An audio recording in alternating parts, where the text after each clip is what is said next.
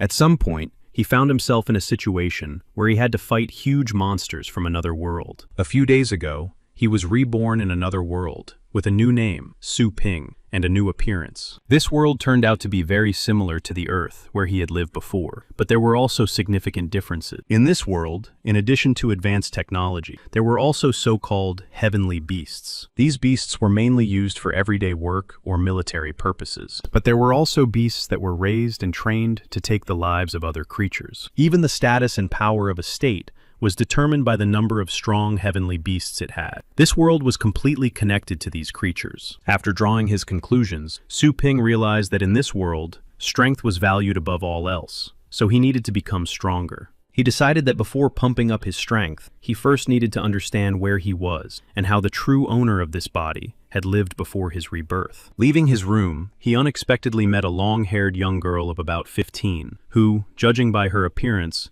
also did not expect to meet him. But this girl looked at Su Ping with a smirk and asked mockingly what he was doing here so early in the morning. Remembering the photo in the room, Su Ping assumed that she was his sister. Looking at her more closely, he decided for a moment that she was very pretty and cute. For a second, his gaze was drawn to the badge pinned to her jacket on her chest. Seeing Su Ping's curious gaze on her chest, the girl decided that he was a pervert and immediately punched him in the stomach. Su Ping, clearly not expecting the blow, immediately noted that she was very strong. The girl's name was Su Lin Yue. She was a freshman at Fengshan University and a master of martial arts. She demanded that he not think about indecent things. Su Ping asked her with an awkward smile why she was behaving this way with her older brother, and thought for a moment about his poor relationship with his sister. When Su Lin Yue, angered by the question, listed all the nasty things he had done to other people, he realized what a terrible person he was. Leaving his room, his sister added threateningly that he should go and serve the customer at the pet store who had asked to speak to Su Ping personally. And then Su Ping realized that he owned his own pet store and that he could finally get down to his work duties. Following the navigator to the store, Su Ping learned that it was located in the city of Longjiang, but when he saw the condition of the store, he was disappointed. Still not losing hope, he decided that a little cleaning would be enough to get everything in order. Opening the gate, he smelled the unbearable stench of waste. At that moment,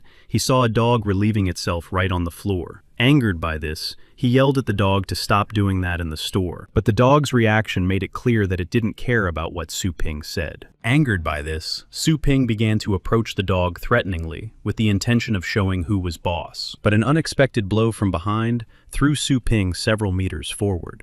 An angry Su Ping asked who had done it. Standing in front of him was an unfamiliar man with a black beast. Judging by his appearance, the stranger was clearly a nonconformist. He replied that he was a regular customer, and that he had been looking for Su Ping all week. At that moment, Su Ping thought that this customer was not a good friend of his. The guy aggressively said that he had left his black monsoon with him for only 3 days, and that his beast was locked in a cage with aggressive animal. He pointed to his beast and added that it had changed beyond recognition due to exhaustion. Su Ping began to apologize for what had happened, and added that he would not take any money from the client, thinking to himself that the true owner of this body was irresponsible. But the stranger got angry, and, saying that he didn't care about the money, ordered the Muson to grab Su Ping. In an instant, the beast pounced on him, wrapping its metal tail around Su Ping's neck, who didn't even have time to shout out what was happening. Su Ping felt something sharp pierce his neck. At that moment, he was once again convinced that power was everything in this world. He offered the stranger to settle everything peacefully and pay him 3 times more than the cost of keeping the beast for the inconvenience caused. To which the stranger replied distantly that this would not solve the problem of his pet being damaged. A second later, he enthusiastically declared that there was a way to fix the situation after all. He shouted at the Black Monsoon to attack Su Ping to demonstrate his new attack, and also said that he had a particle of a white dragon in him. The beast opened its mouth, aimed a blue beam of light at Su Ping, and shot it at him in an instant. Su Ping decided that this was the end for him, and regretted that his body was so weak, and that he had not acquired his own pet in this world. At the moment of the blue beam's impact, something happened, and Su Ping felt no damage. At the same time,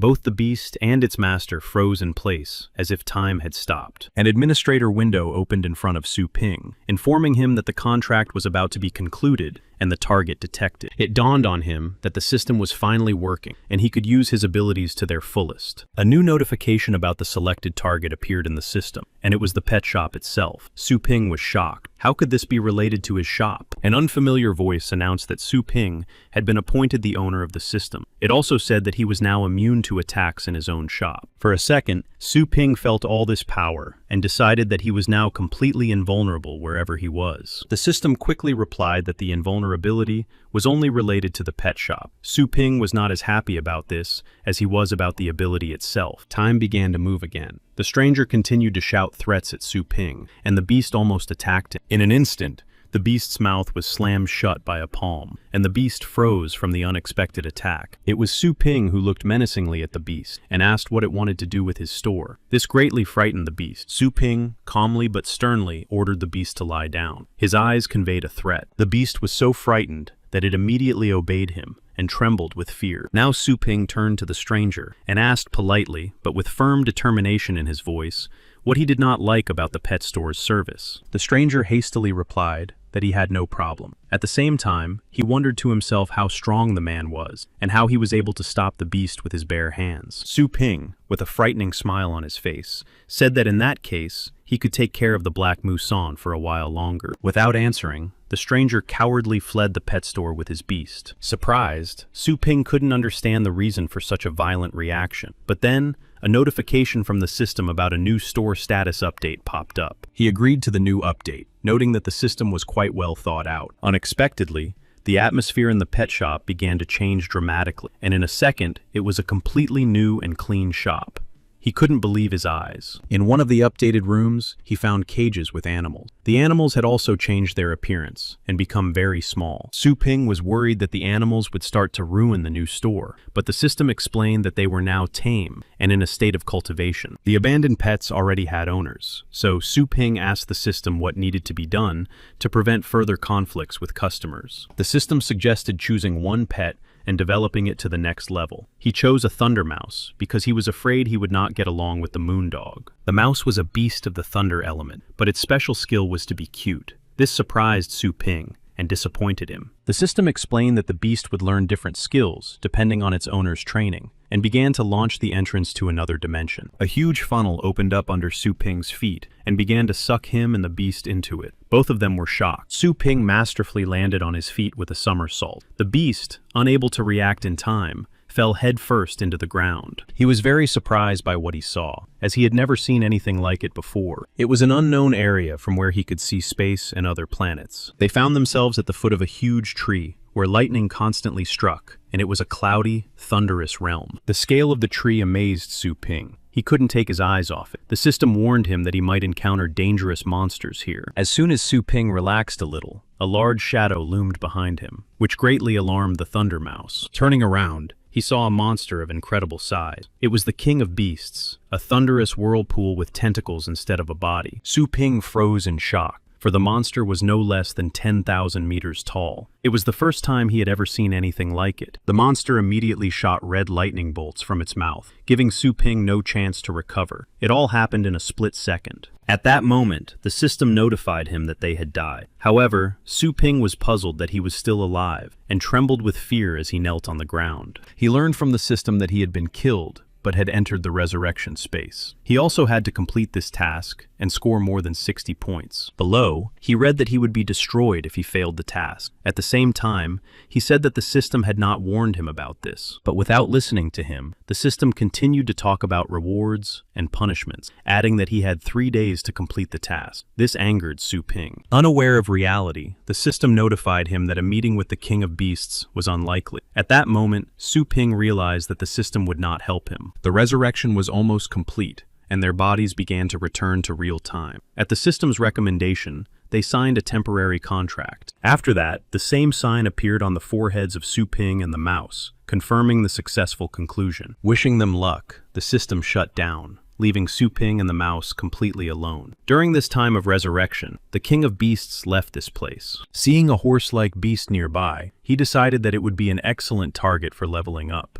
But the mouse's reaction changed dramatically. Because of the contract they had signed, Su Ping could sense the mouse's state, and he realized that danger was nearby. Suddenly, a giant worm 10 meters tall appeared from under the ground. It grabbed the horse-like beast and ate it whole. Su Ping decided to act, as the monster was less than 100 meters away, and ordered the mouse to attack. It quickly rushed into battle, and Su Ping commanded it to aim for the monster's neck. The mouse hit its head against the worm's strong shell and was instantly killed. The worm didn't even feel the blow and didn't understand what had happened. The system gave Su Ping the choice to resurrect the mouse. The number of resurrections was infinite. He decided to try attacking the worm again. The mouse was resurrected once more, and Su Ping ordered it to attack the worm again, dodging its attacks with its small body. At one point, Su Ping noticed a crack in the monster's shell and shouted loudly for the mouse to attack there. The mouse lunged forward so quickly that the monster didn't even have time to react. At that moment, Su Ping thought that their tactic had worked, and they had won the battle.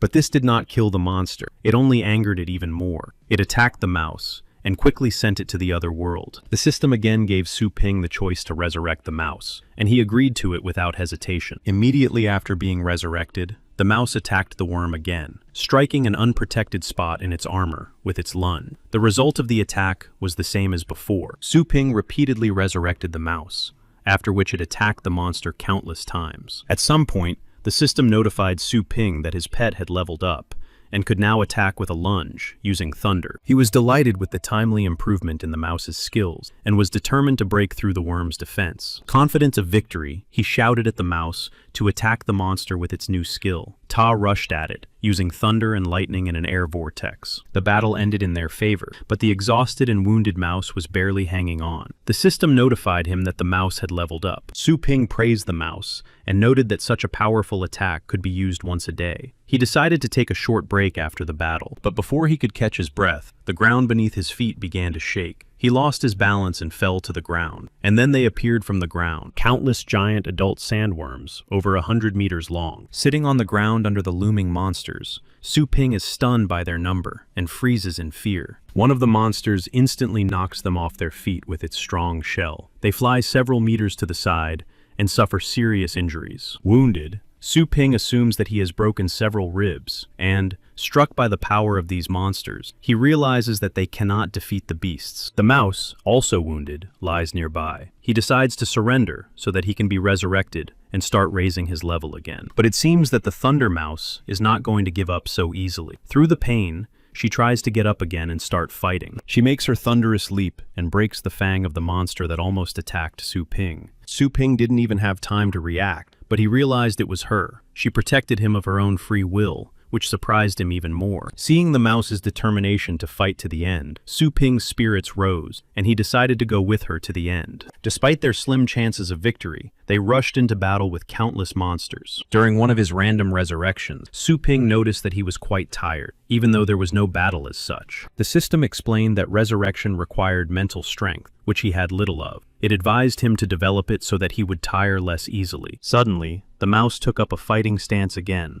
and Su Ping realized that the danger was not yet over. He noticed a different landscape around him, and realized that they had ended up in a different area. The ground began to move upward, sharply, throwing Su Ping and the mouse onto familiar ground. It was another monster, a 10-meter-long stone cockroach. It shot acid at Su Ping. He barely managed to dodge it without taking any damage. By this time, the Thunder Mouse had fully recovered, and Su Ping ordered it to attack the cockroach. And so, after countless battles and endless resurrections, Su Ping and the Thunder Mouse lay on a mountain of monsters. The system announced the successful completion of the task, and the mouse's skill upgrade to Thunderbolt. Su Ping was surprised that the Thunder Mouse had mastered the skills of 10 legendary secret techniques. These techniques had been lost since ancient times, and only the most gifted celestial beasts could comprehend them. Then the system announced the return to real space and the termination of the temporary contract. Su Ping was eager to return. Sometime later, the qualifying round of the annual Celestial Beast Battle competition began at Fengshan University. Standing in the crowd was Su Yanying, a third-year student at Fengshan University and a master of combat beasts. She remembered her 2 consecutive losses in previous competitions. Her opponents had been very strong that time. This time, she would be fighting an even stronger opponent, Zhang Xiao, but she only had a 100-toothed tiger left to put into the fight. At that moment, she decided to take the Thunder Mouse from the holding pen so that she would at least have a small chance of winning. When she arrives at Su Ping's pet shop, she finds no one there, and seeing the empty shelves, decides that the shop is about to move. Calling loudly for the shop owner, she says she wants to take her pet back. Su Ping comes out of a nearby room in response to the noise and greets the new customer. Su Yaning said that she had given away the Thunder Mouse half a month ago and that she wanted to take it back. Su Ping replied discontentedly that was wonderful, and that she should not forget to pay for the mouse's upkeep. Su Yanning decided that the shop owner was very strange, and that he was probably concerned that she had not paid for the mouse's upkeep right away. She reassured Su Ping by saying that even though she was taking her pet back early, she would pay the full price. Su Ping did not respond to her words. Su Yanning was a little puzzled by his reaction, and thought that she had offended him earlier. The Thunder Mouse lay quietly, curled up in its cage, asleep. Su Ping gently picked it up, and said it was time for it to go home. The mouse stretched happily in his arms, as if agreeing with him. He took it to its owner, and sadly added that she should not forget him. The system notified him that energy points had been credited to the store's account instead of money. Immediately, he received a new task from the system to obtain his own celestial beast within 7 days. If he failed, he would be destroyed. It also added that the owner could become a master of fighting beasts by drinking an awakening potion that he had to buy in the store. Su Ping was very surprised. The system explained that this store was located in Su Ping's mind, and that he could enter it at any time by requesting the so-called store window. Without hesitation, Su Ping immediately agreed to buy this awakening potion to become a master. However, he was unable to do so because the system indicated that he did not have enough energy points. He learned that money is converted into points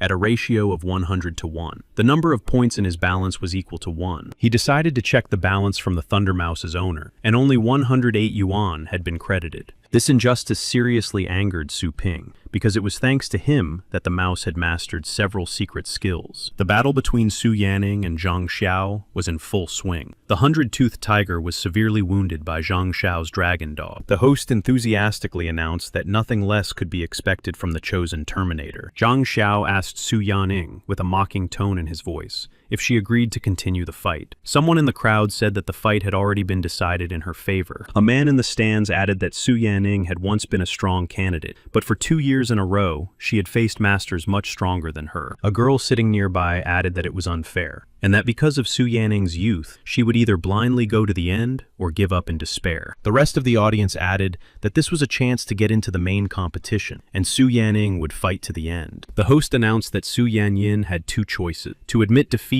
or to fight for her life. She noted to herself with regret that the fight had ended too quickly. At that moment, the Thunder Mouse sat quietly to the side. The host explained that the tiger had been injured in the previous fight, and now there was no hope for their victory. Su Yanyin decided that this was the end of her 3-year career. Zhang Xiao commanded his demonic dragon dog to send Su Yanyin and her beast to the other world with dignity. At that moment, the dragon dog shot a burst of fire from its mouth, and the host loudly announced that this was most likely the end of the fight. Realizing that Su Yanning is about to lose, she hastily shouts that she surrenders. Immediately, the protective barrier that was put up to protect the audience is activated. Some people sitting in the stands were frightened by the attack, while others laughed and explained that everything was fine because the barrier was put up by the competition judges themselves. Su Yanning breathed a sigh of relief, realizing that the referee had intervened and protected them with a star barrier. He announced her defeat. Zhang Xiao, angry, quietly told Su Yanning not to count on such luck next time. The host loudly declared him the winner of the fight. Su Yanning, upset, noted that she only had the Thunder Mouse left, and since she had taken it from the store, it had become strange and was eating everything in sight. She decided that it was useless to put the mouse in the fight, since even the tiger itself had lost with 1 attack. She couldn't put it in such danger. Su Yanyin continued to panic, wondering whether to release the mouse into battle. Even with the enhancement, it would not greatly increase its combat power. The host noted that a first-level mouse had no chance against the third-level dog. The audience loudly mocked Su Yanyin and urged her to fight. Suddenly, the Thunder Mouse began to emit faint lightning bolts from its body. It was clearly angry at what was happening. Su Yanyin almost announced her defeat, thinking that she couldn't sacrifice the mouse as well, since the difference in strength was obvious. Without waiting for Su Yanyin's words, the Thunder Mouse jumped forward in front of the demonic dog and took a fighting stance. The host took this as Su Yanyin's agreement to continue the fight and began the countdown to the start of the battle. Surprised by the mouse's behavior, Su Yanning looked at it questioningly. The mouse showed with its whole appearance that it was ready to take a risk for victory. A joyful Zhang Xiao declared that now the real fun would begin. With the host's countdown, he commanded his beast to attack the Thunder Mouse. The host announced the start of the battle, and then a volley of fireballs flew in their direction. The Thunder Mouse prepared for the attack and began to emit lightning from its body. Seeing the Thunder Mouse in this state, The red-haired girl in the stands froze in surprise and waited in anticipation for its attack. Su Yanyin commanded the mice to dodge all attacks using their lightning speed. The Thunder Mouse was clearly panicked by the number of blows, but deftly dodged them, and yet one of the fireballs managed to hit her in the back. The mouse squeaked loudly. The red-haired girl sighed in disappointment. This was not the outcome she had expected. The host continues to comment on the action on the field. Zhang Xiao enthusiastically orders the demonic dog to tear the mouse apart. After that, the dragon dog approaches its opponent with a sharp lunge. Here, the host notes that close combat is beginning, and it will clearly not end quickly. Su Yanyin decides to use the third level of enhancement, and the mouse's stats increase sharply. A second before the dog attacks, the Thunder Mouse manages to dodge its sharp fangs. This greatly impresses the audience and the host. Stronger players in the stands also note that the mouse's speed has clearly increased. This should make the fight even more interesting. Su Yanyin, seizing the right moment, shouts at the mouse to attack right now. The mouse, focusing all its strength, begins to heat up the atmosphere around itself and concentrates a powerful stream of lightning in one point. The red-haired girl in the stands freezes in surprise and finally understands what the mouse wants to do now. A huge force of lightning concentrated above the mouse, taking the shape of a cross. The ground beneath her began to crumble from such power, and then she finally fires this beam at the dragon dog and hits the target right on the mark. The powerful beam also breaks through the protective barrier that was set up by the judges to protect the surroundings from the players' combat actions. People passing by also saw the beam of light coming from the arena and froze in bewilderment on the streets. The vice-chancellor of the university stated in surprise that this was a 7th-level attack, while the mouse itself was only a 1st-level one. The demonic dog lay lifeless on the field. Half of its body was charred. Zhang Xiao fell backward, smiling nervously, and repeating over and over with fear in his eyes how this was possible. A deathly silence fell over the arena. The host was also stunned with surprise. The spectators opened their mouths in disbelief at what they were seeing. For several minutes, no one dared to comment. The host quickly regained his composure and shouted frantically into the microphone that the Thunder Mouse had mastered the 7th-level skill of Thunderous Roar. Su Yanning was so shocked by what was happening that her legs buckled and she fell backward. The Thunder Mouse sat calmly next to her. The host announced the end of the battle and the unconditional victory of Su Yanning and her mouse. The audience cheered wildly with delight and praised them. Su Yanning called her pet over to praise it and noted to herself that it was simply incredible. When had her pet become so strong? Frozen in surprise, she put the pieces together in her head and remembered that just a couple of days ago, the Thunder Mouse had been in that dark pet shop. Su Yanyin hastily assumed that it was because of him and his owner. She thought that Su Ping was a secret legendary master, but then she had doubts because he didn't look like a strong person at all. At that moment, Su Ping, sitting on the floor of his store, sneezed as he cleaned up excrement from the floor. Ignoring the dog's clearly satisfied expression, he pinched his nose shut against the unbearable stench and decided that someone was thinking of him at that moment. In the arena, the enthusiastic announcer continued his speech and announced the upcoming final round. He added that Su Yanyin's fight would go down in history. Ignoring the announcer's words, Zhang Xiao, angry at his defeat, decided that Su Yanyin had deliberately hidden her powerful beast, and that everyone knew about it in advance. The decisive round between them was announced, and Zhang Xiao, preparing for a new battle and removing the body of the dragon dog, acknowledged Su Yanning's skills. Zhang Xiao impatiently shouted that this would be the last battle for Su Yanning, and called on his second beast. An incredibly huge monster, covered in strong armor, appears from the portal. The host announces that it is a stone rhinoceros. Full of anger, Zhang Xiao says that even a thunderclap won't help her mice now. Su Yanyin panics when she realizes that this is an earth elemental beast, and that she has never seen it before with Zhang Xiao. It was his trump card. Although the host announced unfavorable conditions for the Thunder Mouse, she took up a fighting stance, showing everyone that she was ready for battle.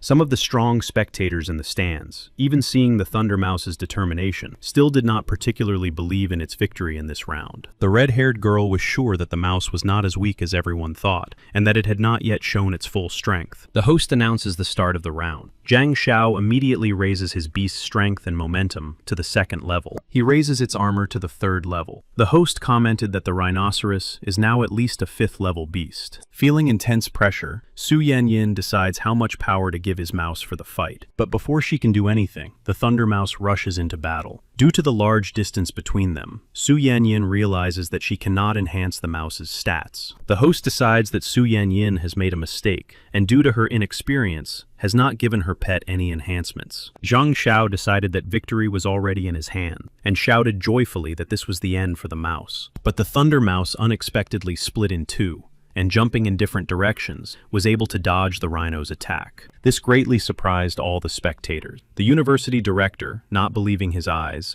explained that this was a 7th level skill called residual division. The mouse's hidden abilities interested the red-haired girl, and she wanted to take Su Yanning onto her team. The Thunder Mouse rushed forward, ignoring the stone rhinoceros. The host shouted loudly that she was heading straight for the king, that is, Zhang Xiao, catching him off guard. Staggering back in panic, he used the 3rd level star shield, but using the familiar thunderous roar, the mouse easily broke through the shield and hit Zhang Xiao directly. The host tried to see what was happening in the arena, but the dust made it difficult to see at first. He tried to find Zhang Xiao in the commotion, but he was spotted in the sky. He hangs unconscious in the claws of the divine phoenix of the judges. At that moment, the phoenix lowers him to the ground, and the judge announces that Su Yanyin has won the 3rd round. The spectators in the stands erupt in joyful cheers, proclaiming the Thunder Mouse king and congratulating Su Yanyin. Su Yanyin, unable to believe what had happened, realizes that the Thunder Mouse has mastered not only the thunderous roar, but also residual cloning. She came to one conclusion. She knew for sure that it was Su Ping, the owner of the pet shop, who had enhanced her mouse's abilities, and that he was an unrivaled master. Meanwhile, lying on his bed,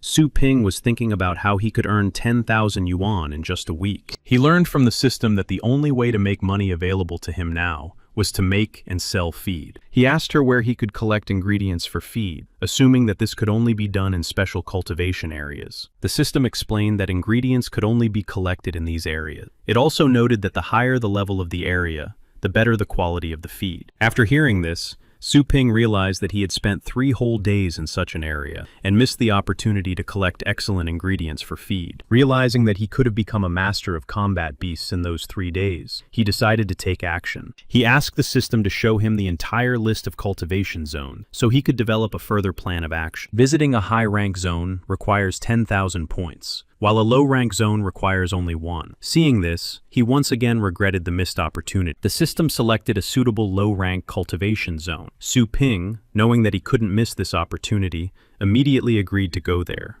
The dimension where Su Ping found himself with his pet was called Extraterrestrial Meteorite 1002. As a bonus, the system gave him an item for evaluating ancient flowers and herbs, which he could use only 3 times. The time limit for completing the task was 1 day. The number of free resurrections was 30. He decided to use 1 item now, and immediately, with 1 eye, he began to see an explanation of whatever object he looked at. He could see the level of the object and its purpose. After wandering around a bit, he concluded that easily accessible ingredients were cheap because they were of low rank. Walking a little further, he saw a huge monster. It was an 8th level stone snake, but his attention was drawn to the plant that the monster was eating. It was a rare stone rosehip that increased the damage of fire beasts. Without hesitation, Su Ping rushed after the plant, even despite the danger. Snatching the rosehip right out of the stone snake's mouth, he slipped through the grass and put it in his storage. But after that, it sent him to the other world. Su Ping resolutely continued to obtain rare plants at the cost of his free lives, knowing that it was worth it. And so, after a while, having gone through countless dangers, he found himself back in his shop. He was wildly exhausted from so many resurrections, but that didn't upset him, because now he had rare animal feed with which he could earn money. Somewhere, in one of the city's buildings,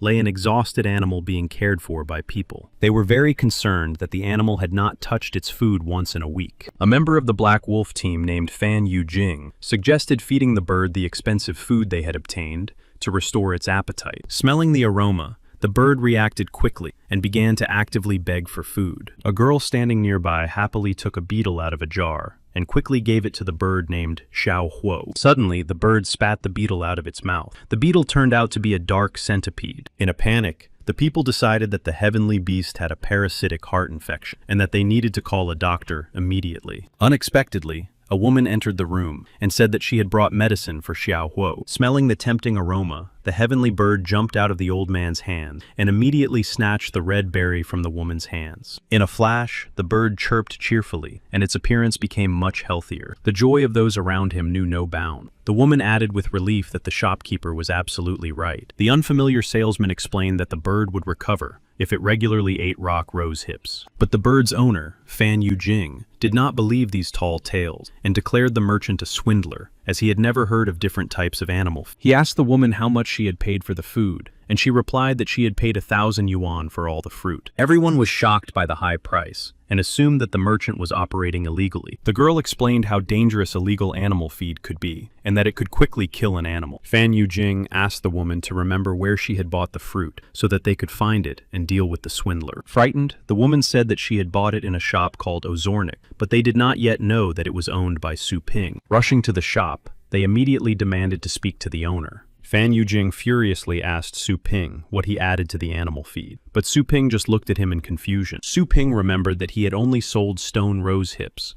and calmly asked Fan Yujing if the animal had any side effects. He explained that the heavenly bird ate its fruit non-stop, and that this was very bad. Hearing this conversation in the store, the people outside concluded that this pet store was selling illegal products. The girl suggested that Fan Yujing's acquaintances check the contents of the feed to confirm that it was illegal. After listening to all this, Su Ping flew into a rage and asked threateningly if they really thought he was selling bad food. He demanded proof of their words. He exuded a very strong, frightening aura that made the girl's legs buckle. Fan Yujing misunderstood and grabbed Su Ping by the throat, shouting that he should not dare to touch his sister. Suddenly, Fan Yujing's arm was broken in several places, causing him to scream in pain. He recoiled, surprised by Su Ping's strength. Su Ping receives a new task from the system to restore the store's honor. He is given the opportunity to enter any cultivation zone for 5 days. Seeing this scene, people began to hurriedly leave the store and decided not to come here anymore. Su Ping realized that he needed to explain everything in order to resolve the situation and not lose new customers. He swore that his goods were fine and that he would be able to prove it in the near future. But the crowd didn't want to listen and, having already made up their minds, demanded that he close the store immediately. Su Ping, exuding a terrifying aura, ordered everyone to calm down, and it had an immediate effect on everyone. He continued and asked if anyone had a low-level water type. Fan Yujing's sister cautiously raised her hand and said that she had one. Su Ping ordered her to summon it. The girl hastily obeyed his order. A first-level water-type beast appeared nearby. Fan Yujing covered the beast with her body and hurriedly asked what he was going to do with it. Su Ping explained that he was going to give it a blue yuan fruit to prove that his food was completely harmless to beasts. Reaching out with the fruit, Su Ping carefully gave it to the water beast. The sprinkler, not feeling any suspicion, quickly swallowed the fruit. People began to whisper that this fruit was not very popular and was used in special stores to treat constipation in beasts. But then the sprinkler began to glow with a bright blue light, causing people to close their eyes. Hiding behind a protective barrier from the water droplets, its owner was puzzled and afraid of what had happened to her pet. And the moment the light went out, it was clear that the animal had increased its skills by 1 level and changed its appearance. Su Ping breathed out proudly, noting to himself that these fruits raised the rank of non-level beasts by only 1 level and added a little strength. In this world, the development of abilities depends not only on combat power, but also on the rank of the pedigree. The higher it is, the stronger the beast can become. Even passers-by noticed that the water beast's level had indeed increased without harming it. At that moment, Fan Yujing fearfully remembered that only the treasures of the Federations could do such things, and decided that Su Ping was a very powerful person. But his sister, in doubt,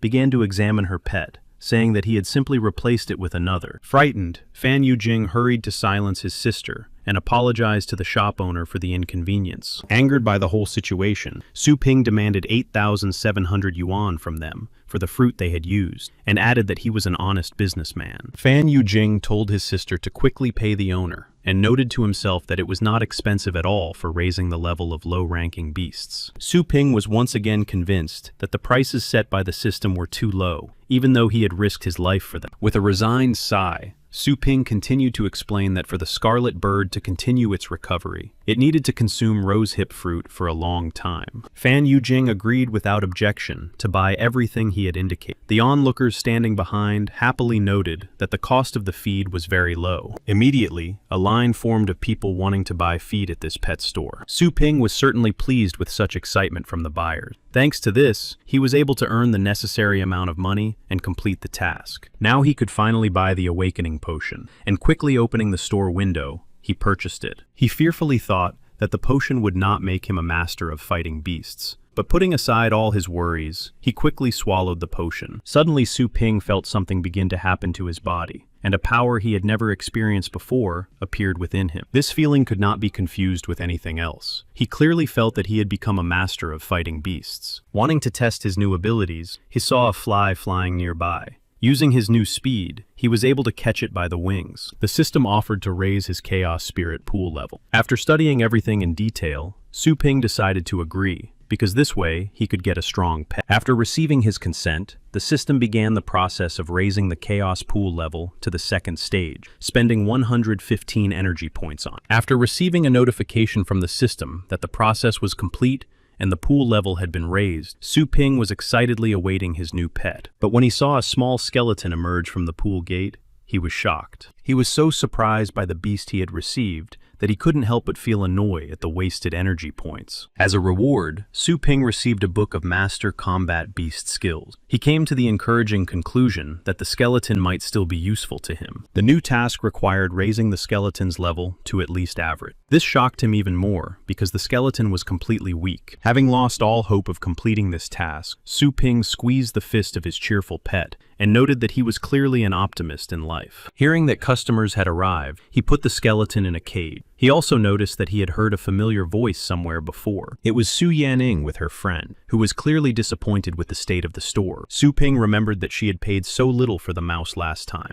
and with disappointment in his eyes, he asked why she had come to him this time. Without preamble, she hurried to ask Su Ping what he had done with her mouse, because its powers had changed greatly since the last time. Averting his gaze, Su Ping lied that he had just been walking with the Thunder Mouse and playing with it sometimes. He immediately asked the mouse itself if this was true, so that it could confirm his words. Frightened, the mouse quickly agreed with his words. Su Yanning noticed that the mouse, which was not even afraid of a 4th-level dragon dog, was now trembling with fear in front of Su Ping. After thinking it over, she decided that the shop owner was at least at the 6th level of development. Su Yanning's friend whispered that she had probably mistaken the shop. The owner was an ordinary person, and the shop was mediocre. Su Yanning immediately interrupted her, ordering her to be quiet, as they were most likely facing a 7th-level master, and their lives would be in danger in the worst case. Su Ping, thinking about his new task, continued talking to the girls. He decided that they had also come to complain about the high prices of the goods, but in Su Yanning's vivid imagination, his ordinary question sounded like a threat. Misunderstanding his question, she thought it was a test, and that she would have to pay much more to increase her mouse's level.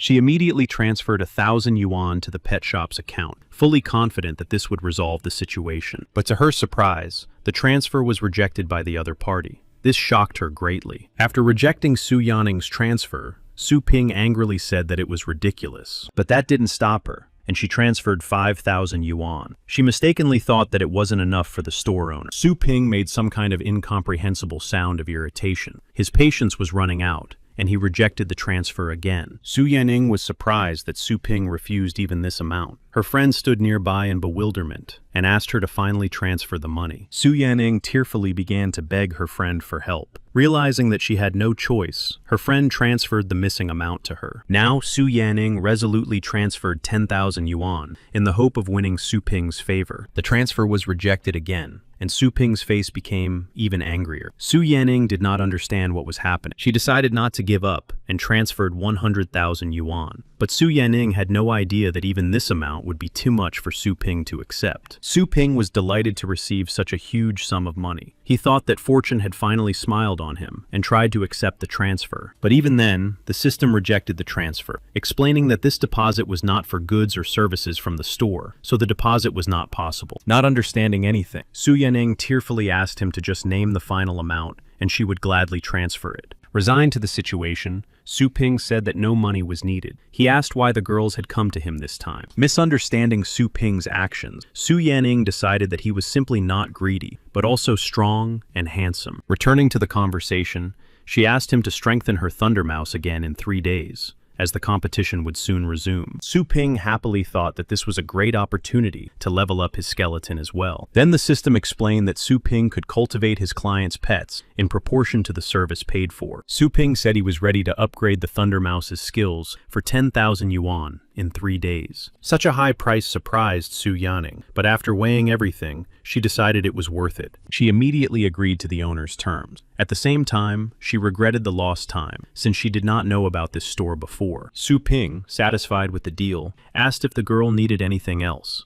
He said that he could also serve and treat celestial beasts. Realizing what a wonderful place she was lucky to find, she quickly agreed to these services as well. Su Ping asked her to summon the celestial beasts she was ready to give up for treatment. He immediately regretted it, because there wasn't enough space. Satisfied, Su Yanning summoned 3 huge celestial beasts that barely fit in the store. The system immediately said that for the sake of the store's reputation, the owner needed to upgrade the sections. Su Ping realized that the quality of the current cages could harm the beasts and irritably agreed to improve the shop and buy 3 new cages. The purchase was successfully paid for, but Su Ping later read that each section would deduct 1 point per day, otherwise they would disappear. Not understanding what was going on, Su Yanning hurried to ask if everything was okay with the owner. Quickly coming to terms with the situation, Su Ping said that the total cost for 3 days of service would be 21,600 yuan. With a frightened expression on her face, Su Yanning agreed and quickly transferred the entire amount to the store's account. The system gave Su Ping another task to cultivate heavenly beasts. Su Ping was simultaneously thinking about how to increase the level of his skeleton, because he was only given 3 days to complete this task. He was determined to complete both tasks at once and agreed to the additional task of cultivating heavenly beasts. Since Su Ping was given the opportunity to choose one elite cultivation zone for free, he chose the one most suitable for his skeleton. He chose the realm of the deceased Hunden. Taking the Thunder Mouse and the skeleton with him, they set off for the new zone.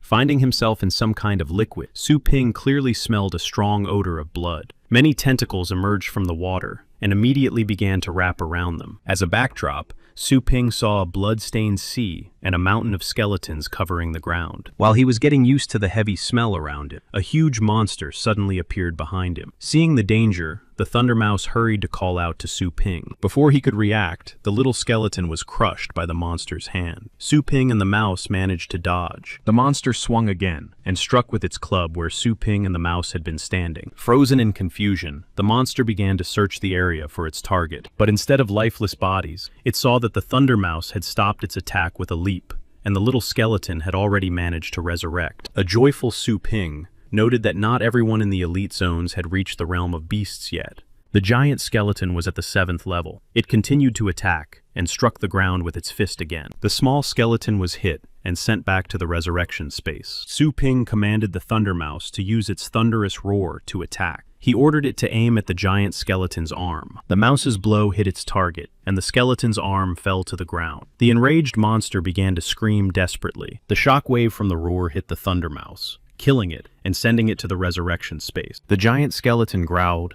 and regrew its arm using the remains lying on the ground. Su Ping noted with interest that this skeleton's ability to regrow limbs looked very expensive. He commanded the resurrection of the mouse and the skeleton to begin. Realizing the obvious difference in strength, the Thunder Mouse and the small skeleton stood trembling behind Su Ping and did not dare to attack again. Understanding the situation, Su Ping exhaled and decided to use the book that gave him the new skill of first-level murderous intent. Su Ping immediately used this enhancement on the Thunder Mouse and the small skeleton. After that, the mouse and the skeleton, full of determination and power, rushed to attack the monster. But even with the enhancement, they failed to wound it, and after a powerful blow from the giant skeleton, they all went to the resurrection space. After returning, Su Ping noticed the monster's weakness. Due to the new shape of its arm, the skeleton could no longer maintain the balance of the rest of its body. At that moment, he came up with a tactic to win this battle. He sent the Thunder Mouse into battle. He commanded it to use the residual separation technique and surround the giant skeleton. When it approached the skeleton from both sides, Su Ping shouted to use the thunderous roar and attack the monster's leg and cervical vertebrae. He told the small skeleton to be on standby in case of an emergency. Su Ping was determined to get the gem for defeating the monster. And then the Thunder Mouse, using all the power of the thunderclap, struck the skeleton's weak spots, and at that moment,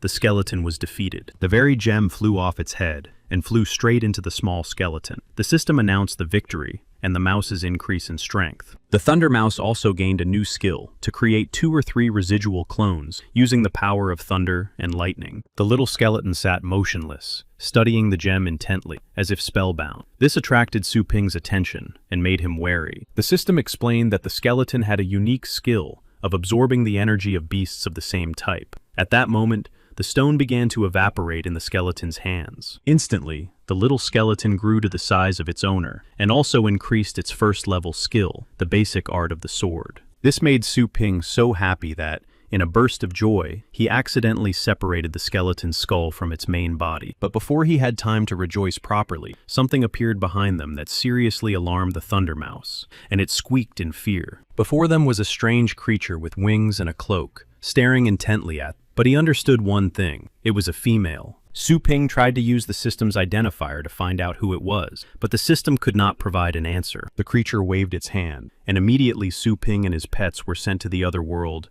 without even having time to do anything. In the resurrection space, he was surprisingly calm and didn't even seem surprised by the power of the new monster. After his resurrection, he turned to the monster, which was clearly already about to leave. He asked if it was the boss of this dimension. Continuing the conversation, he wondered if it even understood human speech. He asked if it had intelligence. Ignoring Su Ping's words and looking contemptuously in his direction, the monster launched another attack. Su Ping was sent back to the resurrection space before he could even finish his sentence. The system noted that the number of resurrections was infinite. He realized that talking to it would be useless, and that it would be better to move to another place where it would not be present. Otherwise, he might fail the task. He moved to a completely quiet and spacious place, not even understanding where he was at first, but noticing that this place was on high ground. Approaching the edge of the summit, he was shocked by what was happening around him. Before him was a countless number of monsters. It looked like someone's army. Among this crowd, he saw the very monster girl who had recently sent him to the resurrection space. Noticing Su Ping, she was shocked, as were all the monsters around her. She did not understand how he got there. At that moment, the ground beneath him began to move, and he began to fall rapidly from the top of the mountain. But before he could fall, a hand that had just appeared out of space grabbed him. Before him was an incredibly large skeleton with a crown, sitting on a throne in front of an army of monsters. He calmly asked Su Ping who he was. Su Ping was struck by the strong grip of this hand. He replied that he was just passing by. The thought of why he was still alive froze in his mind. Did this skeleton king want to find out something from him? It would be better to go straight to the resurrection space and end up in another place. The system also did not respond, and the task time continued to run. But Su Ping's previous answer did not satisfy the king. The king said that he was an unusual person since he had managed to sneak up on him silently. Su Ping assumed that this was his chance, as these monsters did not yet know anything about humans and might fear his power. He lied, saying that he was a clone of the strongest man in the world and had come to determine their future based on a test of their strength. One of the army commanders shouted that it was necessary to protect the king and almost sent his troops into battle. The king instantly destroyed his army, which had begun to act without his permission. The remaining monsters froze in place. Su Ping showed no fear and sarcastically commented that the king clearly did not value his people and could only attack the weak. Sending him to the resurrection space, the king said that his army's recent actions were a disregard for his power.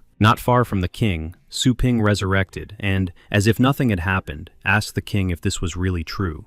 Everyone was greatly surprised by the return of the recently destroyed man and decided that it was an ancient skill of rewinding. Unable to bear it, the king began to destroy Su Ping with various techniques, but he did not expect him to return again and again. During one of his resurrections, Su Ping noted that the more painful the destruction, the less pain he felt, and he had almost gotten used to it. The king said anxiously that this human invader might have the ability to change time and space. He was clearly frightened. Before the next destruction, Su Ping noticed a precious stone on the king's ring and decided to get it. In the next few attacks by the king, He tried to get closer and closer to the ring, and then, at some point, he reached for the ring and commanded it to be placed in his inventory. But after receiving a fatal blow, he went back to the resurrection space along with the gem. The king, realizing that the man had stolen the stone from his ring and teleported out of his sight, began to scream frantically in anger. At that moment, somewhere far away, Su Ping resurrected and noted with satisfaction that the plan had indeed worked. From his space, he summoned a small skeleton, which, not expecting this, fell to the ground. He also took a huge stone from the king's ring out of his space, and added that this was a gift for him. Clearly tired from the resurrection, Su Ping told the skeleton to swallow the stone, as next time it would fight in his place. And so they defeated countless new monsters. There was only one day left to complete the task, and they were only halfway there. Even more monsters awaited them ahead, so they continued to fight. But Su Ping and his pets confidently moved forward and fought everyone who stood in their way. After some time, the task was 94% complete, and there were only 14 minutes left. But then, a new, stronger monster began to form from the remains of the monster. Su Ping was delighted with this turn of events, as the defeat of this monster would help complete the task. The huge monster swung its whip and aimed it at them. Without hesitation, Su Ping commanded the skeleton to use its basic sword skill, and it easily cut the whip in half. This angered the monster, and it used a new skill to summon many hands from under the ground. They quickly immobilized Su Ping and his pets. The system announced that the task was nearing completion, and that progress had not reached 100%. Su Ping realized that time was running out, and that these hands were preventing them from fighting properly. He ordered the Thunder Mouse to attack the monster's core with a thunderous roll. It struck the monster right in the center of its chest, but the monster managed to put up a shield made of the created hands, and the blow did not reach its target. Su Ping noticed that the rank and strength of this monster are not displayed in the system. At the same time, he concluded that the monster's weak point is indeed its chest. The system announced that there are 3 minutes left until the end of the task. He commands the mice to cover their bodies with the collected electrical energy and attack the hands. Using a thunderous roar, the mouse freed itself from the arms and acquired a new skill. The system announced that the Thunder Mouse had mastered a new skill, Thunder Cloak. Using the new skill, the mouse paralyzed the monster and immobilized all its arms. Su Ping and the little skeleton were finally freed, and he ordered the skeleton to attack the monster. The little skeleton struck the monster's chest with all his might and defeated it. The system announced that the skeleton and mouse had been upgraded to level 7. Su Ping was surprised that the little skeleton had absorbed only a small part of the bloodstone from the king's ring. Yet its strength had increased so much. And so, the task was completed. They returned to their world. Su Ping received a map of the starry Hundun and 3 great panaceas as a reward. Upon opening the characteristics, he was puzzled to see that his skeleton, having the 7th level of strength and above average properties, still remained in the 2nd rank. But the system explained that the assessment was not wrong, and, considering everything that was happening in the dimension, the little skeleton had the 2nd rank. But he was pleasantly surprised later when he noticed that the Thunder Mouse had mastered the skills of the undead. He wanted to see the reaction of the audience in the arena when they saw him. While putting new ingredients on the shelves of the store, Su Ping noticed something new in his storage. He took it out and asked the system if it was the Star Hound map. The system told him that it was a lost, ancient cultivation method. With its help, the master could become part of the universe. This was radically different from the current cultivation methods used by the Federations. Su Ping was incredibly happy with this reward, as now he too could increase his power. During his cultivation, the system told him that the master's core power must increase, and that after accumulation, it can be released all at once. Su Ping took this literally, and began to catch the natural energy of the stars flying around with his hands. Noticing that he couldn't catch it with his hands, he assumed that this energy must penetrate directly into his core. Concentrating, the energy began to accumulate in the core, and Su Ping was pleased with his guess. He remembered that he also had 3 great panaceas, and decided to try using them to see the effect. Swallowing them all at once, he noticed that the star clusters in his body had become much larger. Now he could open his character panel. He saw that his power was only at the 3rd level, and that he could not see his current rating due to a lack of combat power. But even so, he was incredibly happy that he was now at the 3rd level, and asked the system if there were any more quests with panaceas as rewards. But the system refused, and advised him to pay attention to other universes and small stars. Otherwise, his soul would be destroyed. Of course, this news upset Su Ping, and he thought to himself that it would be a never-ending task. He continued to collect the energy of the stars around him, and decided to start with small stars, avoiding large ones so that his breathing would not be impeded. Then he remembered his sister, and that she was also a master of fighting fighting beasts. He wondered doubtfully if he could withstand her blow now. He spent the evening having dinner with his mother. After he thanked her, she was surprised by his current polite behavior. Clearing the table, she said that his sister was training now and that she would soon have a training session, so he should not distract her. Su Ping thanked her for dinner and agreed not to disturb his sister. He noticed that his mother treated him with love and warmth. This made him happy. As he climbed the stairs, he thought about how he would like to talk to his sister, and that maybe they were studying together with Su Yanyin at the same university. But suddenly, he noticed particles of star power coming from a room. He decided to see what was going on and saw his younger sister cultivating. But what he saw shocked him. Su Linyue was just lying on the floor reading a book, calmly gathering these particles around her without the slightest effort. Her core was so large that Su Ping couldn't believe his eyes at first. He thought that such a cultivation method was taught at the university. In the real world, star power flowed evenly, unlike in cultivation dimensions. He assumed that this was because of the giant star. It was a great opportunity to learn such a method to increase the speed of his training. Sitting behind the door, Su Ping began to absorb starlight by rotating his energy like his sister. Then he felt a pull around his core that attracted the particles around him. He noted that this method was much more effective than when he simply tried to collect starlight particles individually by changing his location. At that moment, Su Lingyu felt that absorption was becoming more and more difficult and could not determine the reason. Su Ping tried using a direct and reverse star vortex to see the effect, which was not long in coming. Su Lingyu felt that she could no longer absorb the star power around her because it had become very disordered. At that moment, she assumed that there was a powerful master somewhere nearby. After trying to absorb the star power again, Su Linyue fell to the floor from a strong, inexplicable sensation.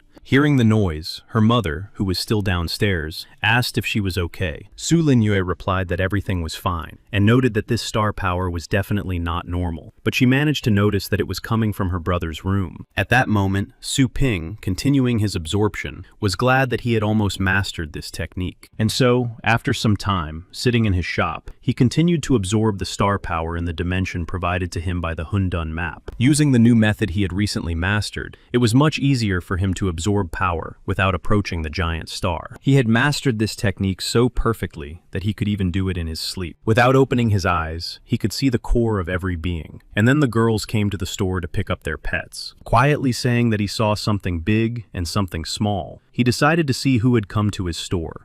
Hearing him, the girls asked in surprise what he was talking about. But even slightly upset, Su Ping sighed and said that it was them. He hurriedly explained that he could see their star power, which was very small, and that they needed to train more to control stronger beasts. Su Yanning was surprised that the owner had mentioned powerful beasts, and wondered if her Thunder Mouse had really increased its level in just 3 days. She replied that her mouse was already at the 7th level, and that 3rd and 4th level beasts were more common at the university. Su Ping said he would bring the mouse now. He gave the Thunder Mouse to Su Yanning. She noted that the pet had only changed the color of its fur, but for some reason, her other beasts were very upset. She decided that they didn't want to leave. Su Ping tried to get them out of there quickly, and noted that payment was not necessary, since the girl had paid last time. Su Yanning was surprised why her animals had become so attached to this owner, because even after signing a temporary contract, this does not happen. Her friend also noted that the animals had recovered completely so quickly, and even their fur had become brighter and fresher. Su Yanning was so pleased with the result that she thanked the owner from the bottom of her heart and asked him to recommend some food for them. Su Ping, charmed by her words, said that she could buy fire spirit grass for 1,200 yuan per piece for her phoenix. Since there was very little time left before the competition, Su Yanning decided to train and at the same time test the new powers of the Thunder Mouse. She told her friend Lele to bring out her strongest beast and fight her without holding back. Her friend, excited, summoned a huge and powerful beast and added with a smile that Su Yanyin was quite confident in her strength. It was a beast named Xitig Arba. Lele was serious about a full-fledged battle. Su Yanyin understood at a glance that this was a high-ranking humanoid beast of the stone type. Lele was rightfully a 5th-level master. She briefly wondered if her Thunder Mouse could handle this beast. She knew that at the moment, she only had thunder and division. And so the battle began. The Thunder Mouse rushed forward, and Lele very confidently ordered her Xiti to play with it. He used the Earth Split technique, and many stakes appeared from the ground. They headed straight for the mouse. Using her speed, she deftly dodged all the stakes and almost reached her goal, but Chitu reacted quickly and broke a stone, sending its fragments toward the mouse to stop her attack. Su Yanyin loudly shouts at the Thunder Mouse to use residual division. It creates 3 clones. The girls were very surprised by the number of clones, because this is the highest skill of multiple residual division. The mouse clones continue their attack, ignoring Chitu, going behind his back and heading towards Lele. She shouts at Su Yanyin that her pet should only fight Chitu, and that her star shield is weak and may not withstand this attack. Su Yanyin replied that she ordered the clones not to attack her, but only to get closer. This is a great opportunity to test the mouse's strength. But Lele's pet reacts quickly and uses its burrowing skill to quickly reach its mistress and protect her. Jumping right in front of the Thunder Mouse, Kashitu grabs all the clones with his 3 hands and destroys them. But he doesn't have time to grab the real mouse, and it ends up right in front of Kshitu's face. Looking Kshitu straight in the eyes, the Thunder Mouse shows all the bloodthirstiness it used in battles with Su Pin. This frightens Lele's pet so much that he rushes to his mistress and knocks her off her feet.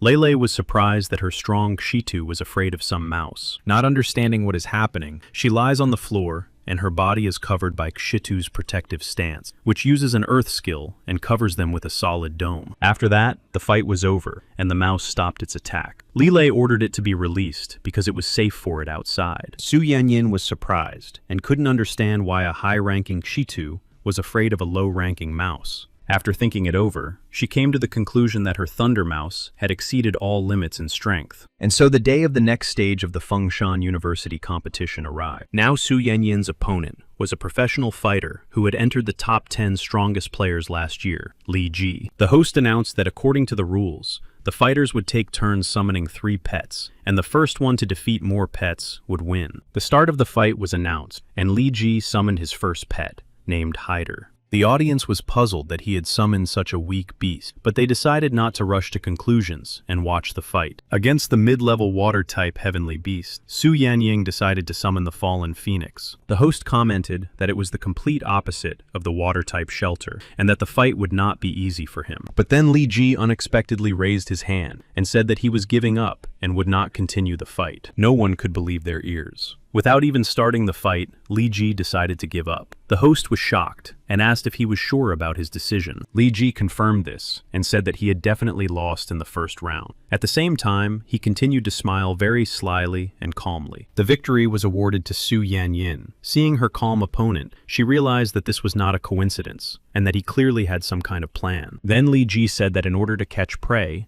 you need to throw bait. A new pet appeared behind him. Su Yanyin, not understanding what was happening, noticed that a web was spreading across the arena. The pet was a ground hunter. Li Ji explained that although the fallen phoenix is not Su Yanying's strongest beast, it is difficult to deal with without a trap. He went on to say that it was necessary to put forward his strongest beast in order to defeat all of Su Yanying's pets at once. The phoenix is definitely strong in aerial attacks, but it will be difficult for it to withstand a 5th-level celestial beast. Confident in his victory, Li Ji continued, saying that before the battle, he had learned everything about his classmate Su Yanyin's pets and that she didn't stand a chance. Ignoring his words, she starts the fight and launches a fireball, but Li Ji puts up a star shield to stop the attack and says it's useless. Later, he notices that his hand is completely burned and starts screaming in surprise that he's on fire. Full of confidence, Su Yanyin tells him to stop talking and start fighting. This angers Li Ji so much that, his face contorted with rage, he shouts at his beast to use the ground spike skill. Su Yanyin tells the fallen phoenix to dodge in the air. She herself decides to counterattack. She increases the phoenix's speed and commands it to attack the enemy. The phoenix dashes forward like lightning. The scarlet phoenix uses the fire slash skill and sends a huge fire arrow toward the ground hunter. Li Ji orders his pet to protect him and use the Shitagarba wall. The fire arrow does not penetrate the wall. Su Yanyin is surprised that it is so strong that it can even withstand the heat of the phoenix. Li Ji, clearly pleased with this outcome, tells her that her phoenix is useless and that there is a clear gap in strength between them. He orders the hunter to use the confinement skill. The host explains that this is a very cruel skill that traps any low-ranking beast in a net. The net closes, and Su Yanyin and the phoenix are trapped. They quickly try to find a way out of the trap. She gives the phoenix a third-level power boost, and it tries to get rid of the net with its fiery breath. But the phoenix's attempts are useless, and the net continues to tighten. But since Su Yanyin is also in the net,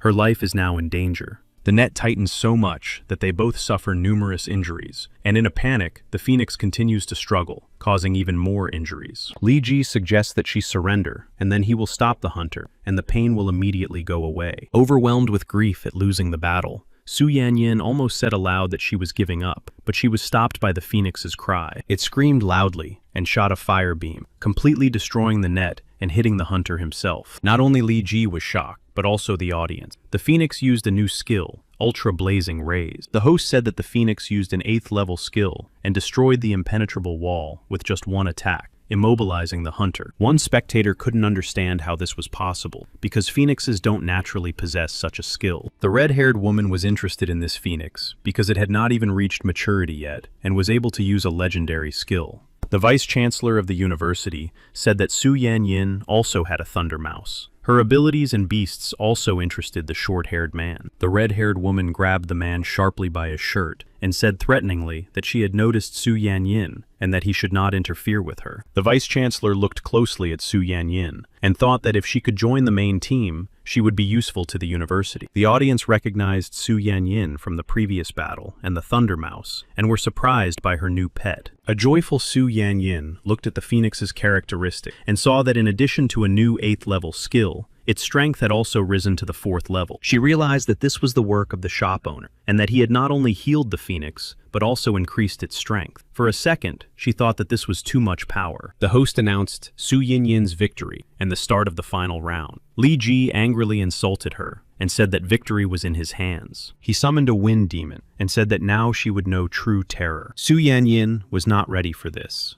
The host said that it was a 4-winged adult wind demon above the 5th level. A red-haired woman named Hosey said that this was against the rules because it was a ferocious beast and could cause serious damage. But the short-haired man said that it would take the competition to a new level, as many beginners die every year because of them. The vice principal said that there was no cause for concern, as there were powerful teachers and high-ranking judges here, in case anything happened. He added that this demon was most likely rented, and that he would look into it after the match. Lu Jing commanded the wind demon to use the all-nature slash, but it didn't even move. He noticed that he barely had enough strength to summon this demon, because the difference in ranks was too great. Without wasting any time, Su Yanyin used the enhancement of perception and strength. She ordered the phoenix to attack Lu Jing to end the fight, using ultra-flaming rays. But the wind demon didn't even give the phoenix time to finish its attack, and crushed it in an instant. Su Yanyin was shocked by his speed. He did not stop there, and began to attack Su Yanyin herself. She continued to receive numerous wounds in the whirlwind used by the demon.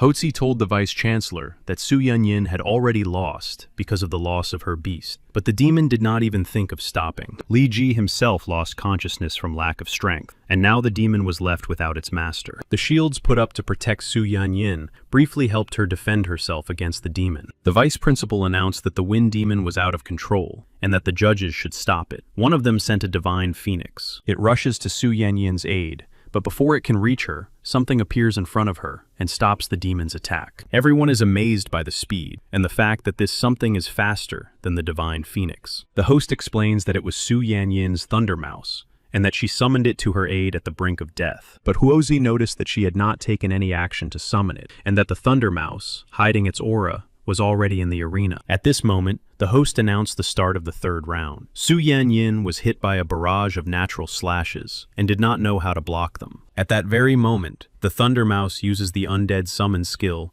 and a skeleton swordsman appears. The audience is divided into 2 camps. Some want a mouse like that for themselves, while others say, it is outrageous for a mouse to use demonic skills. Suddenly, Su Yanyin picks up the skeleton swordsman and blocks the demon's attack with her shield. She still doesn't understand what is happening around her. The Thunder Mouse begins to growl viciously at the demon. This growl is very threatening. Finally, the demon reacted to what was happening in the arena, as before that, he had been indifferent to everything. And then they both rushed forward at lightning speed, colliding with each other at close range. The host continues to comment on what is happening, but before he can finish, the Thunder Mouse breaks through the demon's attack and stops behind him. Stunned by what was happening, the host announced that the Thunder Mouse had defeated the out-of-control demon Vestra. The host said that the Thunder Mouse's power was both impressive and terrifying at the same time. The judge felt a strong desire to fight, and decided that the Thunder Mouse was serious about taking the demon's life. He was not sure if the mouse still obeyed its master. In the commotion in the arena, he found Su Yanyin. But seeing her surprised face, he realized that she did not understand what was happening, and that the Thunder Mouse was out of control. The judge decided to take action, and sent the Divine Phoenix to subdue the mouse. If it had deliberately killed the demon, it would be disqualified. But when it approached the Thunder Mouse, the Divine Phoenix was struck by 10 thunderbolts, as the mouse was still in fighting mode. The judge quickly called the Phoenix back, and noticed that the attack had managed to wound it after all. He was very surprised by this, as only some 7th-level heavenly beasts are capable of keeping up with the Phoenix's speed. Viewers also noted that this skill is simply amazing, as it can wear down even stone-type opponents, who are most resistant to lightning. The vice-chancellor of the university continued to calmly watch the fight. He was clearly pleased with what was happening. The gray-haired man said that the mouse seemed to have deliberately studied only excellent heavenly skills, and would now be very expensive on the market. Hochi said that she was beginning to like Su Yanyin and her pets more and more, as they were not even afraid of the Divine Phoenix. The Thunder Mouse's attack clearly did not please the Divine Phoenix, and it began to behave strangely, as if preparing for battle. Unexpectedly for its owner, it created a whirlwind and directed it towards the Thunder Mouse. The Thunder Mouse and the Divine Phoenix roared simultaneously, showing that they intended to fight. The judge, the owner of the Phoenix, tried his best to calm the Phoenix with his power, realizing that something irreparable could happen. After all, he understood that the entire arena could collapse due to the power of these beasts. Su Yanyin continued to stand rooted to the spot, trying to figure out what was happening. Suddenly, she enthusiastically called out to the Thunder Mouse and asked if this was a new high-level skill. The Thunder Mouse, which had just been enraged by the impending battle, suddenly became the same sweet and responsive mouse that Su Yanyin knew. She called it, and the mouse immediately rushed into her arm. Su Yanyin couldn't stop praising her pet, which made the mouse very happy. The judge was simply speechless to describe his shock, as the Thunder Mouse had not lost control after all. Phoenix was dissatisfied that the fight had not started. The host finally announced that Su Yanyin had won this battle, and that she was now advancing to the next stage of the competition. Su Ping, who was sitting in the store at the time, was very bored because there was absolutely no work to do. He watched intently a show about pets, which talked about how to care for them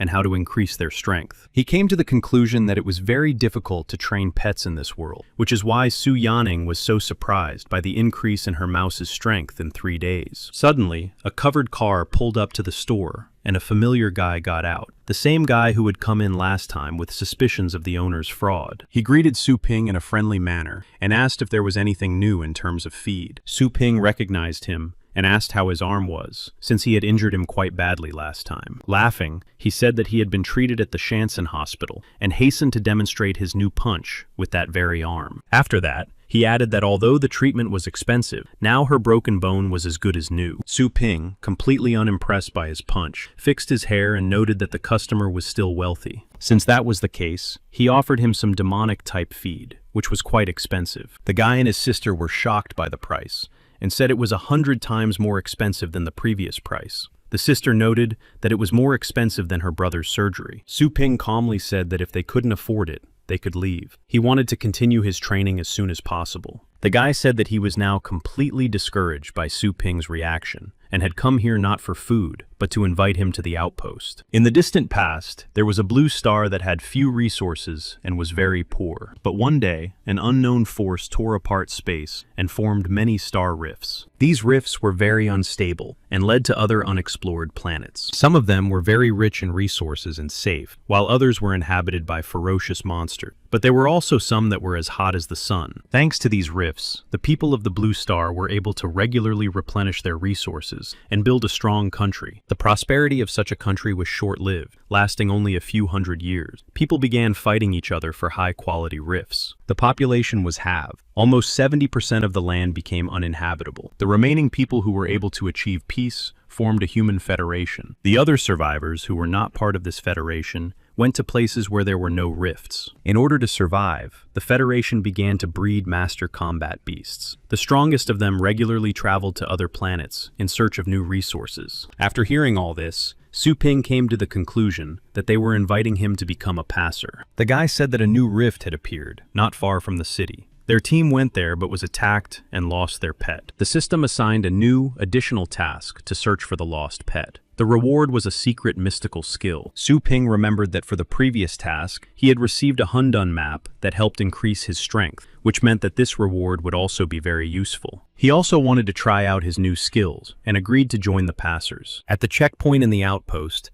the passer's car was allowed through without any problems. In the car that arrived at the passer's 38th base were Su Ping and a gray-haired guy named Fan Yujing. He greeted the commander cheerfully. The commander of the Black Wolves group, Fan Gangli, asked if this was the genius he had heard about and asked for Su Ping's name. Su Ping introduced himself and calmly added that he was not a remarkable guy at all. The deputy captain of the group, Li Ying, said that they had heard about the new strong hero and that he was very young. He asked how old Su Ping was. Su Ping calmly replied that he had just turned 18. This, of course, shocked everyone. Li Ying's expression suddenly changed to an unfriendly one, and he asked where Su Ping was still studying and whether he had even finished his education. Su Ping replied that he was self-taught. Fan Yujing sensed the growing tension between them and quickly tried to intervene. Fan Gangli warned him that the rift had a 100% difficulty level and that they needed to register him, and they asked him to show his pets. Su Ping readily agreed to show his pets, but added that he was not going to join their team and would only help find the lost pet. Li Ying indignantly said that he was not keeping his word and that they did not just let anyone join their group. The commander stopped Li Ying, saying that Su Ping was Fan Yujing's guest and that he should be a little more polite to him. Su Ping summoned the little skeleton, and it appeared before them very impressively. All three froze in surprise. They clearly did not expect what they saw, but the skeleton's skull suddenly fell off, and it began to search around for it quickly. Everyone asked if it was a small skeleton. Taking out a bloody stone, he let the skeleton absorb a little of its power, and said that even after several days of absorption, it was still very heavy. The commander froze and couldn't say a word. Li Ying was clearly angry about something. Fan Yujing asked Su Ping in shock if he had brought any other pets with him. He replied that it was only the skeleton. Fan Yujing said with fear in his eyes that the commander and deputy commander might not take this pet seriously, and that if it let them down, he would be finished. Su Ping hastened to reassure him and said that the skeleton's abilities would not disappoint him. At the same time,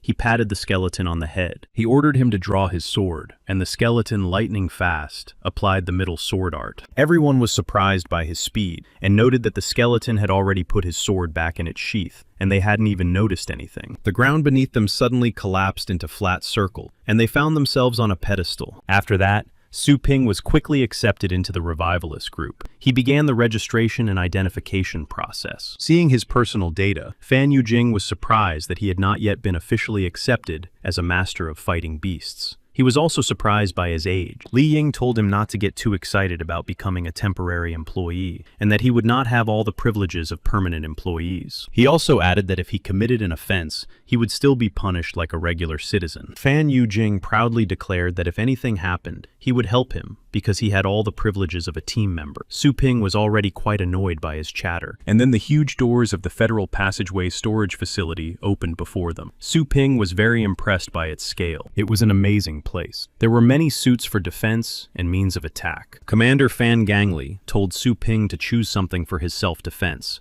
and that it would be at his expense. He also said that it was all very expensive, hinting at their value. Su Ping said he understood. Some of it had been obtained from other planets, and was even comparable to special artifacts for cultivation. The commander said that there was little time left before the mission began, and asked if he had chosen something for himself. Su Ping said that he had chosen this thing, and pointed to something small. Everyone was surprised by his choice. It was the basic skills from the 1st to the 6th level for martial beastmasters. Li Ying laughed loudly and asked who Fan Yujing had brought to the team. The commander could barely contain his laughter. Fan Yujing nervously told Su Ping to choose something stronger, but he replied that everything was under control and that he didn't want to be indebted. The commander looked at Su Ping mysteriously and couldn't figure out if he was a fool or a genius who knew his own strength. In addition to these combat skills, Su Ping was also given a suit with some small equipment. He asked what it was for. Fan Yujing replied that it was so he could withstand the attacks of 5th-level beasts, and that the Black Wolves could not disgrace themselves this time. They entered a rift that Su Ping had not yet been to. He asked if they knew anything about it. Fan Yujing said that this crevice was of rank B, and that there were demonic beasts here. He also said that there was no rare ore here, Upon hearing about the demonic beasts, Su Ping realized that this was exactly where he needed to be. He asked who else Fan Yujing had invited to replace the injured team members. All this time, they had been traveling on stone beasts. Fan Yujing replied that it was the second assistant who had a bad temper. Then, a severed bird's paw was thrown in front of them. This frightened the stone beast, and it suddenly stood up on its hind legs, causing everyone to lose their balance. Su Ping asked who was ahead. A silver-ranked passerby named Lin Mi-kun answered him. He said that they were very slow, and he was bored. This frightened Fan Yujing so much that he could barely stand on his feet, and still continued to boast about his strength. Su Ping still did not believe him. Lin Mi-kun asked the commander if he had really lost the fire-tailed fox. He confirmed this, and Lin Mi-kun said that with him, they would definitely find the beast. Then he looked closely at Su Ping and asked who he was and why he hadn't seen him in the database. The commander introduced Su Ping, and Lin Mi-kun said that he looked too weak for the harsh deserts. Su Ping asked what had happened earlier. Lin Mi-kun's face changed abruptly, and he said irritably that if they were afraid of even this, they had no business being in the deserts. The commander hastened to explain that Su Ping had considerable strength and was also a skilled master of combat beasts. Lin Mi-kun said that this was not enough, and that everyone in this territory had to obey him. He clearly did not like Su Ping's audacity. The commander said that it was not worth worrying about, and that he would take care of his people. Su Ping clearly did not like this guy, but frozen in fear, Lin Mi-kun noticed Su Ping's chilling gaze on him. It seemed to him that he was not just looking at him, but at a lifeless body. He wondered if this was really Su Ping's first time in such a place. Fan Yujing reassured Su Ping, explaining that the passers-by were all straightforward, and that he should not pay attention to Lin Mi-kun's rudeness. Su Ping agreed, and added that he thought the same as Lin Mi-kun. Entering the rift, they noticed that this planet was very dark. Lin Mi-kun said that he had not yet discovered any monsters. First, they had to cross a thick, dark forest. Lin Mi-kun ordered Li Yin to find a way through. Not far away, Li Yin noticed a small, unknown animal, but because of the fog, he couldn't see anything else. Commander Fan Gangli asked if it was possible to bypass this area, but Li Yin said that there were several dangerous animals on other routes, and that this was the best route. Lin Mi-kun said that he would go on reconnaissance with his snake beast and report if he found anything dangerous. He discovered the first beast. It was a star tiger tapir, approximately 5th level in strength. Lin Mi-kun said to get rid of it quickly. Commander Fan Gangli asked him not to make any noise, to which he replied that there would be no problem. But unexpectedly, Su Ping stopped him and said that he had noticed something else and asked for night vision goggles. Lin Mi-kun looked at him contemptuously and asked what he was talking about. He asked Su Ping if he doubted his decision. Su Ping explained that tiger tapirs rarely drink water. They get it from the bodies of other animals. The environment around them is very strange for this animal. Fan Yujing said that these animals live in the tropics, and it was very cold here. Li Ying said that he was absolutely sure that it was a tiger tapir. Lin Mi-kun said that they were both amateurs, and that it was just a regular tiger tapir. He ordered his beast, the Kodatan python, to attack the tiger tapir. But then the tiger tapir suddenly turned its snout toward the python, and everyone saw something unimaginable. Half of its snout was completely parasitized and without skin. Commander Fan Gangli said in surprise that this animal had long since died. Su Ping was also shocked by what he saw. Su Ping quickly shouted to Lin Mi-kun to order the beast to release the tapir if he didn't want to lose it right away. But Lin Mi-kun only became angry and angrily asked who he thought he was to start giving him orders. Then something began to happen to the python. It let out a piercing scream and began to convulse. Commander Fan Gangli asked Su Ping what they should do with this spiritual beast, this demonic beast. Su Ping explained that an adult spiritual beast has the power of the 7th level, and that in order to lure their prey, they pretend to be weaker beasts. He added that once they enter the victim's body, they parasitize. Fan Gangli said that since he was at the 7th level, they could all defeat it together. But Su Ping said that the danger was not the fallen spirit itself, but the creature that was in symbiosis with it, the bloody spiritual beast. Fan Yujing was very frightened by what he heard, and asked Su Ping to explain what kind of beast it was. He said that where spiritual beasts dwell, bloody spiritual beasts also hide. Su Ping speculated that the lake was not filled with water, but with blood.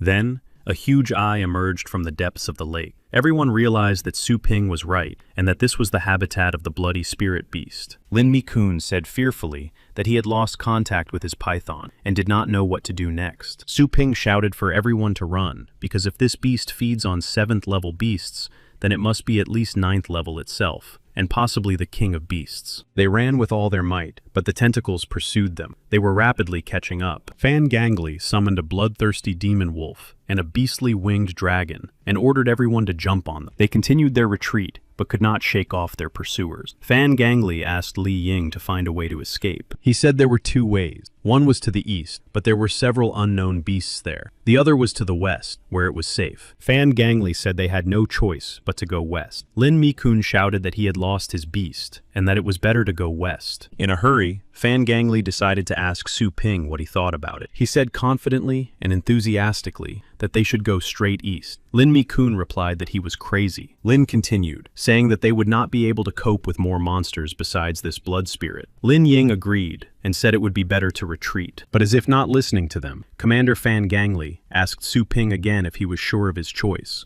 and if he was wrong, they would all die. Su Ping said with confidence that they should go east to find the fire-tailed blood fox, and that they needed to act quickly. Fan Gangli, hoping that this would not be his last decision in life, ordered Li Ying to follow him towards the canyon to the east. Suddenly, Li Ying noticed that all the animals around them had suddenly begun to scatter. He told the commander about this. The commander suggested that it was because of the blood spirit that was chasing them. Turning around, he suddenly saw the blood spirit far behind them. Su Ping explained that although it was a powerful blood beast, it was probably not very active, so it used other animals as bait. Moreover, the canyon was too narrow for it, and since we were not much different from its usual food, it would wait a long time for us to leave the canyon. Fan Gangli was surprised to realize that Su Ping was right. An irritated Lin Mi-kun said that he did not know about the characteristics of this beast, which is why he did not help. Li Ying informed the commander that they would soon reach the place where they had gone missing, but on the other side of the canyon, and that a heavenly beast was standing at the exit. Su Ping turned to Lin Mi-kun and asked him to at least give him night vision goggles this time. He had no choice but to give the goggles to Su Ping, and he barked at him, telling him not to get cocky. After putting on the night vision goggles, Su Ping looked ahead to investigate the beast. It was a combat beast with weapons. He said it was an adult fallen spirit with 5th level power. Fan Gangli asked if it was a problem for them. Su Ping assured them that it was not a problem, and that he would take care of everything. He summoned a small skeleton. Using intermediate sword skills, it defeated the demonic beast with a single strike. Shocked by this, Fan Gangli and Li Yin didn't say a word. Fan Yujing said that if he had known about his strength earlier, he would have listened only to Su Ping from the beginning. Lin Mi-kun said through gritted teeth that he was just lucky and that he could do the same. He considered Su Ping a show-off. Continuing on their way safely, they reached the high cliffs. Fan Gangli said that it was very dangerous here, and that it was here that they had fought a high-ranking beast last time and lost the fox. Su Ping told everyone to hurry up and go down to start looking for tracks. The multi-eared monkey cried out,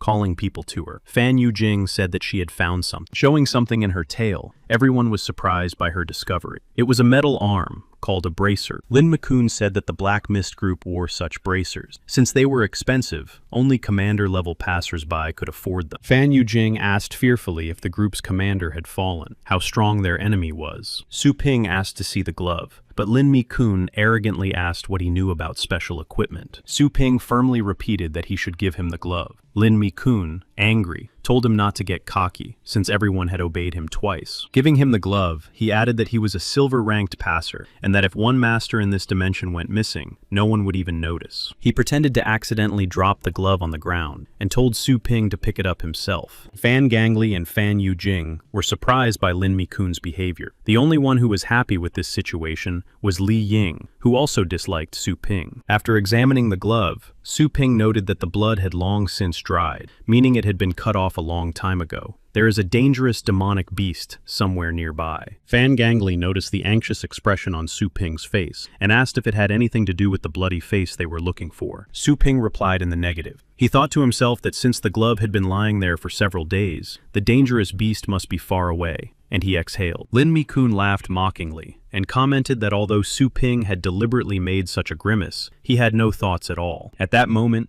Su Ping lost his patience and punched Lin Mi-kun in the face with all his might, knocking out several of his teeth. Everyone was so shocked that they opened their mouths in surprise and couldn't say anything. An angry Lin Mi-kun insulted Su Ping and threatened to deal with him. He abruptly pulled out his sword and swung at Su Ping, shouting, "How dare he touch his face?" and that he would send him to the other world. Suddenly, Lin Mi-kun froze, his face contorted with fear, as the tip of a knife was pressed against his throat. But Su Ping did nothing. He continued to stand calmly in front of Lin Mi-kun, and the sword was pressed against him by a small skeleton. Li Ying put his sword to Su Ping's back and told him to put his pet away. Su Ping said he wouldn't do it until Lin Mi-kun put his sword away. Fan Yujing panicked and asked everyone to calm down and discuss the situation. He asked Su Ping why he had hit the man. Su Ping replied with a serious look that Lin Mi-kun had asked for it himself and that he had been hindering him every time. The little skeleton also began to get angry and exude a frightening aura of vengeance. Su Ping said that now no one should dare to accuse him of ruthlessness. Li Ying felt this powerful dark aura and realized that Su Ping could deal with all of them at once. But only Lin Mi-kun did not understand Su Ping's serious mood and said that he was bluffing and that he was not a coward to be afraid of such a thing. Fan Gangli apologized for Su Ping's behavior and added that he would compensate for the loss of his pet,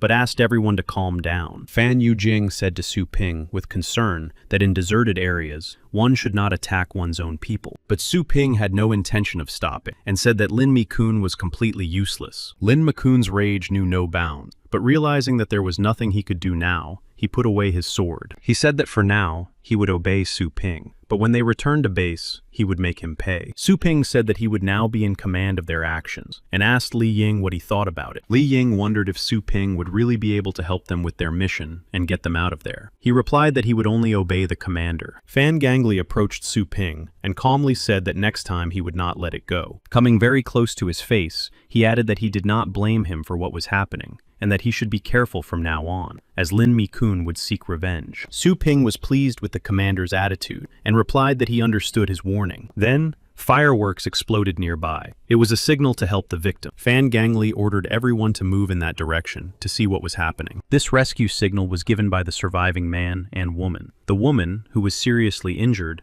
asked the man to leave her behind and go on alone. Behind them, an enormous demonic skeleton beast was hunting them. Although they were protected by their heavenly beasts, they were clearly losing to it. The beast opened its mouth and attacked them with a sonic blast. The people froze in place, covering their ears and almost losing consciousness. It was not just a sonic blast, but a psychic attack. The demonic beast immediately fired a volley of spears, severely wounding the people's spiritual beasts. One of the spears was already a millimeter from the guy's face, and he realized he wouldn't have time to react. But then all the spears were chopped to pieces, and a familiar heavenly beast stood up to defend them. Fan Gangli and the others were sitting on the beast. He said that they had seen the signal for help and rushed to them. The guy told them to be careful because they had been attacked by a very dangerous demonic beast, a bone breaker. Fan Gangli looked closely and realized that it was the same monster that had attacked them last time. Su Ping shouted at the wounded people to quickly climb onto the heavenly beast. But then Lin Mi-kun suddenly pushed Su Ping, telling everyone to hold on tight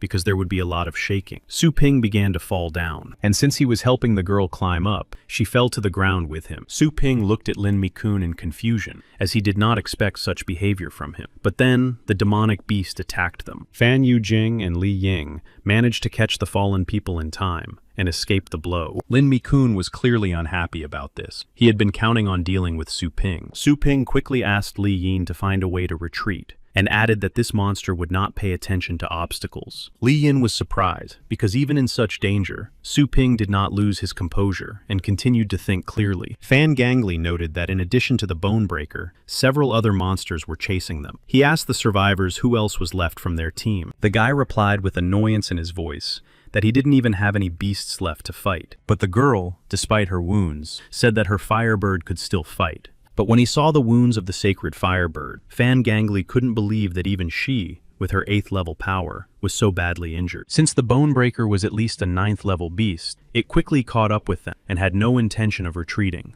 After analyzing the Bonebreaker's body, Su Ping decided that in this situation, he would have to ask Lin Mi-kun for a favor. The distraught young man said he had an idea. He suggested summoning all the heavenly beasts and leaving them to fight the beast while they escaped. Lin Mi-kun, angered by this idea, replied that he had already lost one beast and was not going to lose the rest. The guy's name was Yi Chen Shan. He said he would make up for everything and even reward them for saving him. Fan Gangli recognized him and asked in surprise if he was the golden-ranked passer. Lin Mi-kun said that he didn't care who this guy was, and that he would ask for 3 times as much, because he had spent a lot of effort raising his pet. He shouted at Li Yin to tell the others to summon their beasts too, otherwise they would all be doomed. Li Yin obediently began his call, and ordered everyone to do the same if they valued their lives. The others were angry and upset by this idea. Su Ping exhaled and jumped off the dragon. He clearly disagreed with this stupid plan. At the same time, he summoned his skeleton. No one expected this from him, and they were very frightened. Only Lin Mi-kun was pleased with this and thought that no one would even dare to help him. Suddenly, many skeleton hands began to appear from the ground in front of them, and then skeletons of various sizes crawled out. They were surrounded, but as soon as all the skeletons appeared, they stopped and stood motionless in front of the people. Fan Gangli was surprised and assumed that they were not targeting them. He could not understand what was happening. Then Su Ping turned to him. He asked if the commander was ready to part with his beast so easily, since they had been together for so long. But without waiting for an answer, Su Ping applied his deadly intent and ordered the entire skeleton army to go into battle. He told the small skeleton to go behind the bone breaker and deliver a surprise attack. He struck him in the side using a small sword skill, and the bone breaker briefly lost his balance. No one could believe their eyes, because some small skeleton had struck the bone breaker, whose strength level was no less than 8. Commanders Fan Gangli and Fan Yujing jumped off their beasts without hesitation and shouted that they were coming to Su Ping's aid. Li Ying doubted Su Ping's actions, but seeing the commander's determination, he was inclined to follow him. Lin Mi-kun stopped him, saying not to help that brat. Li Ying told him that either they would sit here and do nothing, or they would take all the credit for themselves. He was very angry about this, because he understood that there was no other way out. He thought to himself that even now, he was acting on the orders of Su Ping, whom he hated so much. And so, everyone summoned their divine beasts and prepared for battle. They all decided to attack at once. Lin Mi-kun's monkey used its medium weapon skill to strike the bone breaker in the face. The sacred firebird of the wounded girl and Li Ying's winged snake dragon attacked from above. At that moment, Fan Yujing's mountain crusher struck the bone breaker in the stomach. After all the attacks, the bone breaker stopped abruptly and raised his head, letting out a ferocious roar. Fan Yujing already thought that these blows could have seriously damaged him. Commander Fan Gangli ordered his bloodthirsty demonic wolf to use the bloody hunt skill, without giving the beast a chance to catch its breath. But then the bone crusher suddenly stood up on its hind legs and opened its ribs for attack. Yi Chen Shan quickly set up a star shield, and the wounded girl shouted for everyone to hide, because he wanted to use a psychic attack again. The bone breaker's attack was so powerful that their star shield could barely withstand the pressure, and they all lost contact with their pets. After the attack ended, as soon as they removed their shields, a terrible sight met their eyes. All of their pets were lying unconscious. The demonic beast had used limb recombination, that is, it had restored them. Frustrated by the situation, Ye Chen Shan muttered that their 6th and 7th level beasts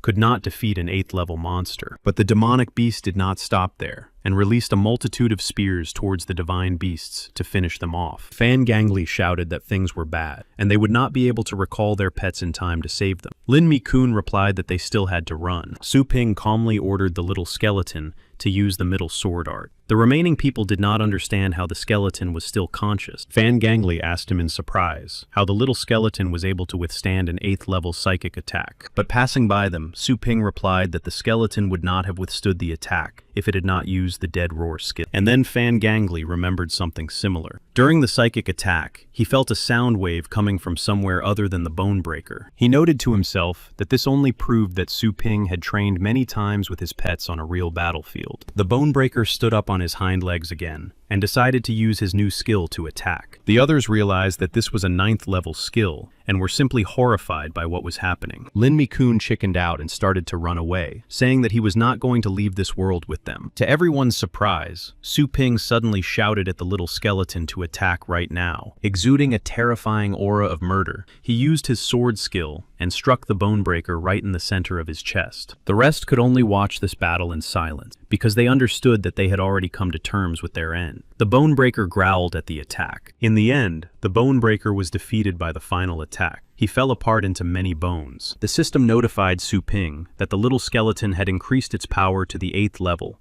and gained a new skill, the supreme art of the sword. People couldn't believe what they had seen. Fan Gangli said that this tactic was very inventive. Li Ying and Fan Yujing were too shocked to say anything. The wounded girl was surprised that an unremarkable little skeleton had defeated an 8th level monster. Lin Mi-kun clearly did not expect such an ending. Fan Yujing asked Su Ping how he knew that the bone breaker's weak point was on the inside. He replied that he did not know, and was just guessing. Su Ping himself was surprised by something. He couldn't understand why his skeleton hadn't been able to regenerate its limbs before. Why did it do so now? He came to the conclusion that this skeleton's spiritual core was the root of the beast itself. Thanks to this, it had learned to regenerate itself. Su Ping was very pleased with this battle, because now any spiritual beast would be like paper to his skeleton. Then the small skeleton approached the remaining bones of the bone breaker and began to do something with them. The bones suddenly began to move on their own and reassemble into a complete bone breaker beast. Many symbols were wrapped around the bones. Those around them panicked again, deciding that the monster had not yet been defeated and that there would be another battle. But Yi Chen Shan stopped, saying that the movements were very unusual for an ordinary bone breaker and that someone was most likely controlling it. Having reassembled itself into a complete body of bones, the monster approached Su Ping and stood before him on its paws,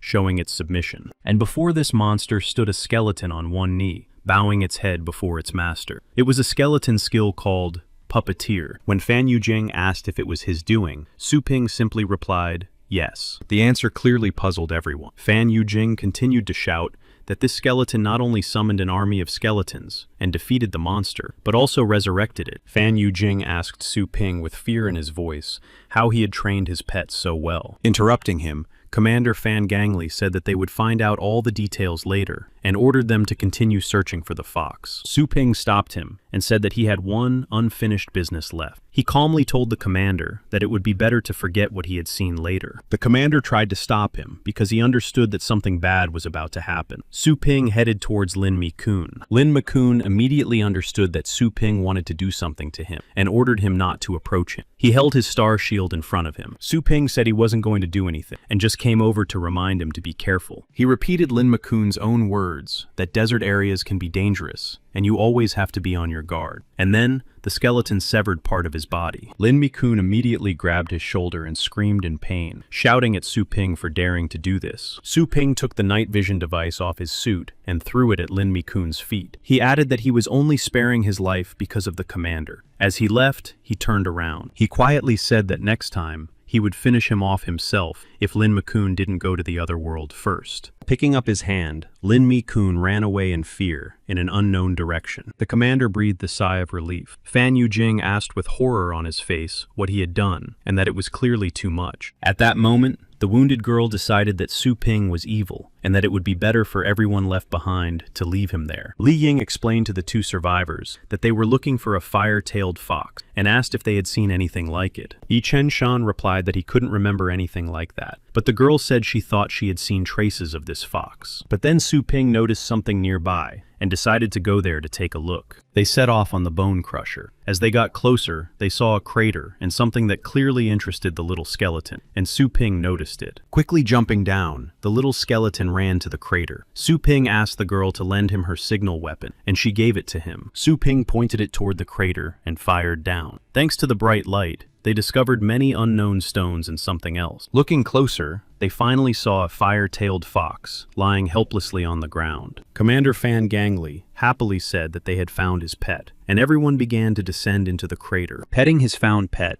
a satisfied Fan Gangli said that it had made everyone worry. Returning the pet to its space, the commander announced the completion of the mission and their return home. Su Ping asked him to wait a moment. The commander asked if he had found anything interesting. A small skeleton sat hugging a large stone, and Su Ping noticed that there was clearly something inside it. Fan Yujing decided to check the composition of these stones. After looking at it, he reported that the stone was 91% composed of an unknown element. He told the commander that it was a new, unknown ore, but those around him reacted quite calmly to the news. They turned away uninterestedly and began to leave, but Su Ping stopped them and asked why they were just leaving. Fan Yujing told him that since he was new, he didn't yet know that they would receive a reward for any useful ore found in the crevices. But the commander interrupted him and added that, unfortunately, the probability of finding useful ore was very low, like finding gold in sand. Fan Yujing said that time was very precious for the miners, so they just needed to report the find to the government, and they would send an expedition. Su Ping realized that this was unusual ore because it greatly interested the little skeleton. Returning from space, the system completed the task and gave him one demonic body of a golden crow as a reward. Su Ping met a girl in the hallway who had been with them in the rift and gave him her business card. Her name was Luo Guoxue. She was a senior lecturer at Fengshan University. The girl invited Su Ping to the university to introduce him to the rector. This offer clearly did not interest him, as he had attended university in his previous life and was very tired of studying. But he thanked the girl. After politely saying goodbye to her, he thought that he was more interested in the rewards from the system than in all this studying. The girl tried to stop him, but she failed, and she sighed in disappointment, saying that she should have invited him to be a lecturer at the university right away. When he came home in the early morning, sleepy, he met his sister Su Ling Yu. She asked him where he had been all night, since he hadn't slept. Yawning from exhaustion and lack of sleep, he walked past her uninterestedly and asked if she hadn't slept well either. She sharply objected and told him not to compare her to himself. She said she got up early specifically for training. Su Ping continued walking to his room without turning around, but still praised Su Lin Yue for her efforts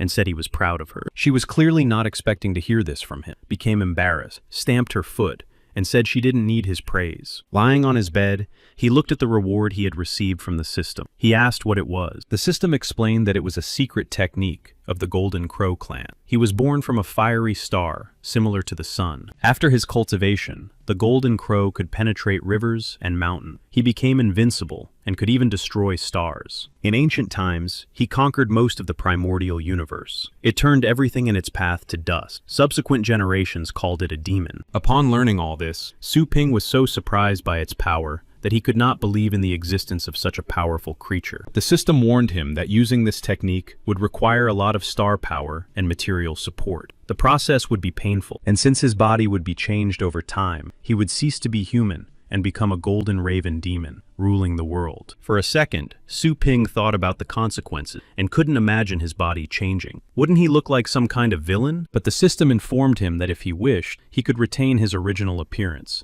and only his energy would change to the pure energy of the Golden Raven. The system also added that Su Ping would be able to continue his normal life as before cultivating the power of the Golden Raven. Remembering everything that had happened to him before, he couldn't understand what a normal life was. This life, where the weak are forced to obey the strong and live in their narrow world, and in which people cease to be human because of this. After drawing conclusions, Su Ping decided that something in this life needed to be changed after all, and agreed to accept the system's conditions. While completing the task in the rift, Su Ping managed to collect some useful ingredients. He asked the workers to leave everything at the entrance to the store. He liked that the Federation delivered everything he needed in convenient containers, and moreover, right to his door. He began unpacking the containers. On his way to the quarry in search of the fox, he destroyed several demonic beasts and received credit from the Federation. He was able to purchase water armor. This armor adapts to the star level of its owner, and now protects Su Ping from attacks from the 1st to the 7th level. There were also materials for his cultivation into a golden crow. He liked this method of delivery much more than collecting them himself in the zones. He concluded that by obtaining everything he needed from the zones and replenishing his star power with the Hundun card, he would be able to create the demonic body of a golden crow. But now he was more interested in the unknown ore he had extracted from the rift. Su Ping asked the system if it could store this ore in its repository for identification. It said that this was possible, but that energy points would be required for the analysis. After thinking about it,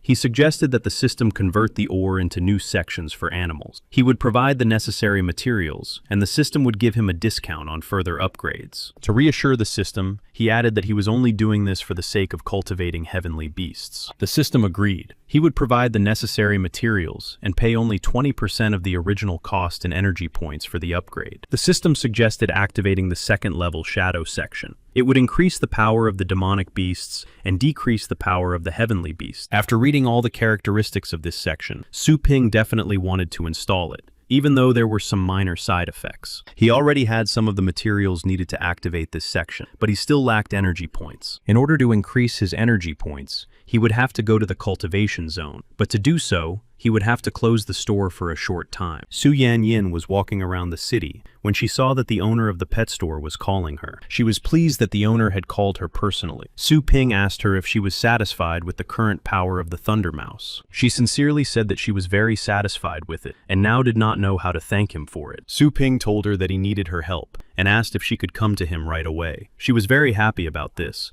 and gladly agreed to help him. Su Ping said that he needed to record a short video with her participation. But Su Yanning and those around her misunderstood his words and thought he was referring to something personal. Stammering, she asked him what it was for, forgetting that she was in a public place. Su Ping continued and asked if she was free and that thanks to this video, she would become famous. She tried to ask him to speak more quietly about it. He asked if she didn't want to do it, he would find someone else. Under such pressure, Su Yanning agreed to his request. Wearing a very beautiful and revealing dress, Su Yanning, full of anticipation for something personal, came to Su Ping's store. Choking on what he saw, Su Ping said that she looked beautiful today. Embarrassed, she said that it was all for the video. He said that so far, her outfit was not interfering with their work, and asked her to summon the Thunder Mouse. Su Yanning didn't understand at first why they needed her mouse now. After thinking of all sorts of indecent things, she nervously declared that Su Ping would not get away with using animals like this. But Su Ping didn't understand what she was talking about, and explained that she was required to summon the mouse and tell it to make a thunderous roar and a thunderstorm. Su Yanyin stood there, puzzled as to why he wanted to film just that. Then her face flushed red with shame at her thoughts. Su Ping said that he just wanted to film the results of his work, and asked if she had brought the mouse with her. Su Yanyin hastily replied that she had, and summoned the Thunder Mouse from her space. She happily said that she now understood what he was talking about, and that after the successful annual competitions, the final competitions would begin. She also said that if Su Ping filmed a video with her in it, it would be great advertising for his store. She also mentioned the champion Yi Hao in her battle. Su Ping asked who Yi Hao was, and why she had to fight again if she had already won last time. She said that he was a champion who had a 9th level beast, and that she was already satisfied with the result, since she had made it to the top 2 strongest champions. This pleasantly surprised Su Ping, because he didn't think there would be anyone strong enough to defeat the Thunder Mouse he had trained. When he arrived at Fengshan University, Su Ping noticed that thunder mice were very popular there. Su Yanyin explained that this happened after her last victory in the competition. She asked him if they would first distribute flyers for advertising. He explained that it would be useless here, because there were no talented people here, and that they were just following trends. He also added that the prices in his store would scare them away. Su Yanyin remembered the time when the owner did not accept money from her just like that, and she felt a little discouraged. Passing by a crowd, Su Ping heard people talking about passers-by, and that someone had already been invited to the coolest teams, and recruitment was over. Among all these enthusiastic people, a blonde man named Yi Hao suddenly noticed Su Yanning passing by. He approached her and said that he had been looking for her. Su Yanning calmly asked what had happened since he was looking for her specifically. He said that, thanks to her battle, his silver snake-tailed dragon had finally advanced to the 7th lowest level. Su Yanning congratulated him with a smile on her face. Then Su Ping realized that this was the champion she had mentioned recently. Moving a little closer to her, Ye Hao asked her not to use the Thunder Mouse in their future battle. Su Yanyin was surprised by the request and asked why. Smiling, he explained that his beast had accidentally advanced to the 7th level and had not yet fully mastered its skills. To protect the Thunder Mouse from his beast's attacks, which were not yet fully controlled, it would be better for her not to use it in battle. However, her fallen phoenix would be able to give his dragon a run for its money and lose with dignity. Su Yanyin was upset by his words and said she understood. Satisfied, Ye Hao said goodbye to her and added that he would be more lenient with her in battle. The people around them mocked Su Yanyin. But then Su Ping intervened and said that there was no need for that. The Thunder Mouse would not be afraid of even the king of beasts in front of her, let alone an immature dragon. Ye Hao turned around and arrogantly asked Su Yanyin who was talking to him. She proudly introduced him and replied that he was the owner of the shop who had helped her train the Thunder Mouse, and that he was almost its second owner. After introducing Su Ping to Ye Hao, she added, hinting that this man spends a lot of money on improving his beasts. Su Ping realized that this was his client and greeted him. Ye Hao did not immediately believe that the Thunder Mouse had grown so powerful thanks to this young man. Ye Hao asked him if he wanted to work with him and said he was willing to pay any amount of money for his pets. Clearly embellishing, Su Ping said that business at the store was going well and that he was very busy, but he could make an exception this time. With complete seriousness in his eyes, he stated that the cost of his services was 500,000 yuan. Ye Hao did not expect to hear such a large sum and was momentarily stunned. Su Ping began to tease him, saying that perhaps he could not afford it. Su Yanning understood this trick and could not help but laugh. Ye Hao was greatly angered by Su Ping's provocative words. He said that he would agree to pay any amount as long as Su Ping could strengthen the animals. Su Ping was clearly pleased with the outcome of this conversation, and then he said goodbye to him. He realized that he had come to exactly the right place for advertising. At that time, an exhibition match between first-year students was taking place in the university's training arena. One of the participants was Su Lin Yue. Opposite her was a powerful-looking lizard. She had a pet resembling a cat named Snowball. She used her second-level speed enhancement and ordered him to attack. At that moment, the small pet resembling a kitten grew into a fearsome beast with claws and large fangs. Snowball deftly dodged the lizard's attack in midair and approached it closely under its neck. Looking at the lizard, he used his paralysis skill and immediately applied Dark Flame. The judge announced the end of the match. Su Yanyin was pleased with what she saw and praised Su Lin Yu for her untrained pet. Su Ping also noted to himself that the battle was good, but she still had some shortcomings in the fight.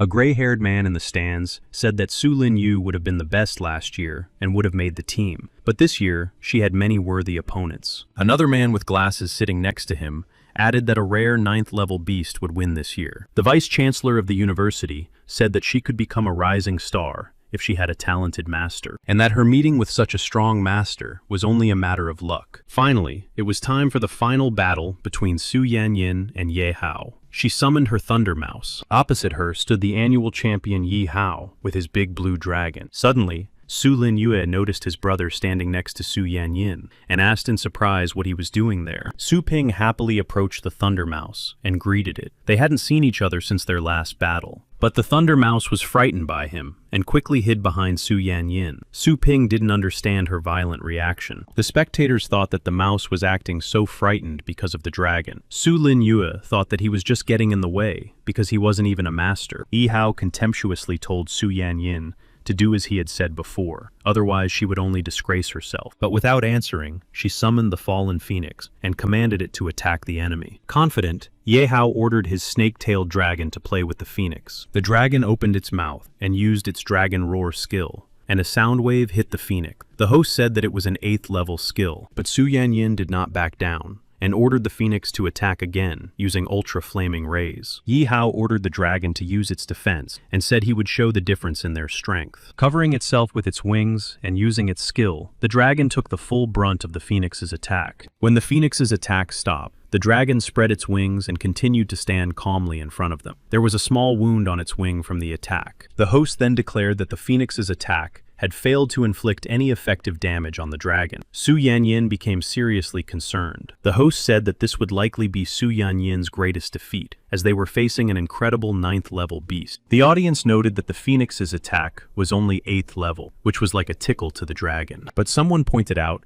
that even though the phoenix's attack was high level, it was still only 5th level, and could not compare in strength to a 9th-level dragon. Yi Hao ordered an attack to show who was boss. 2 fireballs began to form from the dragon's mouth and its snake-headed tail. When he shot beams at the phoenix, 3 elements flew at it at once: ice, wind, and fire. Everyone was very surprised. The dragon did not aim at the phoenix intentionally. It fired with the greatest range of attack and hit not only it. Su Yanyin did not have time to increase the speed of her phoenix before a fireball flew at her. She managed to put up a shield, but could do nothing else. One of the dragon's blows hit the phoenix, and it fell to the ground, losing consciousness. Running up to her phoenix, Su Yanyin said disappointedly that the dragon had become even stronger since last year, and that the Thunder Mouse would also be powerless. Yi Hao said disappointedly how Su Ping could charge so much money for his breeding services if they were so weak after that. Su Ping approached the center of the arena and ordered the Thunder Mouse to use its killing intent. Then Su Yanning noticed how the Thunder Mouse's aura changed and became fiercer. He calmly but confidently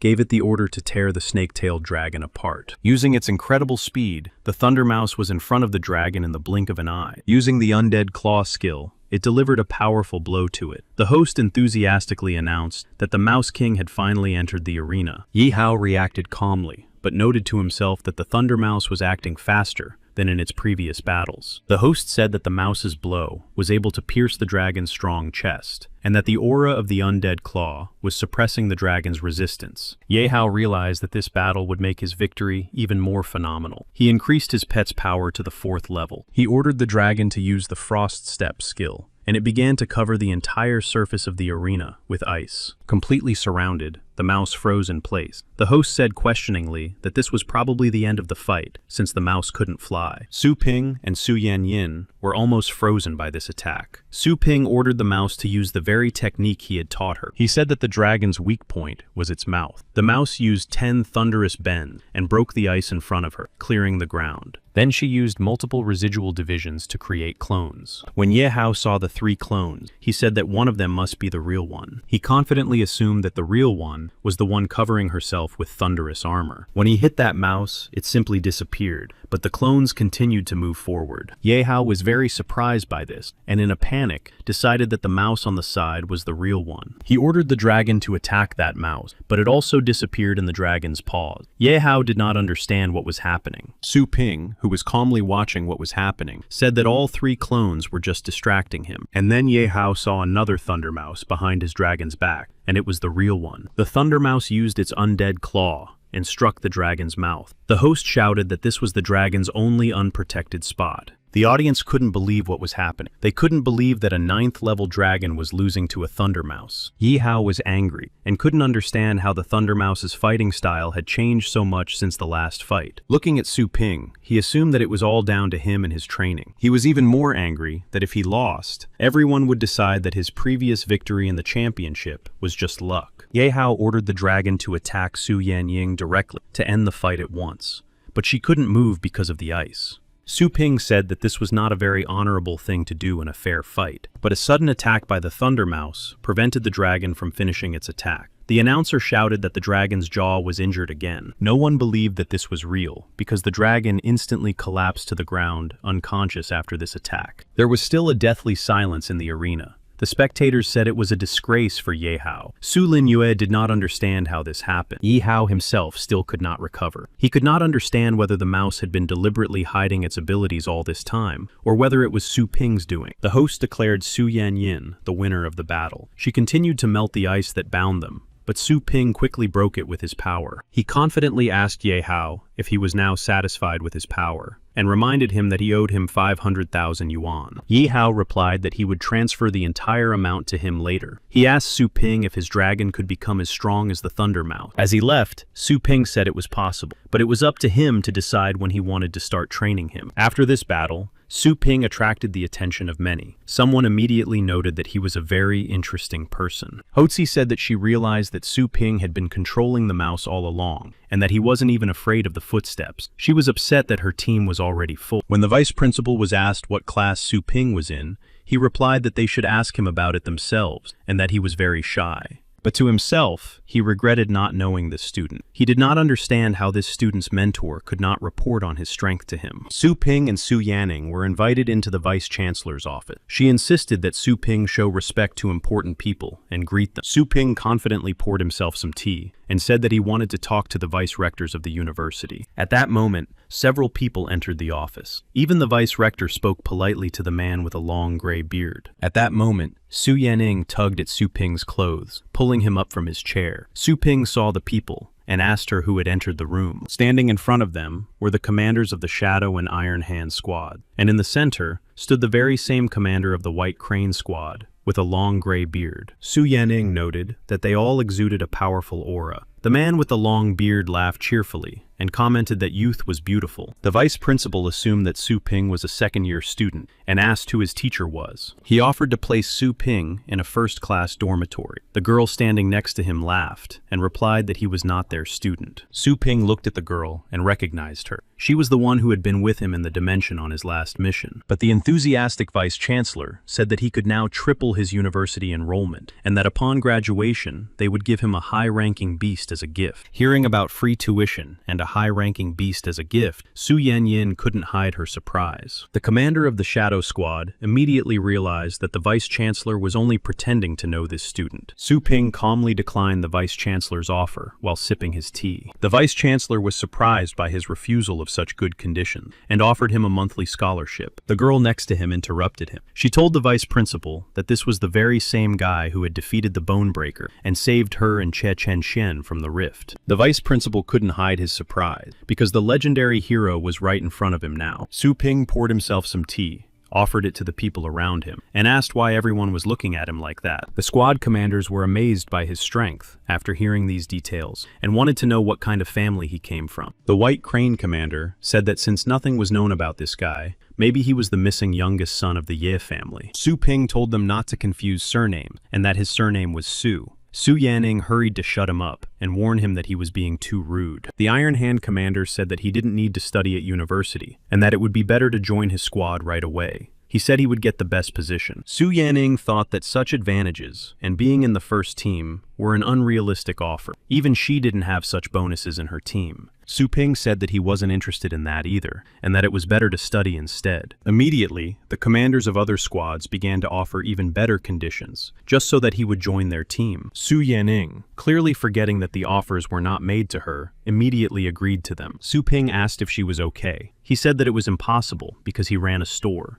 The girl who had saved them from the rift turned on all her charm and asked Su Ping if he would like to become a distinguished professor at their university. Su Ping and Su Yanning, shocked by the offer, asked her again at the same time. Su Yanning understood that in order to become a teacher, one must have at least a 7th level qualification and pass a bunch of exams. The girl said that he would only teach one class a week, have all the privileges, and have access to all campus resources. Su Ping suddenly remembered that rare materials were needed to cultivate the body of a golden crow, and this could save him a lot of time. He also noted that with a teaching license, he would be able to sell other goods in the store, and so he agreed to the offer. And then, at some point, Su Ping was buried under a pile of papers so high that he couldn't even be seen. Lu Guoshui kindly explained that this was all he needed to learn in order to pass a few tests before being accepted as a teacher. Su Ping wanted to give up on the idea, but the rector stopped him and added that there was no doubt about his skill and that he would be able to master teaching with time. Su Ping suspected something was wrong with his words and asked the rector what he meant. The rector explained that he only needed to pass a specific test to assess his strength, and that this was necessary in order to assign him specific students. Su Ping immediately understood that the rector wanted to test his full strength, and that he was hinting at the payment of benefits in such a case. He asked what kind of test it was, and so they found themselves in a high-level training hall. The rector said that Su Ping just needed to fight this machine and hold out for a minute. The rector also said that he had to fight using only his own strength, without the help of heavenly beasts. Lu Guoshui thought this was impossible, as she herself had only lasted 30 seconds on this test. Su Ping thought this was a great opportunity to test the fruits of his training. The fight began. Dodging the machine's barrage of lightning bolts, Su Ping tried to get closer to it. At one point, he had to put up a star shield because it was impossible to dodge all the blows. But the shield could not withstand the machine's intensified attack, and Su Ping was knocked away by the blow. The rector noted that he had held out well for the first 10 seconds, but his star shield was very weak.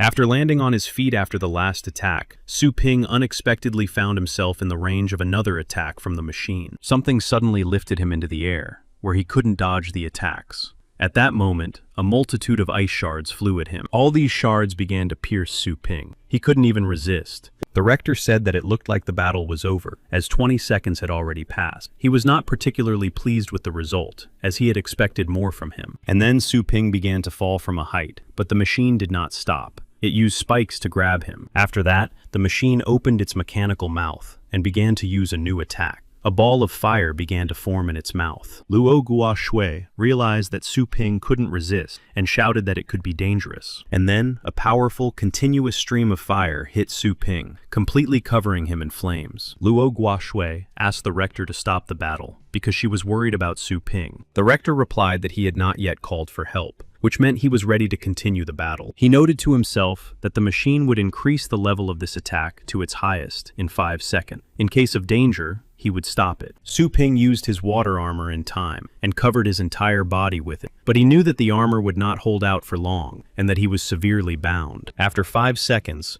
Luo Guoshui became seriously concerned because the machine still hadn't stopped and continued to attack. She turned to the rector. He replied that 10 seconds had already passed, and that the flame was most likely already at the 8th level. He couldn't understand why Su Ping wasn't reacting to the flame. At that moment, Su Ping himself froze motionless. The rector was worried that he had lost consciousness from the attack, but Su Ping exhaled quietly, and his face suddenly began to be covered with golden cracks. His eyes were flooded with gold, and the cracks only increased in size, as if removing his human shell. Using an unknown powerful aura, he was able to free himself himself from the vine that was holding him and stopped the fiery attack. His clothes were torn. Sinking to the ground, he quietly said that he was tired of this machine. In the blink of an eye, Su Ping was close to the machine in one leap, despite the new fiery attack. With a single punch, he inflicted irreparable damage on the machine, and it stopped its attack. Luo Guoshui and the rector couldn't believe what was happening, as no one had ever been able to fight back against this training machine before. Everyone who had taken this test before had been defeated in less than a minute, but Su Ping not only held out, he broke it.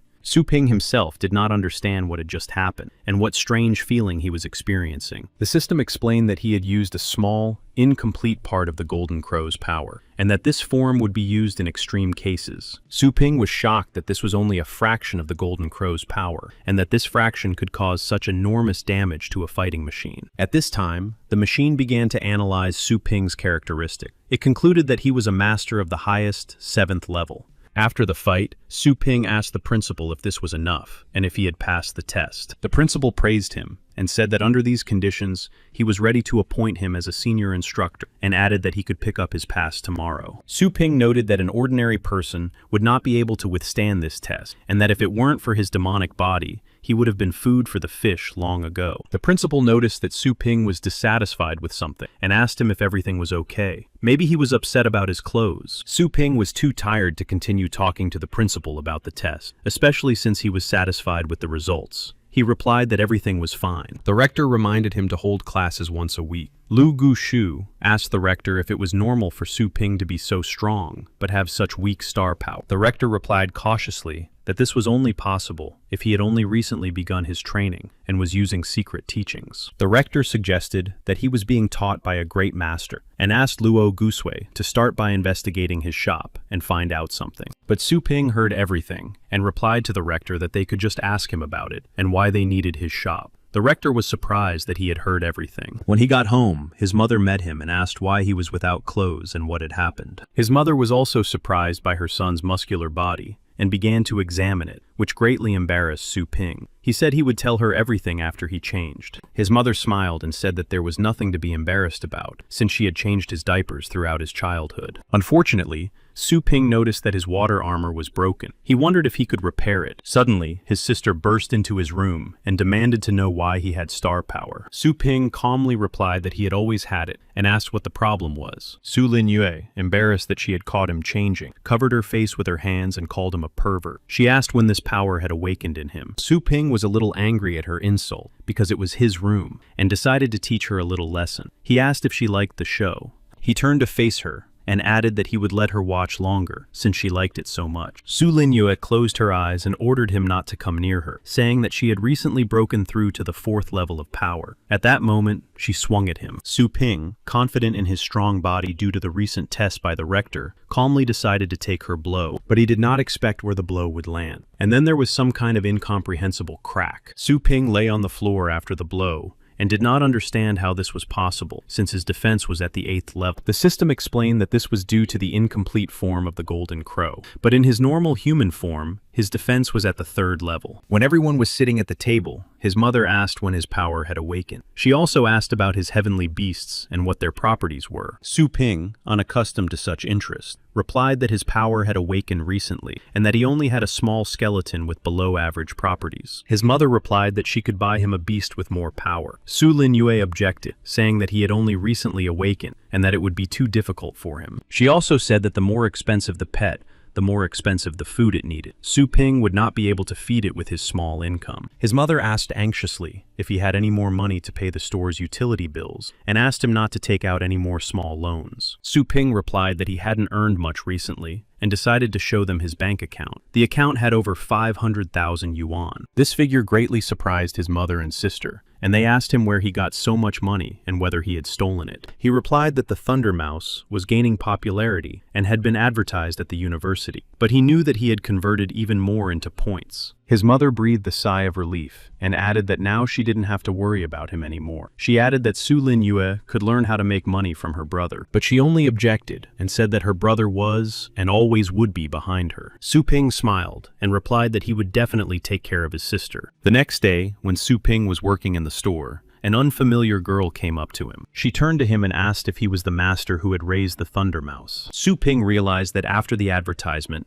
his first customers had come to him. He replied that yes, it was him, and asked what she wanted, food or pet enhancement. She replied very arrogantly and insistently. She said that she had 4 beasts, and they all had to become stronger than the Thunder Mouse. Su Ping noted that the girl was not very polite. He politely explained that the story with the mouse was a limited service, and that now there was only regular breeding. She asked what the effect of regular breeding would be, but to herself, she noted that the Thunder Mouse was truly unique. Su Ping explained that he would only slightly enhance the characteristics of a low-ranking pet, which he could take for 10,000, and a high-ranking one for 100,000. The girl was surprised by his unprofessionalism. It seemed to her that this owner was deceiving her, and that she should have nothing to do with him. The girl turned around and said that she would go somewhere else because of her doubts. Su Ping tried to stop her. Then he received a new assignment due to the buyer's doubts and the loss of the store's reputation. He offered the girl professional pet breeding. According to the description, the fee for such breeding was 100 times higher than usual. The reward was a great panacea and a secret skill. The deadline was 30 days. After reviewing all the conditions, Su Ping had doubts, as not everyone could afford such a large sum.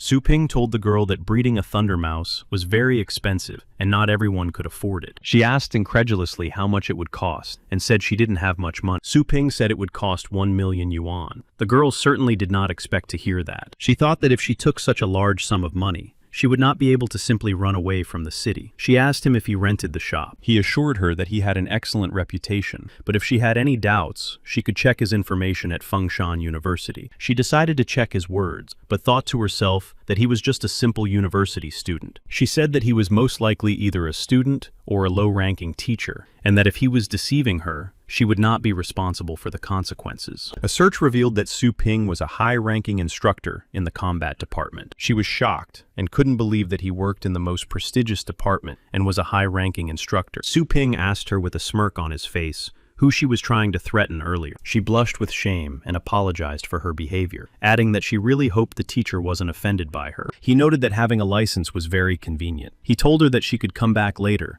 and pay the full amount for raising her pet. She was delighted with Su Ping's calm reaction and noted that she really didn't have much money. From her dimension, she summoned a pet in the form of a large pig with a long tail and a spike at the end. 1 million yuan was transferred to the store's account. Su Ping couldn't believe that she had transferred such a large amount just like that. Seeing his shocked face, the girl asked, upset, if there was something wrong with her. She said she would give him a gift later as an apology, but Su Ping was happy to have such a wealthy customer and decided to overlook her recent behavior. He told the girl not to worry about it, and that he would start working on it right away. She would be able to pick up her pet in a month. The girl was very surprised that he had simply let her insult him earlier, and that in just a month, he would be able to increase her pet's strength. She thanked him and left the store, calling him her teacher. After the girl left, Su Ping thought about where to spend 10,000 energy points. Should he improve the spirit pool or the shop itself? He understood that in order to enter the cultivation zone and improve his pet, he would need to spend 1,000 points at a time, and he would need to enter the zone at least twice. The system added that if he upgraded the shop to the 2nd level, he could obtain cultivation space and shadow cloning. Shadow cloning meant that both he and his clone could cultivate and grow pets at the same time. Su Ping realized that this was a great opportunity to cultivate beasts continuously. Although he would have to pay half the price for this method, unexpectedly, a huge crowd of people gathered near the store, looking for the owner. Su Ping jumped with surprise and joy, because all these people were his new customers. They all asked for the same thing, for Su Ping to strengthen their celestial beasts. Encouraged by the new work, Su Ping agreed to accept them all, because it was a great opportunity to earn extra money and improve the store's reputation. And so Su Ping went to the Star Fragment cultivation space, taking several pets with him. The system informed him that in order to activate shadow cloning for the first time, he had to complete the full cultivation of the pets. After deducting 200 energy points, a body began to form next to Su Ping. It was an exact copy of, and even the pets themselves took him for another owner. But it seemed to him that this clone was not at all like him. At the same time, the clone repeated everything the owner did. In this zone, it was possible to cultivate fire beasts, and for this, it was necessary to find fire attributes. Moving further into the zone, they reached the underground lava. Su Ping was clearly pleased with the situation. Su Ping cheerfully slid from the top straight to the foot of the lava lake. He ordered all the pets to follow him, which they were clearly not happy about. Approaching the edge, he was surprised to find that the heat from the lava did not scare him at all. It was the same when he fought the war machine at the university. Even though the temperature of the fire there was also deadly high, Su Ping decided to try touching the lava. The heavenly beasts became very anxious because of his action. He wanted to test the theory that the appearance of the golden crow was connected to the element of fire. He knew he still had resurrections left, and reached out his hand toward the lava. At that moment, the lava obediently flowed around his body, preventing him from getting burned. Su Ping was very pleased that his theory had been confirmed. Meanwhile, Su Ping's clone tried to touch the lava and completely burned his hand. Su Ping told him not to even try to repeat what he had done. The clone used his power and regrew his hand as if nothing had happened. Taking off all his clothes, Su Ping went straight into the lava lake and ordered the clone to throw all the animals into the lava to him so that he could begin cultivation. Creating a few more hands, the clone grabbed the pets who tried to escape when they learned of the plan. Su Ping, meanwhile, relaxed as if he were in a bath. The clone threw the pets into the lava with Su Ping, and they immediately went to the other world. Su Ping, watching this scene, doubted their fire type and then resurrected them. After that, the beasts were resurrected many times and fell back into the lava. After a while, they achieved their improvement. They all acquired fire-type skills. After returning to the store, they demonstrated these skills to their owners. People were so happy that their pets had learned new skills in just one day that they began to loudly praise Su Ping and thank him. Seeing the results with their own eyes, other people began to crowd at the entrance to sign up for pet cultivation, food purchases, and breeding. Satisfied, Su Ping asked everyone to line up and assured them that he would accept everyone. After serving everyone, he earned 258 energy points. After filling all the sections for animals, he realized that he would be able to recover the energy points he had spent last time much faster. He couldn't buy more sections because the maximum number had been reached. The system suggested upgrading them to the second level and spending points. Su Ping immediately refused to upgrade the sections because he understood that his priority was to improve the characteristics of the Tianxiang pig. But he thought it would be a shame to go to the high-level cultivation zone with only one beast. And then he decided to upgrade the Chaos Spirit Pool. The system deducted 10,000 energy points for this. The upgrade was successful. Each use required 1,000 energy points, and there was a small chance of encountering the King of Beasts. Last time, he got a small skeleton, and this time, Su Ping asked the system to give him a medium 6th-level pet instead of the King of Beasts. Unexpectedly, the sky above the store was covered with clouds, and bright red lightning began to flash. People couldn't understand what was happening with the weather, and became very agitated about it. Lightning struck the store sharply and hit the pool gate directly, creating a strong wind that swept away everything in its path. A huge cloud of steam and fire formed in front of Su Ping. It was a complete surprise to him. A luminous snake of purgatory appeared before him. It was large with a fiery mane. The beast was of the 9th level and had the strength of the 3rd level. It looked very ferocious, even despite its young appearance. Su Ping was very happy to have encountered such a beast. After all, it was almost the king of beasts, and he patted it on the head. But since dragons have an unspoken rule not to let weaklings touch their bodies, especially their heads, it spat a tongue of flame at Su Ping. Dodging the attack, Su Ping noted that, although it was small in stature, it had the right character. He grabbed it by the mouth with his hand, and said that, unfortunately for it,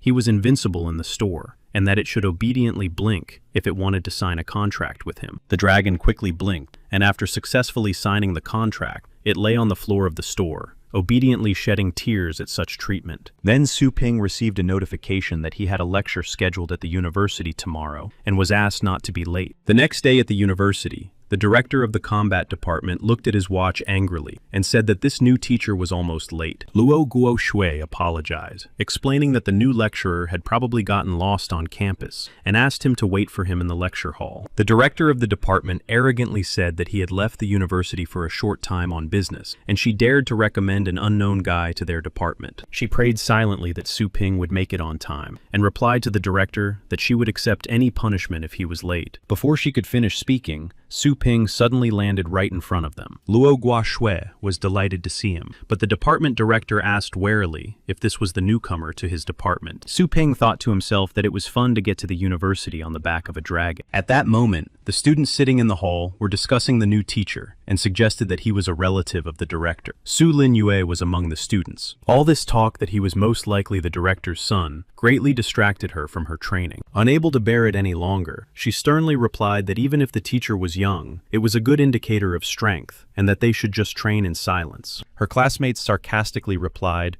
that Su Ling Yu must dream of becoming a high-ranking teacher and that it would be difficult for her to achieve that. Then, Luo Guoshui entered the classroom and asked everyone to be quiet as the lesson was about to begin. She introduced the new teacher, Su Ping, to the students. She added that from that day on, he would be helping them with their lectures. The students were even more surprised that Su Ping was their classmate and had already become a teacher at such a young age. Ye Hao was among the students. His neighbor sarcastically remarked that Ye Hao was also strong, so why didn't he become a teacher? Ye Hao asked him to be quiet. Su Linye, seeing her brother as the new teacher, jumped up from her seat and asked what he was doing there. Those around her interpreted her actions as interest in the teacher. One of the students decided to ask Su Ping if it was true that he had defeated the Bone Breaker and asked him to tell them the details. The others began to whisper because some did not know who the Bone Breaker was, while others began to say that it was a dangerous monster. Su Ping replied that he could tell them all the details later and that now the lecture would be on a different topic. Then the department director approached him, laughing and saying that not even a day had passed and he was already acting important. Picking up on this atmosphere, the students began to demand that Su Ping demonstrate his skills to prove that he was capable of teaching them. Yi Han also thought that this was an excellent opportunity to see his power up close. He wondered when it would be his turn to cultivate. Su Linyue thought that all this talk about bone breaking was nonsense because her brother was weak. She hoped that this disgrace would not affect her. Luo Gushui began to say that there was no doubt about his strength, but the director interrupted her and told him to demonstrate his skills to the students. The director hinted to Luo Guoshui that she couldn't vouch for anyone's strength when she herself couldn't return from the rift without help.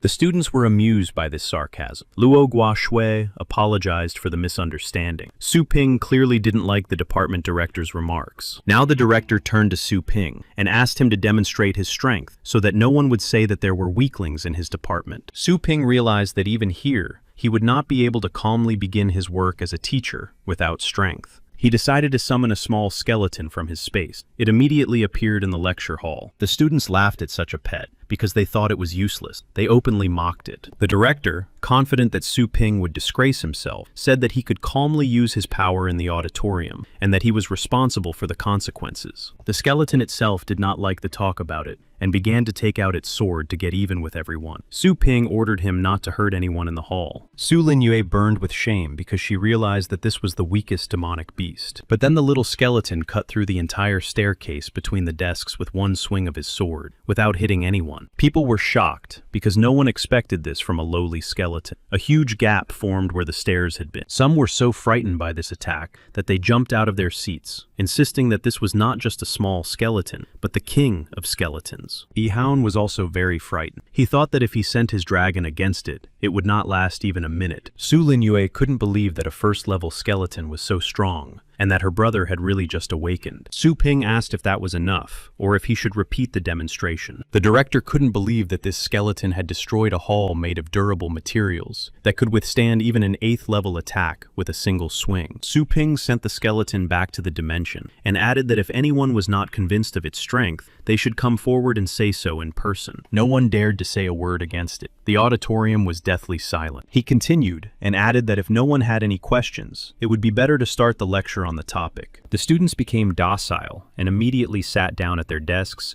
and agreed to proceed with the lecture as planned. Su Ping asked them to open their textbooks to page 45 and began to explain the topic of the lecture. This lecture became legendary at the university, as it was the quietest lecture in the entire history of the university. But everyone was silent, not because of the lecture or because they were taking notes. Everyone was staring at the deep crack and couldn't believe what had happened. After the lecture, Su Ping was driven to the store by the university president himself. He said distantly that it was an honor for an ordinary teacher. The president said he was aware of what had happened and that he was extremely pleased with the situation. He called him one of the university's talents. Su Ping did not understand why he was following him. He decided that the president would demand compensation for the cost of the auditorium. Unexpectedly, Yi Chen Shan approached the store and greeted him. They all went into the store. Su Ping made tea for everyone. Sitting at the table, he noticed that the store was too quiet today, and that there had not been a single customer all day. Ye Chen Shan said that he had asked everyone to leave because he needed to discuss something confidential with him, and that he would compensate him for the day. Su Ping realized that he could take advantage of this,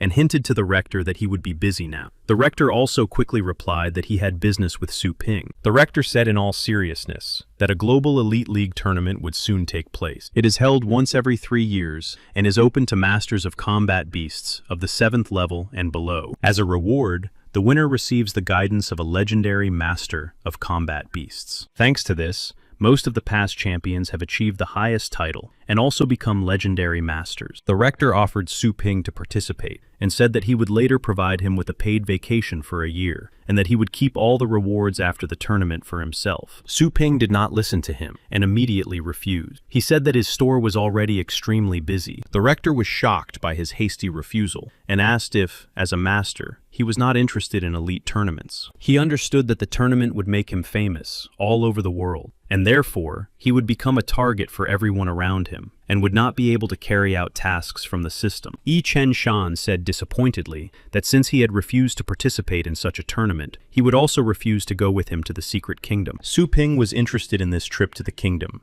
and asked what it was. The rector asked if it was a unique kingdom in Asia. Ye Chen Shan asked the rector how he knew about this kingdom, since only passers-by of at least silver rank knew about it. The rector laughed at his question and replied that before becoming rector, he was half a gold rank passerby. Su Ping did not understand what they were talking about and asked for more details. Ye Chen Shan said that in ordinary rifts, one could find primitive creatures and interesting minerals and ore deposits. But there were also 3 great rifts: Dragon Mountain, Whalebone River, and finally, Devil's Tomb. Other powerful civilizations existed there. Although these civilizations had long since disappeared, priceless artifacts remained there. They were very valuable for raising the level of the current Federation. Su Ping was surprised by the scale of this news, as he had no idea that such amazing faults existed. The rector explained that this area was off-limits due to its danger. Ye Chen Shan sighed disappointedly and said that he had just received permission to explore the Dragon's Ledge area, and that it was a pity that Su Ping had refused. But Su Ping replied that although he was not interested in this league, he was interested in the rifts. The rector and Ye Chen Shan froze in anticipation as Su Ping finished his proposal. He wanted to see if these beasts could resist the endless rebirth of the system, so he said he needed to think about the proposal. It was already quite late, but customers kept coming to the store. Su Ping had to forcefully close the store. He apologized to everyone and asked those who didn't make it today to come back tomorrow. The very upset people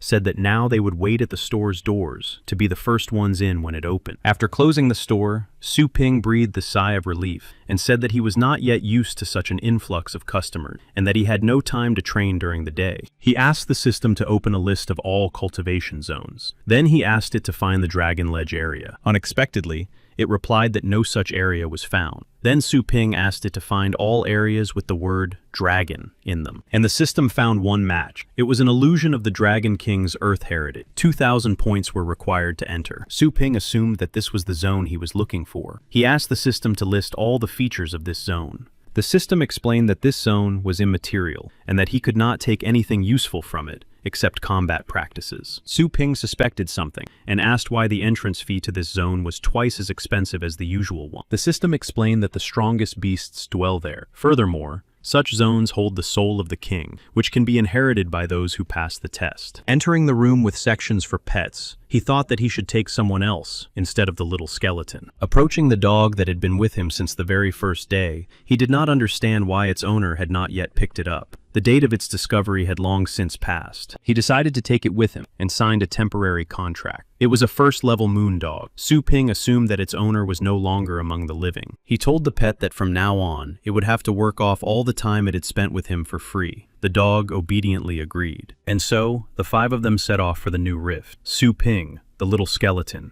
the dragon, the dog, and the pig. The system announced that the time for cultivation was 7 days, and the number of resurrections was only 10. And so they found themselves in a deserted area, surrounded only by the skeletons of long-dead dragons. As soon as they arrived, an unfamiliar voice suddenly spoke, and a bright light appeared from the bones lying on the ground. This voice alarmed Su Ping's pets, and even the skeleton became alert. The voice offered him the chance to take the test of inheritance. Su Ping understood that this was about the soul of the Dragon King, so he immediately agreed to the test. Suddenly, the ground split open, and a tall tower appeared before them, wrapped in a huge golden dragon. The tower was so large that Su Ping and the others looked like grains of sand against its backdrop. Su Ping did not understand why it had appeared, and asked in surprise what it was. The golden dragon said that it was a dragon column with 9 floors and 9 poles. Climbing to the top floor was only a preliminary test. Su Ping asked how he could pass all the other tests and reach the top floor. The dragon replied that when he fell, his flesh and blood turned into the sky.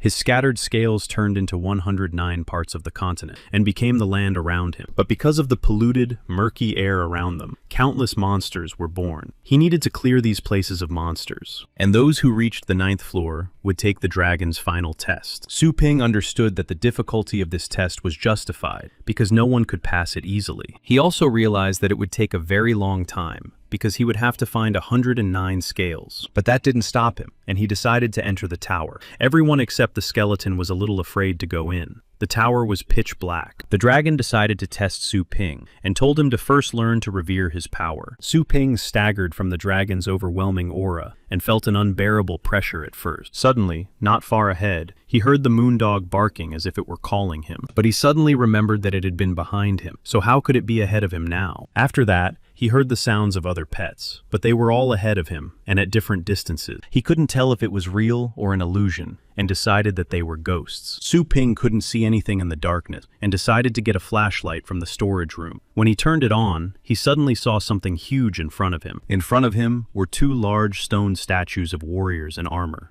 Behind them was a dark tunnel. However, all the pets already had large bumps on their head, and the skeleton had lost its head from the blow. Su Ping realized that this was the result of hitting the wall when they were wandering in the dark. He exhaled with relief. Coming closer to the wall, he noticed that it was constructed in a special way, which is why the sound did not spread properly throughout the room. He was alarmed that everything was so simple on the first floor, and he couldn't understand why the dragon had said to respect its power. Passing by the statues, he headed into a dark tunnel. But suddenly, one of the statues came to life and aimed its sword at his back. Su Ping didn't have time to react, but the little skeleton managed to parry the attack in time. He realized that if one statue had come to life, the second one could also attack now. But before he had time to think about it, he was pierced by the sword of another statue. The statue hit Su Ping right in the arm. All the pets except the skeleton did not understand what to do now. Su Ping and the pets ended up in the resurrection space. Before the resurrection, he realized that he needed to concentrate all his star power in one point. Then he would be able to survive. But perhaps the skeleton could handle them. And so they were resurrected again in front of the statues, which were standing motionless on either side of the tunnel. Su Ping waited for the statues to attack as soon as they resurrected, but for some reason,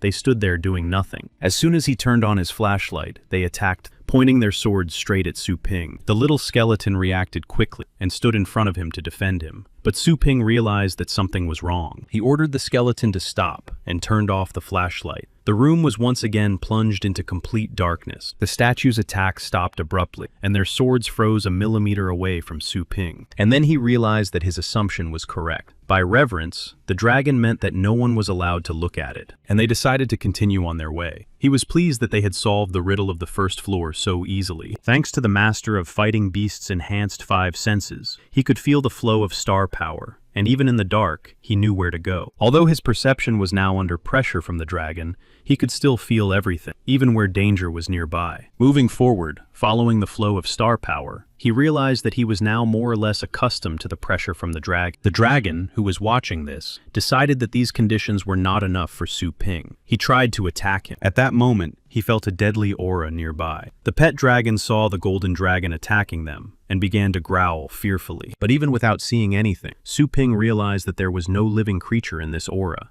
so he did not move. The dragon passed right through, and so they reached the final goal of the first floor. Torches were burning in the final room, so everything was already visible there. Su Ping said happily that they had passed the first floor. The dragon congratulated him on his successful passage and invited him to the second floor. After a while, Su Ping decided to return to the store, as this test could take a long time. There, he saw in the system an increase in the strength of his pets and the acquisition of new skills. They were able to reach the 8th floor fairly quickly. 2 or 3 such passages would be enough for the Tanshan pig to increase its strength. But the 9th floor is equal to the strength of the 9th level. Su Ping decided to return there when he had completely absorbed the bloodstone. At 6 in the morning, a crowd of shoppers had already begun to form near the store. Su Lingyu was hiding nearby. She decided to find out how her brother had become so popular and how he had managed to deceive everyone about his strength. Then she saw Su Ping arrive at the store. She was surprised by his early visit to work, as he had never started work before noon before. The people around greeted him, and everyone began to tell him that they would like to see him today. The reaction of these people greatly surprised Su Lingyu.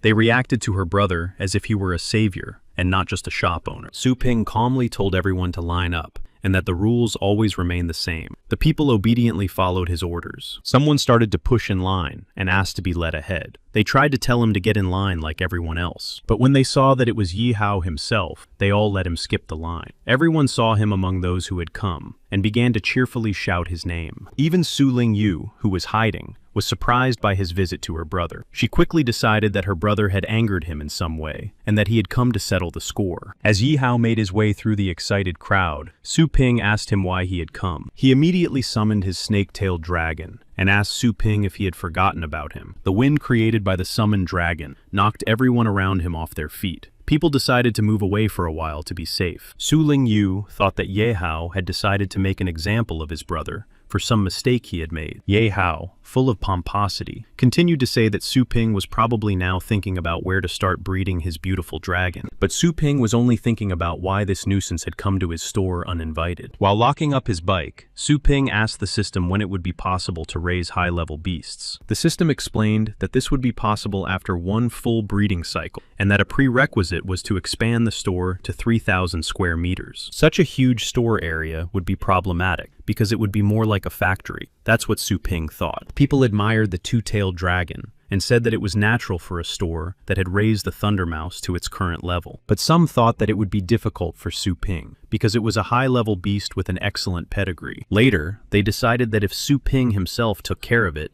there would be no problem. But no one had seen him with a high-ranking heavenly beast. Yi Hao decided to ask Su Ping if he had ever taken dragon-type beasts. Su Ping thought that if he refused to take Yi Hao's dragon now, he and his wealthy acquaintances would no longer come to him. He replied that he had little time to deal with such beasts, and he decided to present the modest results of his recent work. The aura from his space was so strong that some people flew back, unable to withstand the pressure. Su Linyue herself felt the strongest aura, and couldn't understand who her brother had tamed now. Then, his luminous snake of purgatory appeared from the portal. It had grown significantly in size recently. The snake let out a powerful roar, and showed all its majesty. Many people lost consciousness from it. Ye Hao could barely stand on his feet. This majesty was enough to make the snake-tailed dragon fall to its knees and whimper in fear. Ye Hao couldn't believe his eyes, because his dragon was bigger than Su Ping's snake, but even so, it had surrendered without a fight. But Su Ping replied that he was wrong, and that his dragon had not surrendered because of the snake's majesty. It had surrendered because of the snake's lineage. Ye Hao didn't understand his answer, and asked what he meant. Su Ping explained that even among heavenly beasts of high and low levels, there was suppression based on lineage. Dragons had the strictest hierarchy of all heavenly beasts, which could not be violated under any circumstances or differences in strength. An example of this is his dragon, who became stronger through his work, while his snake was born with this power. Ye Hao shyly said that he understood him. He noted to himself that Su Ping was very professional in matters of cultivation, unlike him. Su Ping put his hand on his shoulder and told him to relax. He said he would invite him when his turn came, because he had not forgotten about him. Ye Hao was delighted by his words, and abruptly switched to a respectful tone. At that moment, Su Ping realized that he had already fallen into his trap. Su Linyue sat on the ground, remembering all the animals her brother had raised, and couldn't believe what was happening. After a while, she came to the only conclusion that her brother was indeed a very skilled master of fighting animals. Now the work in the shop continued, and people took turns bringing their pets to him for improvement. Su Ping agreed,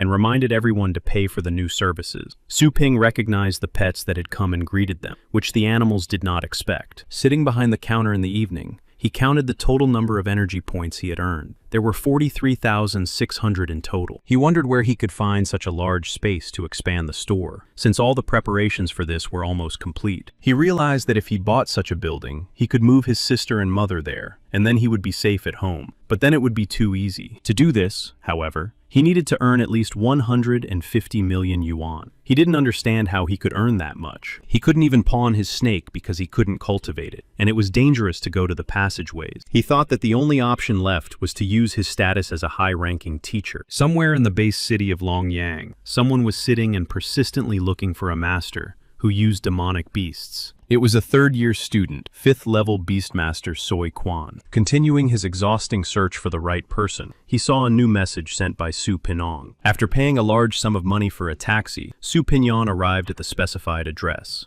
This did not surprise him much, as wealthy people live in this part of the city. Guards blocked his entrance to the building. One of them said that Su Pin's appearance was not very suitable for this place, and he would not let him in. Soi Quan continued to write to him that he was really looking forward to meeting him, and that he should give his name at the entrance so that he would be allowed in. Su Pin didn't really like the tone of the messages because of the incomprehensible, sycophantic emojis, but after listening to him, he gave his name to the security guards. The guards immediately said that since he was a guest of Mr. Soi, they would let him in right away. At that time, Soi Quan was training in the hall with a third-level combat machine. Judging by the fight, he realized that it was not enough to warm him up. The combat machine increased its power to the 4th level and attacked him using the wolf fist skill. Concentrating his star power in his fist, he broke half of the combat machine's torso with one blow. The robot said that due to the damage, it could not continue the battle and turned itself off. In the distance, the guard shouted to him that he had brought his guest. Soi Quan, standing breathlessly, was glad to see Su Ping and greeted him respectfully. The guard left. Su Ping noted that this training ground was very large, almost the same as the one at the university, but he had never seen Su Ping's face before and couldn't believe that this was the same man who was named the most handsome man in Longjiang. Changing his tone and expression to an arrogant one, he asked if Su Ping was the assistant to the most handsome man. But Su Ping replied that he was the one. But Soi Quan did not believe it, and asked him again if he was really the most handsome man. Su Ping confirmed it again, and added that from the information he had about him, he knew that he had a demonic beast, and that he could help him with advice. Soi Quan was angered by his talk of advice, because he decided that he was a fraud, and that he was not stronger than him. Then he remembered that he had sent those nice messages to Su Ping, and called him respectfully, Senior. His anger reached its limit. Su Ping told him that he had noticed how he had just tested his star power. Soi Quan was really surprised, because he thought he had done it unnoticed. Su Ping calmly replied that he understood it from his facial expression, but he thought to himself that it was easy to sense with his power. He asked Soi Quan if he doubted his true identity. He suggested pouring his star power into his right hand and hitting him. But Soi Quan thought that he would ask for compensation for this later, and decided to hit him with all his might, so that he couldn't complain later. But when he tried to gather star power in his fist, he found it very difficult. He thought that he had been training too hard recently, but it was Su Ping himself who was preventing him from gathering star power. He was changing the direction of the star power flows, making it difficult for others to gather. At some point, the star power froze in place and could no longer be gathered by Soi Quan. Su Ping, not missing the opportunity, decided to hit him with the stream of star power that he himself was now able to gather. Receiving a direct hit, Soi Quan was knocked back several meters, but he was still able to stay on his feet.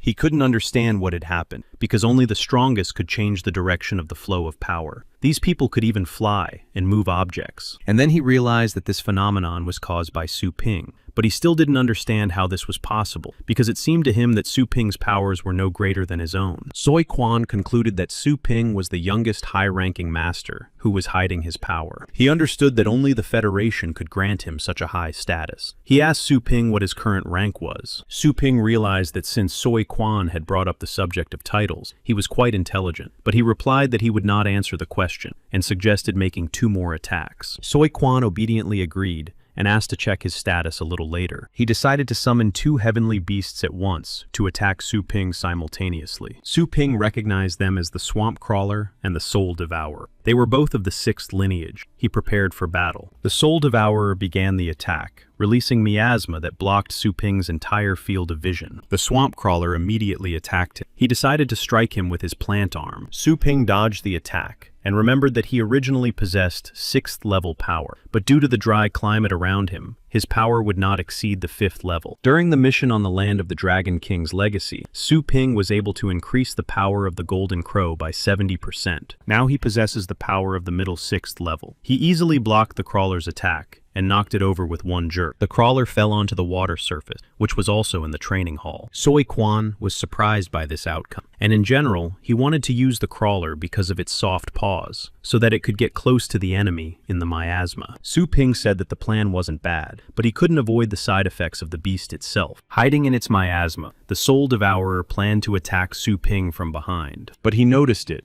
and glaring menacingly at the Devourer, said that now was the time to banish it too. Using his star power, Su Ping decided to strengthen his throat and try to imitate the roar of a golden dragon. And then he let out a powerful roar of a golden dragon that cleared everything around him. The Soul Devourer was blown away by the shockwave. Soy Quan himself was barely conscious, but he realized that it was the legendary dragon's roar. And so, Soy Quan's beasts lay unconscious, defeated. Su Ping noted that these beasts were used to fighting the weak, and that even Soy Quan did not command them. Su Ping was only able to imitate the dragon's roar at 20%, but even so, he knew that he had managed to intimidate the insolent young man. Soy Quan did not believe that a human could replicate the skill of a high-ranking dragon. Su Ping replied that he had only slightly strengthened his body, but even though Soy Quan's beasts did not possess their skills normally, they were quite good. Soy Quan was surprised that Su Ping understood everything at once from a single battle, having only seen a little of their fighting skills.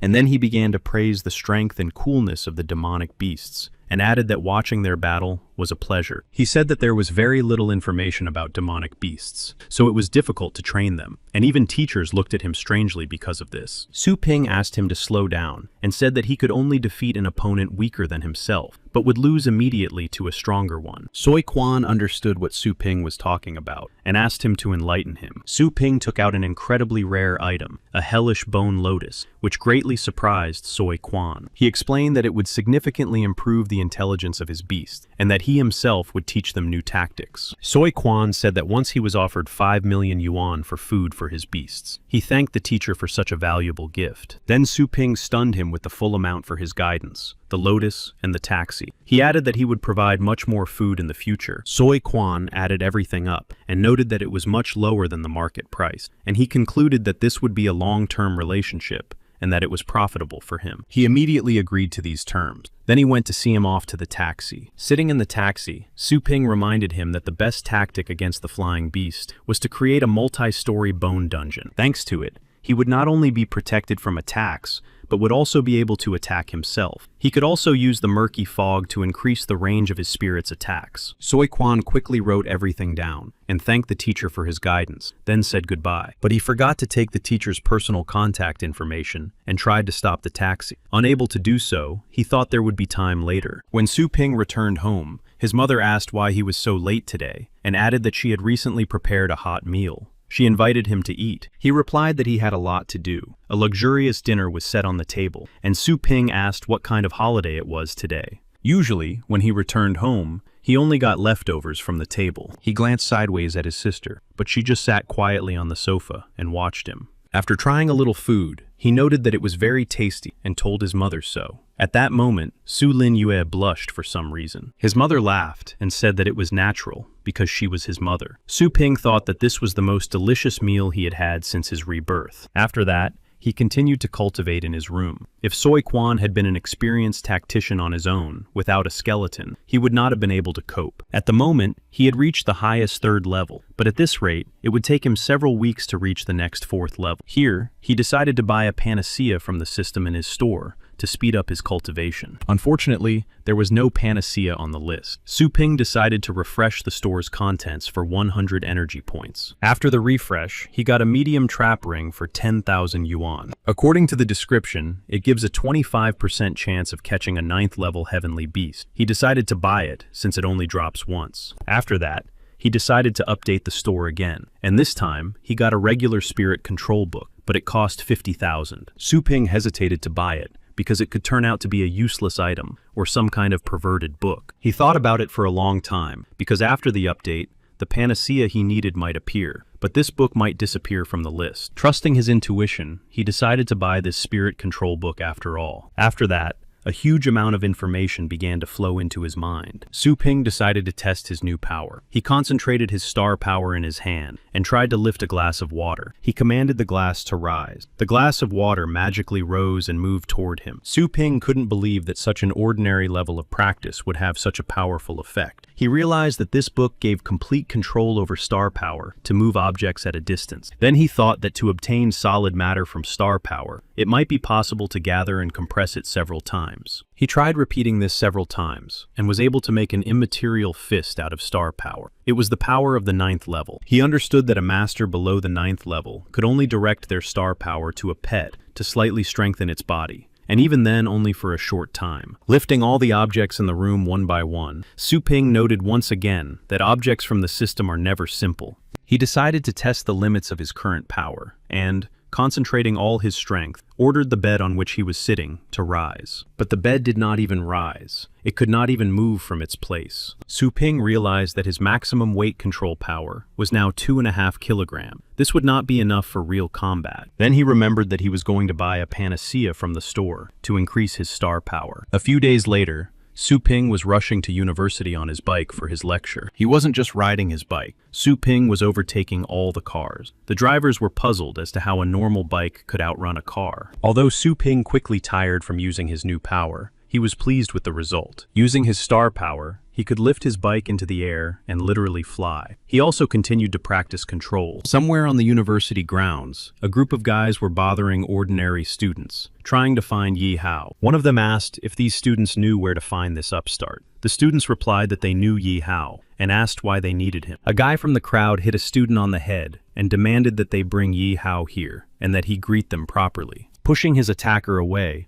the guy replied that if they were so strong, they should find him themselves, and that Yi Hao would quickly put them in their place. Someone grabbed the student by the arm and twisted it, adding that he needed to be taught a lesson in manners. After that, he dislocated his shoulder and asked if he would now call Yi Hao. The students agreed, realizing they had no other choice. The students had already gone to find Yi Hao, but one of the group, named Dai Yang, blocked their way. The students asked what else they wanted. He said now they couldn't just leave because they had dared to push their leader. The others also surrounded the freshmen, began pushing them, and said that only trash studied at their university. One of the freshmen said that they could beat them up, but they had no right to insult their university. A guy from the crowd with a crooked fringe said that since he asked for it, they would start beating him first. After that, he swung his fist. Suddenly, someone grabbed his arm and stopped the blow. They turned around and asked who dared to do that. It was Su Ping, who calmly repeated that they should let the freshman go. After Su Ping let go of the guy's arm, he was surrounded by this crowd from another university. They were all from Jianlan University. The freshmen recognized Su Ping and were about to call out his name, but they only managed to shout his surname. Su Ping stopped them and added that this was no longer their business and that they should leave. The freshmen left, and the guy with the scar, Dai Yang, assumed that Su Ping was also from this university. The people around him began to mock his bicycle for its age and insult him. Ignoring their words, Su Ping began to concentrate on his breathing to calm himself after using his star power for a long time. Dai Yang put his foot on his bike and started to press down hard on it to break it, saying that it would be better for him to walk. After regaining his breath and concentrating his star power again, Su Ping smiled and replied that crawling would be better for Dai Yang than walking. He noticed that small pieces of earth were rising around him, but he noticed it too late. Suddenly, he was slammed to the ground by gravity, which left him with many small wounds. After the attraction ceased, Dai Yang asked Su Ping what that was. No one even noticed Su Ping's blow, and his friends began to laugh at him for simply falling to the ground. But a guy from their university, who had been standing nearby the whole time and watching everything from the beginning, noted that even he had not seen Su Ping's blow. Someone asked Su Ping what he had done, to which he replied with a smile that he had simply touched Dai Yang, just as he had touched the bicycle. The guy didn't like the answer, and rolling up his sleeves, went after Su Ping to beat him up.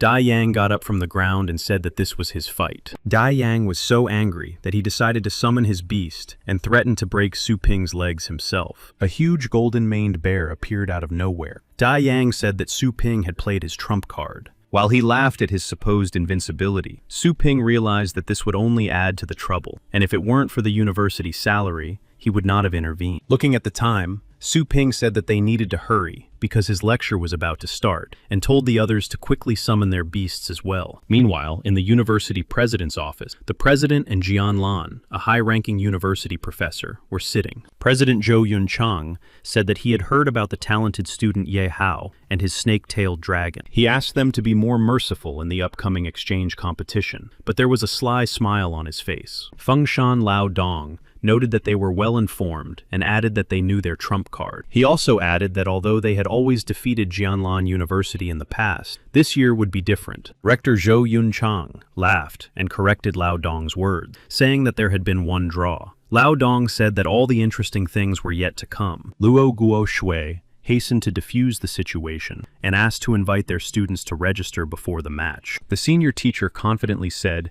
that they had gone to look around and that he would call them to his office now. When the students arrived at the rector's office, everyone was surprised by their appearance. All but one of them had been beaten from head to toe. Angered by their appearance, Fei Yanbo began to scold them, saying that the competition was the day after tomorrow, and they were in such a state. He asked who had done this to them. At that moment, Luo Gu Shui and Lao Dong could barely contain their laughter. This made Fei Yanbo even angrier. He repeated once again that they had to explain what had happened, otherwise they would all be punished. Dai Yang took the initiative, raised his hand, and decided to tell everything, slightly distorting the facts. He claimed that they had all been attacked by a student from Fengshan University. The university president and Luo Guoshui were very surprised by this statement. The president asked again which student had attacked, thinking that there must be another genius student walking around somewhere. However, Rector Zhou Yunchang was not pleased with this answer and told them to tell the whole story and not to tarnish the reputation of another university. Dai Yang lowered his eyes and began to say that they were just walking around the neighborhood when a student attacked them as soon as he found out which university they were from. Zhou Yunchang calmly but very sternly repeated that if this turned out to be untrue, he would answer to him personally. The rector loudly asked the other students if what Dai Yang was saying was true. Realizing that the others were not commenting, Dai Yang looked at them menacingly. Frightened,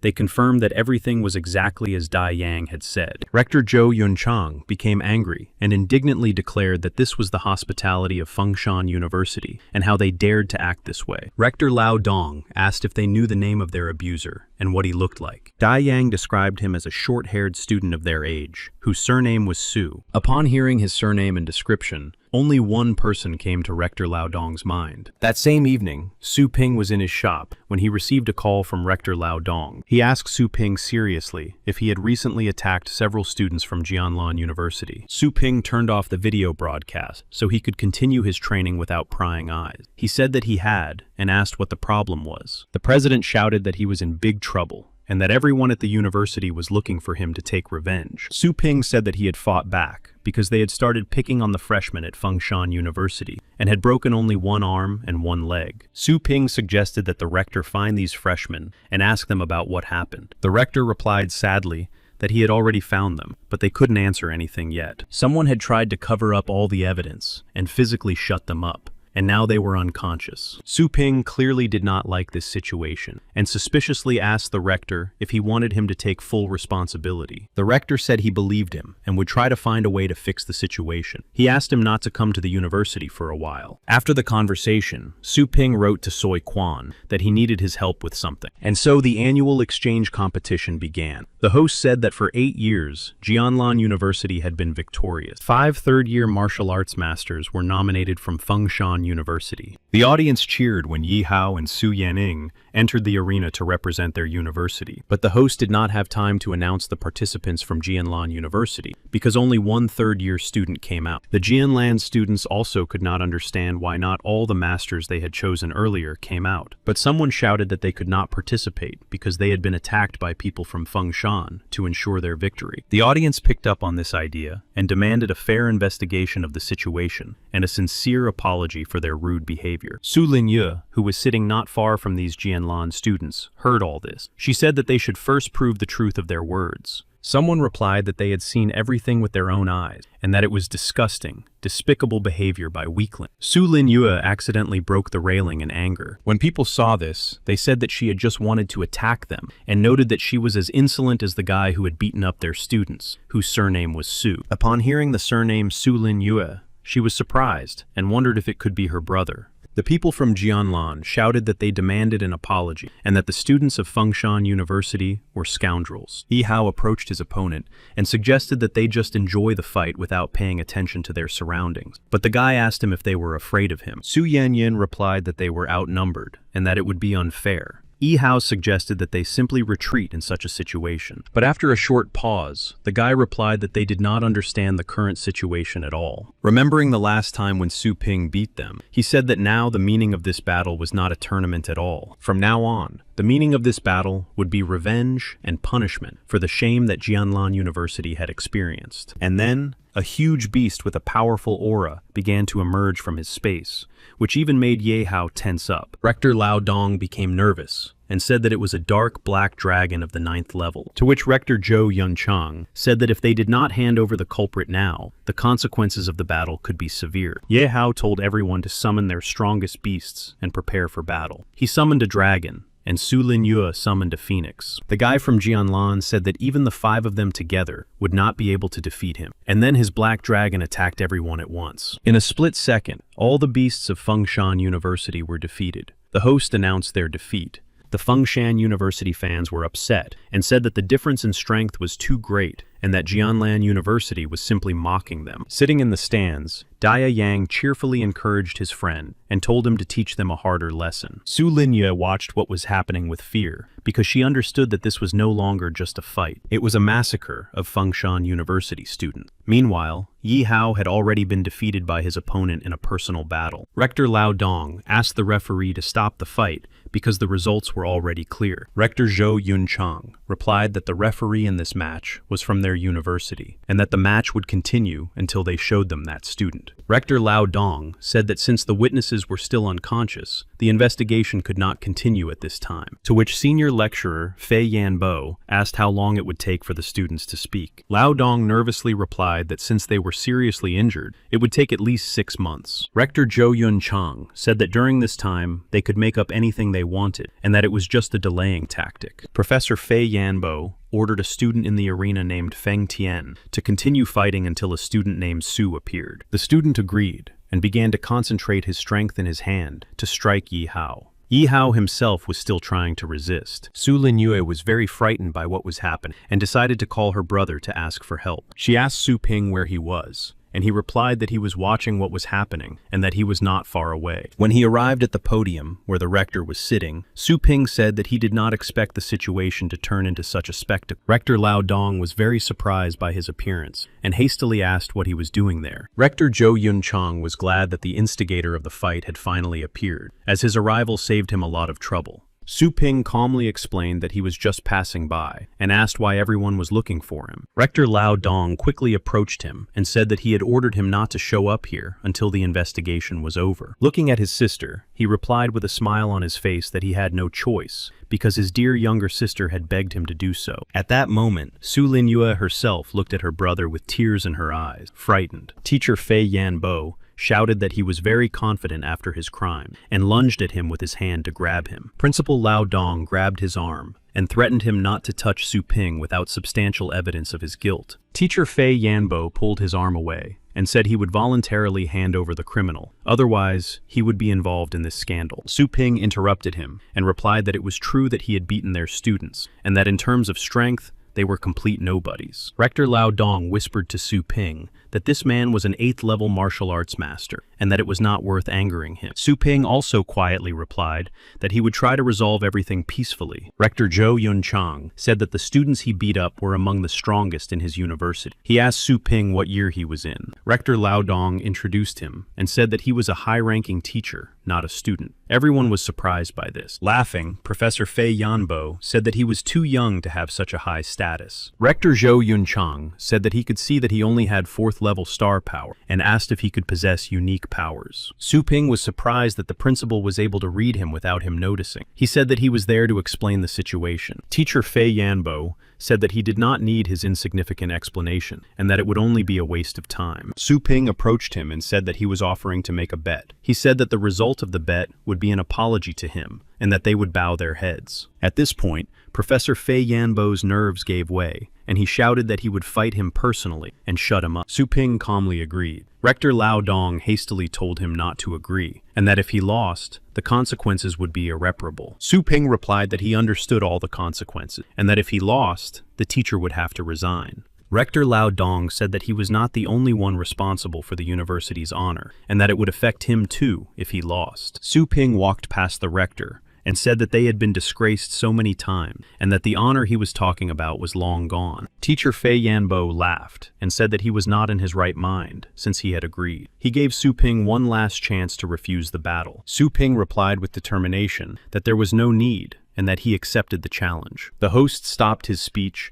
and shouted sharply that, according to new information, it was now an exchange match between teachers. A satisfied Feng Tian noted that some fool had dared to challenge his teacher, and that it would soon end in a spectacular failure. The beaten students shouted enthusiastically that now they would be shown the difference between the strengths of their universities. The rest also shouted joyfully that the fight was already decided, because Su Ping was young and worthless, and that it would be better to record this disgrace on video. Su Linyue also did not expect such an outcome from her brother's appearance, and did not understand how he agreed to this proposal at all. The host asked for the injured participants to be removed from the arena. They were carried away on stretchers to the infirmary. The host announced the high-ranking university professors and asked them to come down to the arena. The first to come down was Professor Fei Yanbo. He exuded a powerful aura and destroyed the ground around him as he landed. Now the host invited Professor Su Ping, but he couldn't find him in the stands and lost sight of him. At that moment, Su Ping was hovering in the air above the arena. This, of course, amazed everyone. The host said that since Master Su could walk on air, he had reached the 9th level, and thus the title rank. Both rectors were frozen in shock, as this was the first time they had seen such a young master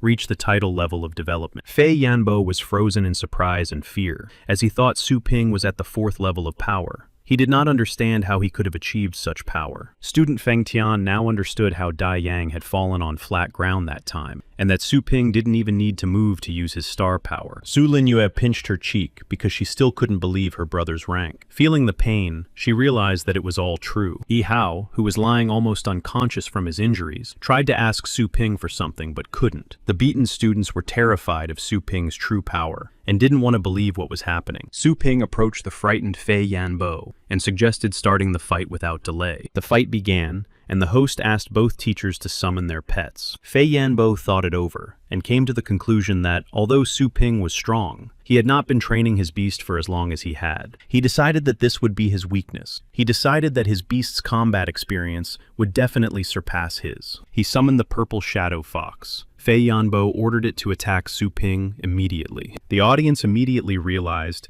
that this was a beast with an 8th level pedigree, and judging by the number of its tails, it had reached the maximum 8th level of power. Their reaction made it clear that they no longer hoped for Su Ping's victory. They were already in shock from the dark black dragon. However, this cheered up Dai Yang and his minions. He proudly said that everyone at his university was that strong. Looking at the 8th level shadow fox, Su Ping noted that this was a very fortunate coincidence, and decided to summon his pet. Then, an even more mature snake began to appear from the gate, which greatly frightened the teacher, Fei Yanbo. His luminous purgatory snake had grown so much recently that it resembled an adult specimen. Fei Yanbo immediately recognized this beast. The snake immediately used the majesty of the dragon to subdue the beast before him. This aura also affected those around him. Jianlan's students were suffocating with fear, and could feel its full power even through the protective barrier. Rector Lao Dong noted to himself that he had worried for nothing, as Su Ping's beast was one of the best dragon-type creatures. He ordered the maximum barrier and 2nd level energy protection to be set up around the arena. Seeing the powerful barrier in place, Su Ping joked that now there was no need to worry about restraint. Fei Yanbo told him not to get cocky, as he could see that his dragon was only of the lowest 8th level, even with all its rarity. He said that the outcome of the battle was still unclear, and decided to use the 8th level power boost. The host commented that the purple fox could now resist the dragon's power, and had most likely reached the 9th level of mastery. The host asked why Su Ping had not yet strengthened his pet,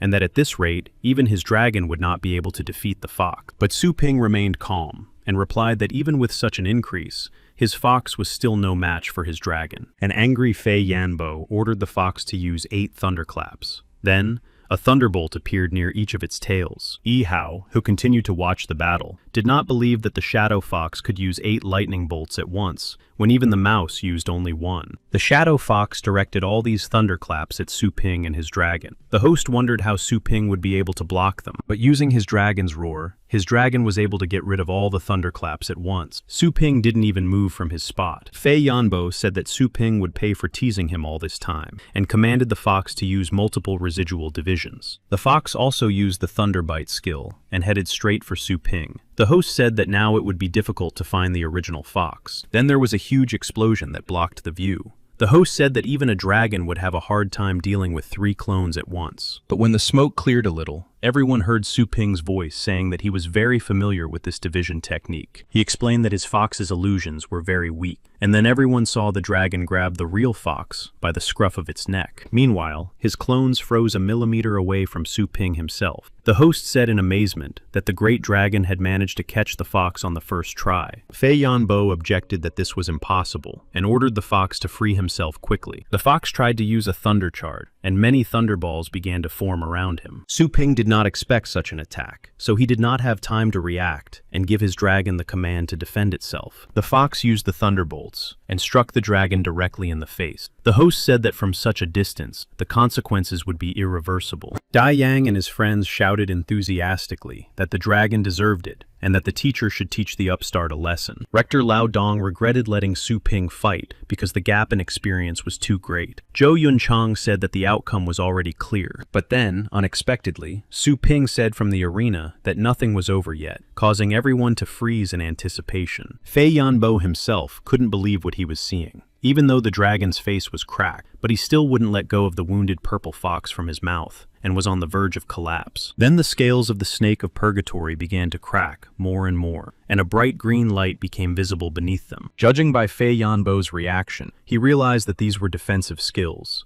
Stone and vine armor. After shedding all its cracked scales, the snake became like new again, without a single scratch, the host noted. Fei Yanbo suddenly began to scold Su Ping for wasting his dragon's skills by forcing it to learn defensive skills, saying that it was completely shameless. But Su Ping just grinned and asked him if he wanted to talk about the pride of dragons. Even in the world of dragons, according to their laws, every time you lose to stronger opponents, you yield to them, and they have no choice but to lower their proud heads and master defensive skills in order to survive. Because even weak beasts don't want to die so easily, especially proud dragons, Su Ping thought, as he stood in the middle of the battle. The host announced that Su Ping had won the first round. The students from his university cheered joyfully in the stands. Dai Yang cursed Su Ping and his dragon, as he had not expected such an outcome to the fight. Rector Zhou Yanbo also remained silent, while Rector Lao Dong breathed a sigh of relief and added that it was very exciting to watch. Fei Yanbo, putting his fox back into the space,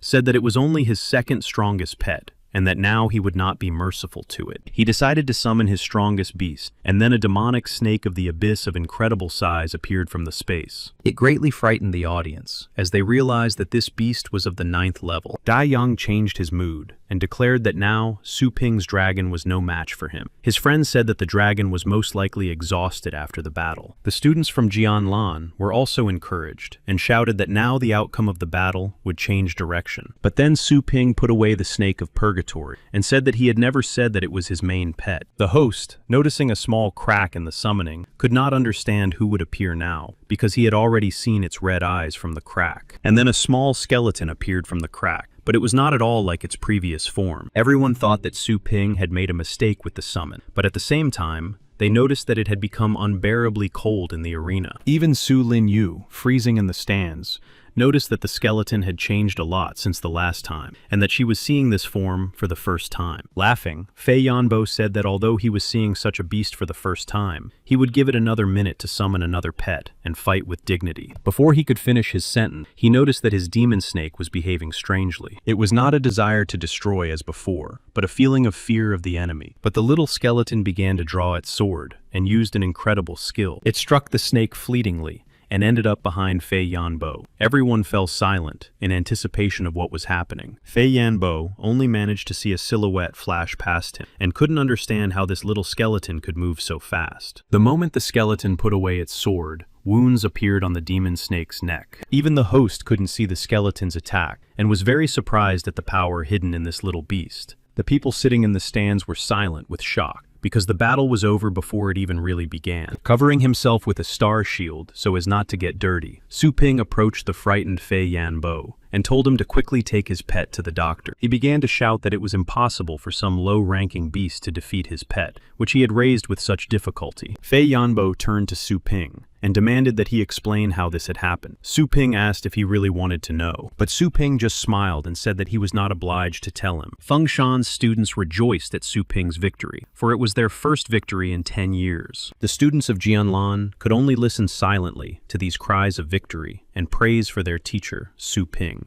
Dai Yang strongly disagreed with the outcome of the battle and declared that Su Ping had raised his hand against them for no reason and won unfairly, and that he should be arrested. Those sitting nearby also began to shout that Su Ping was insolent and that he should apologize for everything. Su Ping said that now they would get an explanation of what had happened. He turned on the video call to Soi Quan. Su Ping turned to the host and asked him to put it on the big screen. The host politely agreed. Soi Quan answered politely, greeted him, and added that he had been waiting for his call for a long time. Dai Yang was puzzled by what was happening, as were his henchmen. They began to ask what Su Ping was planning to do. Su Ping replied to Soi Quan that he still did not agree to become his master, and that he should stop behaving like this. He asked to show a couple of guys on camera. Obediently complying with Su Ping's request, Soi Quan showed the camera 2 guys who had been injured after the incident. Dai Yang immediately recognized them, and happily added that he had expected this. One of the beaten guys nearby was afraid that now everyone would find out the truth. Dai Yang confidently stated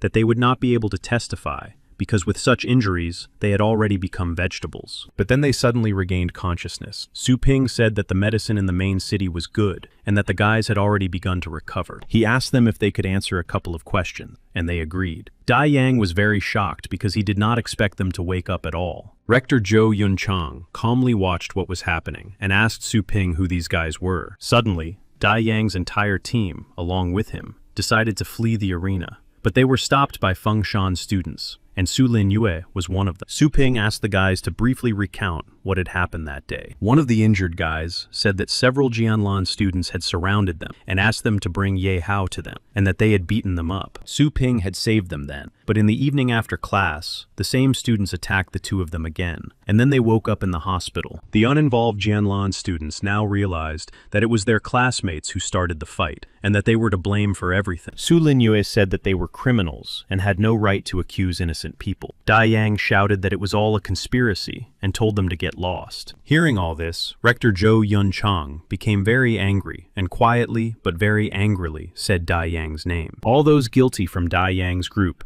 were frightened of the consequences and fell back in fear. Rector Zhou Yunchang reminded them that he had said that if it was not true, he would not be responsible for the consequences. Dai Yang, in fear, began to list all the punishments that came to mind, up to expulsion and the end of his career as a master of heavenly beasts. Unexpectedly, Zhou Yunchang apologized to Lao Dong and said that he would bear all the financial costs for medicine and further needs for these students. He also added that from now on, their universities would be loyal friends, forgetting everything that had happened in the past. Rector Lao Dong was very pleased with the outcome of this investigation and responded with mutual agreement to Zhou Yunchang's apology. But then Su Ping suddenly intervened and flew across the sky to the podium. He asked Zhou Yunchang if he had forgotten something, to which Zhou Yunchang asked what Su Ping wanted. He offered him a rare treasure, or a high-ranking heavenly beast, and that he would try to satisfy him if it was within his power. Su Ping said he didn't want any of that, and that it was just a small wish. He said to kneel down and apologize to him. Fei Yanbo loudly objected, and told Su Ping not to be arrogant and demand the impossible. Su Ping, without even looking at him, replied that he had lost to him, and was no longer Jianlan's teacher, so his words were meaningless. Fei Yanbo had nothing to say in response,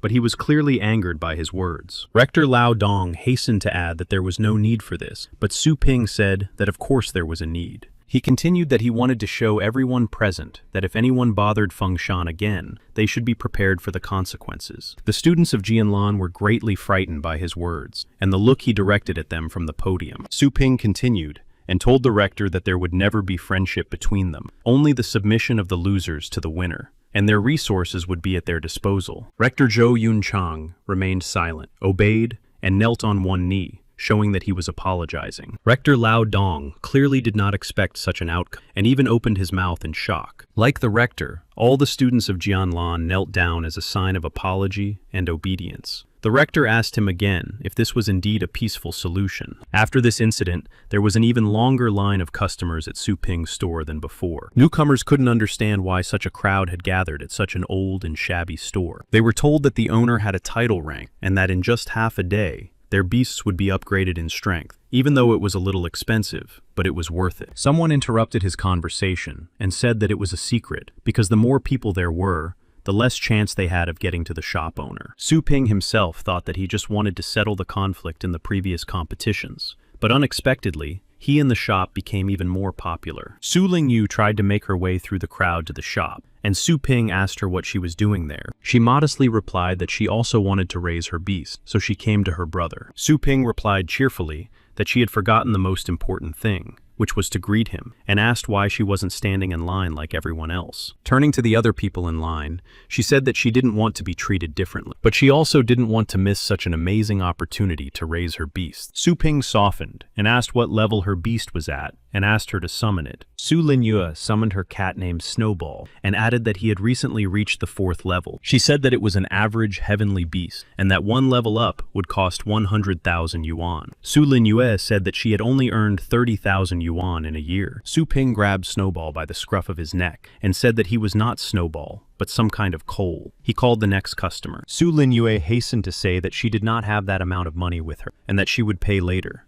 Su Ping agreed and took her pet with him. Then the system popped up and told him to return the pet because the payment couldn't be changed. Su Ping told her that he would pay out of his own pocket. He insisted that it was all for the sake of breeding stronger beasts, just as she wanted. He asked her to turn a blind eye to it for now. The system gave its permission. Su Ping told his sister that thanks to her, he had learned her cultivation technique, and that now they were even. She asked when he had learned it from her, if she had been in her room the whole time, and how it was that he had learned it recently, since he was now at the 9th level. After that, Su Ping, along with his pets, went to the Spirit King's tower to continue his trial. He had to hold out for 10 minutes against a golden-scaled, bearded dragon. Su Ping said that now he would be able to learn a little more about high-ranking heavenly beasts, since he himself had reached the 9th level. He ordered the little skeleton to attack, and it attacked the dragon by jumping high forward. He used his powerful sword art and struck the dragon. The dragon was able to put up a barrier and repel the skeleton's attack. Su Ping told all the other beasts to fight bravely and attack the blind spots. He used the skill Murderous Intent. The pig, snake, dog, and cat, Su Linyue, went into battle with determination, but the dragon used magic rays and quickly defeated them. However, this distracted the dragon, and Su Ping immediately ordered the small skeleton to attack it. The little skeleton was able to separate the dragon's head from its body. At this time,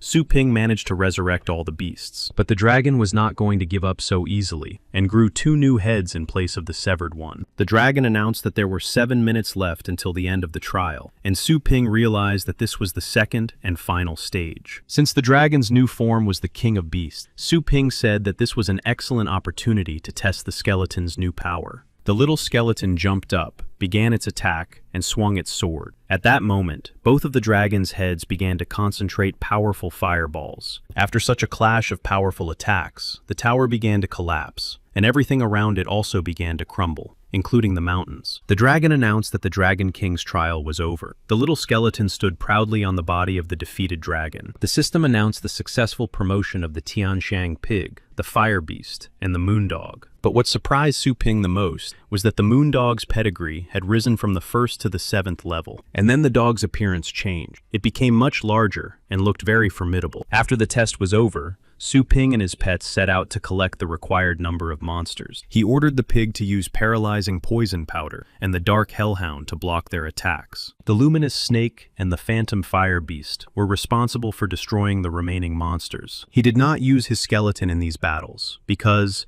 After absorbing the Bloodstone, he would not be able to level up in these lands. But everyone else was able to improve their characteristics perfectly in such battle conditions. He changed the attacking and finishing beasts so that they could work on different skills. He ordered the dog and the snake to finish off the big monster. The system announced that the dog had acquired a new skill, Soul Pursuit, for 100 miles. This was just what was needed for reconnaissance and determining the quality of food. The luminous snake acquired the skill Dragon Patron. Su Ping asked the snake how many times it had died before that its defense skills were so well developed. The fire beast and the pig acquired the skills of Fire Whirlwind and Nightmare Prison. After reading the characteristics, Su Ping realized that one had a strong 8th level long-range attack, but the other had the worst mental attack. The system announced that the time for exploring the Dragon King's lands had come to an end and returned them to the store. The next morning, people were still crowding around the store, trying to get in to see Su Ping. The owner of the Tianxiang pig and Su Lin Yue took their pets and were surprised that it was all over so quickly. But Su Ping understood that it was because he had spent twice as many energy points to get into that zone twice. Seeing the pumped-up body of the pig, its owner asked in surprise if it was really her pig, as did Su Lin Yue.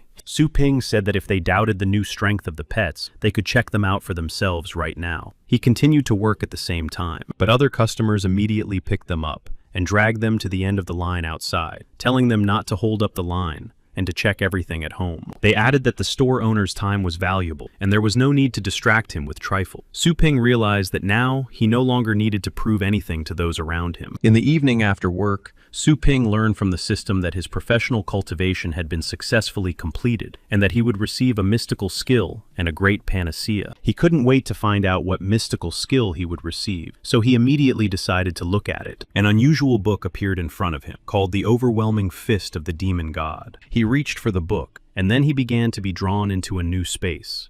Unexpectedly, he found himself in a very gloomy place, inhabited by incredible monsters resembling demons. In this world, people fought monsters, but judging by what he saw, it was useless. Each of them appeared to be as powerful as the King of Beasts. Then, a huge golden fist began to descend from the heavens, dispersing the clouds. It was the shell of a golden raven that struck the ground with its fist, causing cracks and fissures to appear across the entire surface nearby. Even Su Ping, who was only there mentally, could feel this terrifying blow. The raven spoke to him and said that there were 5 styles of the overwhelming fist, and with the help of the first style, he would be able to master the power of the 9th level. But the consequences of the first style were serious, and ordinary people who could learn it could not withstand the physical strain. And in the best-case scenario, after mastering the fist for the first time, his hand would become incredibly heavy and shatter into pieces. This greatly frightened Su Ping. He would only be able to withstand the power of all 5 fists, thanks to the Golden Crow's lineage and his strength. The crow asked him if he wanted to learn these styles. He thought it over and replied enthusiastically that this was the most suitable technique for the Golden Crow's demonic body. He agreed, and the Golden Crow laughed and replied that he had not met such a cheerful person in a long time. Suddenly his body began to evaporate, and 5 spiritual spheres with different techniques began to form from his remains. These spheres contained all 5 elements: Tao, Fumo, Zhenmo, Zhumo, and Wumo.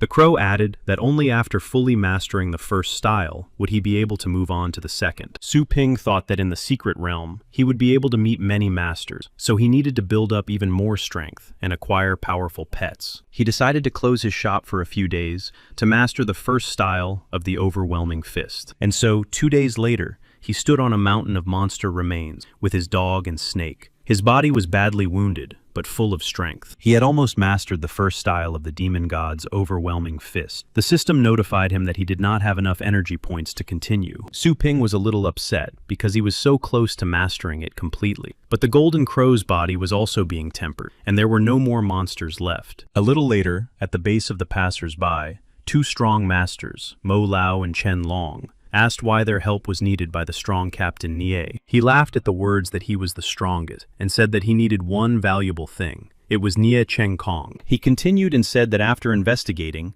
he learned that it was guarded by a powerful beast. Their team was indeed strong, but according to the data, At least 6 strong masters were needed to remain unharmed. The masters exchanged glances and said that since this was a very big fish, the price for their services would not be small. Qianlong said that they agreed to help, but on the condition that they themselves would choose their reward there. Captain Ni agreed and added that the rewards would be distributed in proportion to each person's efforts. The main thing was to bring out the treasure, not to get it. Mo Lao said that since he was the captain of the group, he would be the first to choose his reward. But the captain corrected him and said that he would not be the first to choose. This surprised the 2 masters. They tensed up and asked who could choose first, if not Captain Nie. At that moment, Ye Chen Shan entered the room and greeted Captain Ye. He brought Su Ping with him. Seeing him, the masters were wary of his age and asked who he had brought with him. Qianlong said that he did not even have the 6th level. The captain stood up to greet Su Ping and said that he had wanted to meet him for a long time. Su Ping was also happy to meet him, but Qianlong intervened and asked if this was the kid to whom Captain Ye would give the right of first choice. The captain replied in the affirmative and said that Su Ping had saved Chen Shang and Luo Gua Shui in the past and defeated an 8th level demonic beast. The captain also asked him if he would refuse to be the first to choose a reward, to which Su Ping gladly agreed. The masters were surprised by what they heard. Mo Lao said that with such achievements, he was ready to accept him as an equal, and Qianlong also agreed. And so they found themselves in the secret realm of Dragon's Ledge Mountain, climbing to the huge summit. They walked one after another, along with others who wanted to take the test, up the endless staircase. Captain Ye asked Su Ping if he was feeling okay, and if he might be feeling weak due to the thin air. Su Ping replied that he was fine, but asked why they couldn't reach the summit on flying beasts. Qianlong replied sharply that Su Ping should not do anything foolish, or he would drag everyone down with him. Captain Ye stopped Qianlong and replied that Su Ping was a newcomer and did not know the local rules. He explained that summoning a flying beast here could lead to an accident, and that it was an unspoken rule for safety. He added that it was punishable and could even lead to imprisonment, but before he could finish, something flew over them. It was 2 people fighting in the air, moving along the walls. The captain said that they were 2 young masters from influential families, and that these unspoken rules did not apply to them because of their status. Because of their battle, the stones on the walls began to crumble and fall down on the people standing there. As luck would have it,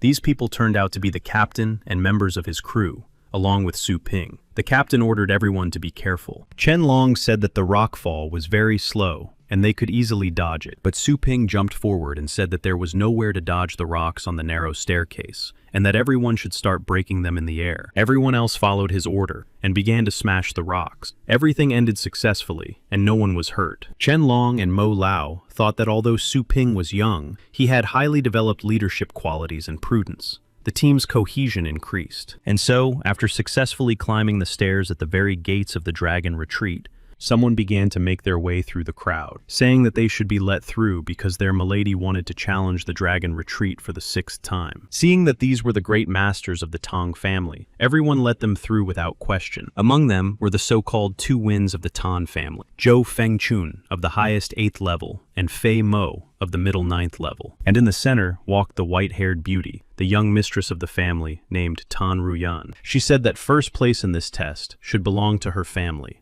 and that no one should interfere if they didn't want trouble. But the young man replied that he also wanted to pass the Dragon Ridge, and that this would be his 5th attempt. He was the young master of the Qin family, and his name was Qin Shaoqian, an 8th level cultivator. The people in the crowd said that now the Tang family had a formidable rival. Tang Ruyan said that until then, she had only been playing with him, and that she intended to continue in earnest. She prepared for battle. Qin Shaoqian was ready to respond with equal force, and said that now he would not spare her because of her gender. They decided to fight each other to find out who would enter the ledge. Just as they began the battle, a voice ordered them to stop. It was the man who had been hovering high in the sky all this time. He said that the secret kingdom was open, and that everyone should hurry to enter. It was Dao Zong, of the highest 9th level, and he had a title rank. People were surprised to see such a legendary man, and decided that since he had given the go-ahead to enter, they should hurry. Zhu Fengchun did so, and added that only the Tang family would enter, and asked if anyone dared to disobey this order. But then Su Ping crossed the line as if nothing had happened, which of course shocked everyone. People began to shout that this guy already wanted to go to the other world, since he disobeyed the Tang family. Zhu Fengchun himself was boiling with rage. He decided to teach Feng Mo a lesson, and said that he would now send him to the other world. Concentrating his star power in his palm, he directed it towards Su Ping, increasing its power many times over. But it was stopped by another force, which completely destroyed the attack of the Tang family master. It was a blow like a sword that split the earth in half, blocking the way to Su Ping. This blow was from Dao Zun. He said that all personal grievances should be settled privately, but not here. Su Ping thanked him for ending the conflict. To himself,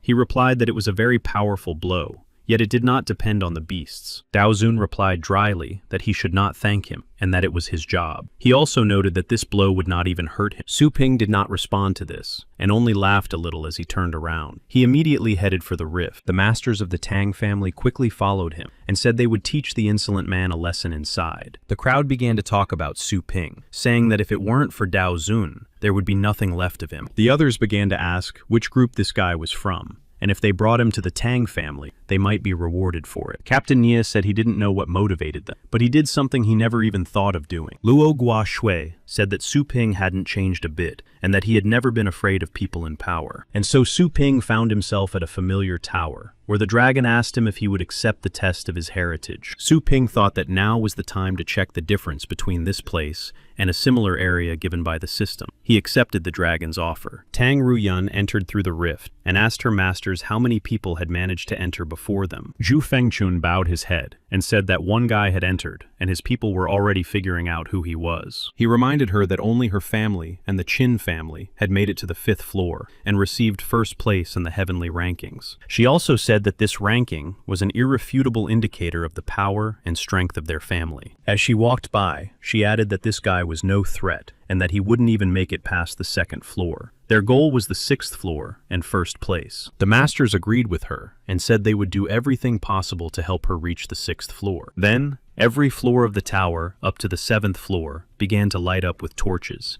indicating that someone had reached that floor. People were very surprised by such a rapid development of events, because last year, even the Tang family could only reach the 5th floor. Then another floor lit up, and people began to gather below to watch what was happening, because there were only 2 floors left to the top. Tan Ruyan and her masters were standing at the entrance to the tower at that moment. They couldn't believe their eyes, because everything was happening so fast. Zhu Fengjun suggested that these were the masters of the 2 other powerful families, and that Su Ping belonged to one of them, which is why he was furious that they had overtaken them. Then the tower at the top exploded, and a fist of star power flew out of it. The dragon announced that the contender had inherited his legacy. Captain Ni was in shock, because even the strongest families had not yet entered the tower, and someone had already passed through it to the end. Tan Ruyun and Qin Xiao Chen wondered which family the guy with such powerful strength belonged to, that he could even break the top of the tower. The people below noticed the silhouette of a person at the top, and started shouting that someone was standing there. Su Ping and his little skeleton were standing at the top. He was happy because he had been able to use the demon god's overpowering fist. Last time, he had tried so many times to defeat him, and only after a long time did he succeed. But now, he was able to do it with a single blow. He made sure that the area created by the system was no different from the one here. He decided that now was the time to return to the group and get his reward. Su Ping quietly joined his group. The captain said that they had come here not for the trial, but for the treasures. But they were clearly disappointed that someone had passed the tower so quickly and effortlessly. Su Ping asked the captain what their next step was. Chen Long turned around, not expecting to see him behind him. Approaching him, the captain calmly asked where he had been, and that they were indeed going for the treasure. Su Ping replied that he had warmed up a little before the search, and now was the time to find it, as everything was in the tower. Yi Chen Shan and Luo Gu Shui assumed from his words that he was the guy who had just passed through the entire tower. However, Chen Long and Mo Lao did not like Su Ping's behavior, so they decided to conspire and teach him a lesson so that he would not act so important. Upon arriving at the Dragon Scale continent, the captain ordered Luo Gua Shui and Ma Lao to scout the land and air. Su Ping summoned the dark dragon dog. He thought it was a great opportunity to try out his new skill. Mo Lao asked him why he summoned a 7th level beast, since he was the one doing the reconnaissance on the ground. Su Ping explained that the dragon dog could smell strangers nearby, and that it was just a precaution. Chen Long ordered him to call the dog back, because its size attracted attention, and there was no work for it here on the barren land. But the dark dog began to growl menacingly after his words. Su Ping told the captain that there was an enemy nearby. Mo Lao immediately used earth listening to detect the enemy. The captain asked him where the enemy was. Mo Lao laughed at him and said that there was no hostility here. Luo Gua Shui said that her bird had not noticed anything either. Chen Long said sarcastically that Su Ping was just trying to draw attention to himself with this action. But after all their attempts to detect the enemy, they still failed. Suddenly,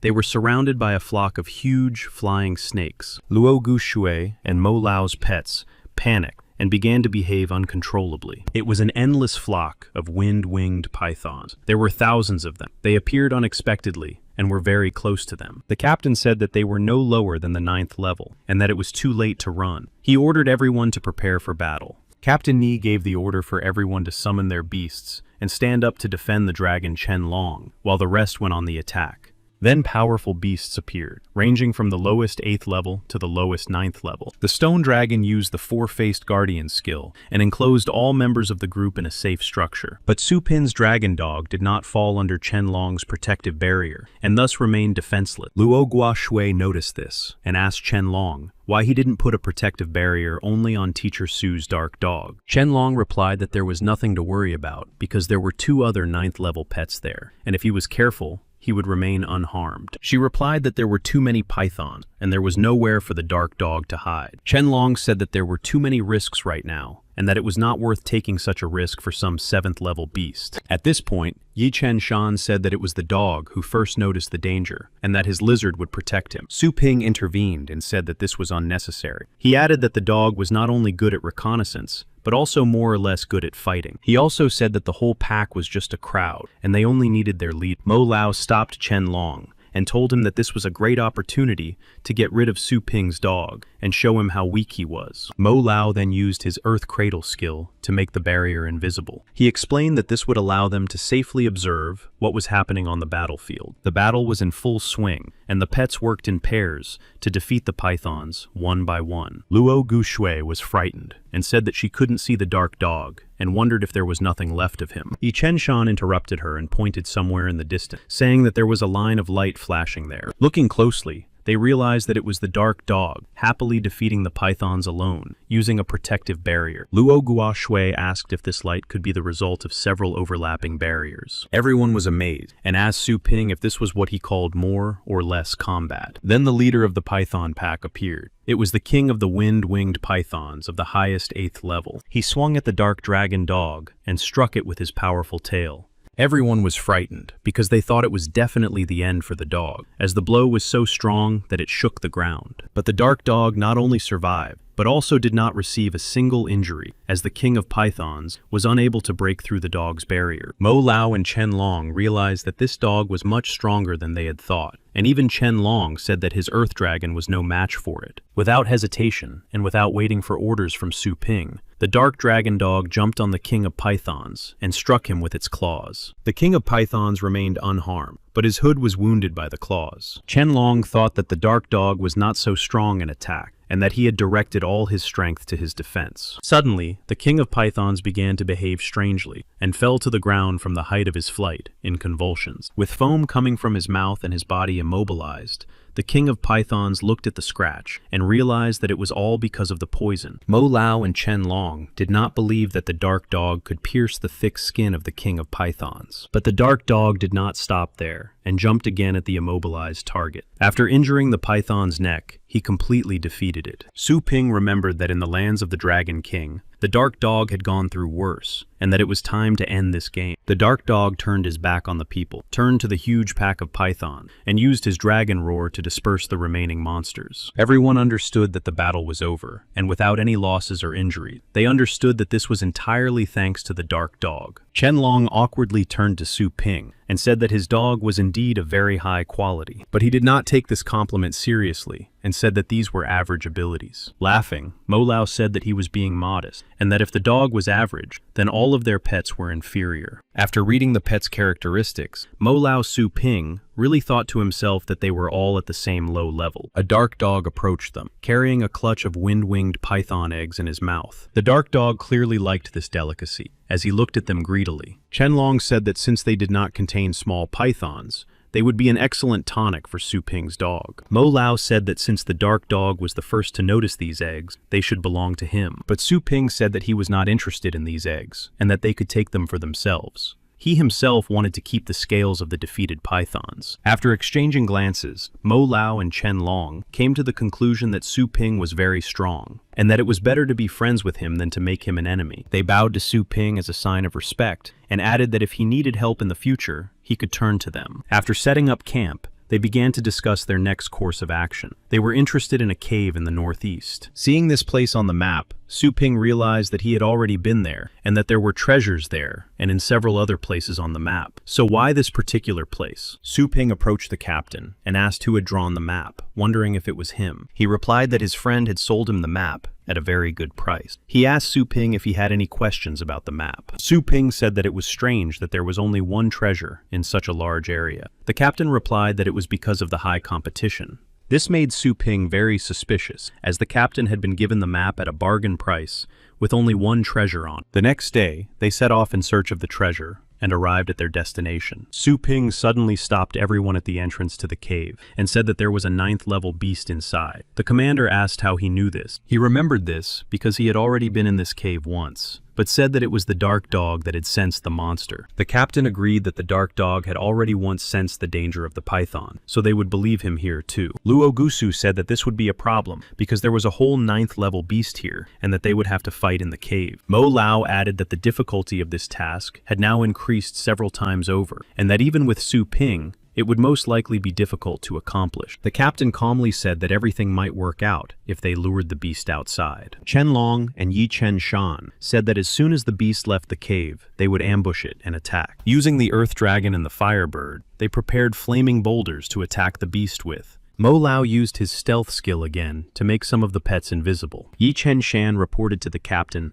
that the ambush was ready, and that now all that remained was to wait for the beast itself. The captain replied that he would lure it out himself. Ye Chen Shan said that it was too dangerous, and that they couldn't risk the captain of the group. He replied that he had a 9th-level beast, and that soon everyone would pass the tower and begin searching for treasure, which would not be the best outcome for them. Su Ping intervened, and said that he would also go with the captain, and that now there was nothing to worry about. The captain turned to him and smiled slightly, saying that now he was definitely calm about his life. Inside the cave, the captain told him that the air was becoming poisonous, and that since he had already chosen his treasure, there was no need to risk his life anymore. Su Ping replied that he was now wearing water armor, and that poisons below the 8th level could not harm him. But he asked the captain sharply and seriously why he had left himself only the 3rd right to choose a reward, but now volunteered to go into the dangerous cave himself. Forming a starry aura around himself, he said that while no one else was there, he had to tell everything. Laughing, the captain said that there was indeed nothing to hide from him, and that there was a spiritual tree of the star cloud here. He said that the fruit of this tree would help the master of fighting beasts break through to the next level without effort, and that he must get it. Su Ping asked him again, saying that he had risked his life, and all this was not for the treasure,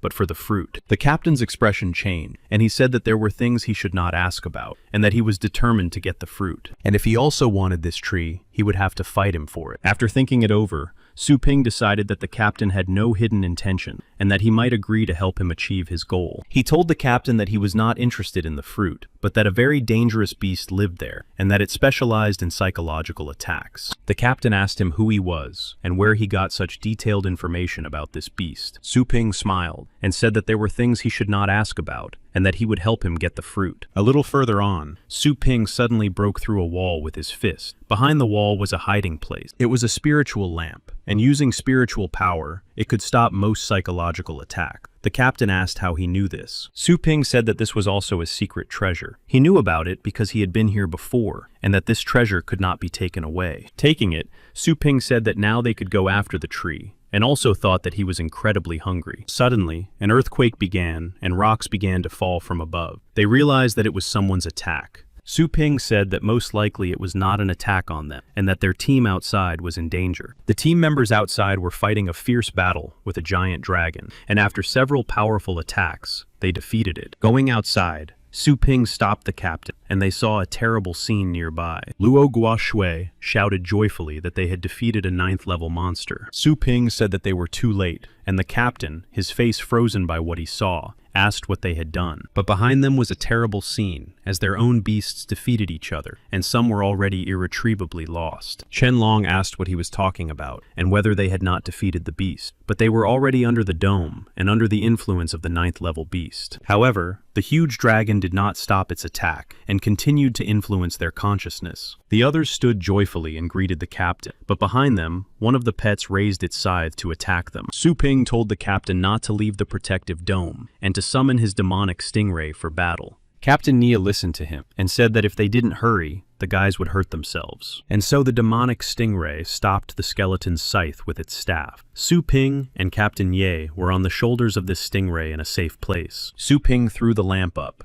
and told the captain to pour star power into it. After doing so, the lamp's range expanded, and now the dome covered not only them, but everyone around them. When they came to, everyone had a headache, and couldn't understand when they had come under attack by the beast. Climbing down from the demonic skate, the captain asked if everyone was okay, and told them not to leave the area of the spiritual lamp. Su Ping told everyone to pour their star power into the lamp, as this was the only way they could destroy the illusory barrier. But then another monster approached them, ready to attack. Qianlong noticed this, and said he saw some movement not far from them. The monster attacked them with spikes. The remaining pets tried to deflect each spike, but Qianlong suddenly shouted at Su Ping to move aside. He put up a star shield and rushed towards him to cover him with it. The spike pierced Qianlong's shield and hit him straight in the back. The captain ordered everyone to put up their star shields and protect the spiritual lamp. Su Ping, holding Qianlong's body in his arms, shouted for the villains to stop hiding and come out of the shadows. At the top of the cliff, a group of people suddenly appeared, clearly pleased with their pet's proven long-range skills. The man standing in the center said that they had been ordered not to let the bloody flame dragon be destroyed. These were people from the Poison Fang group. The captain was angered by this stunt and asked why they had done this, since there was no enmity between them.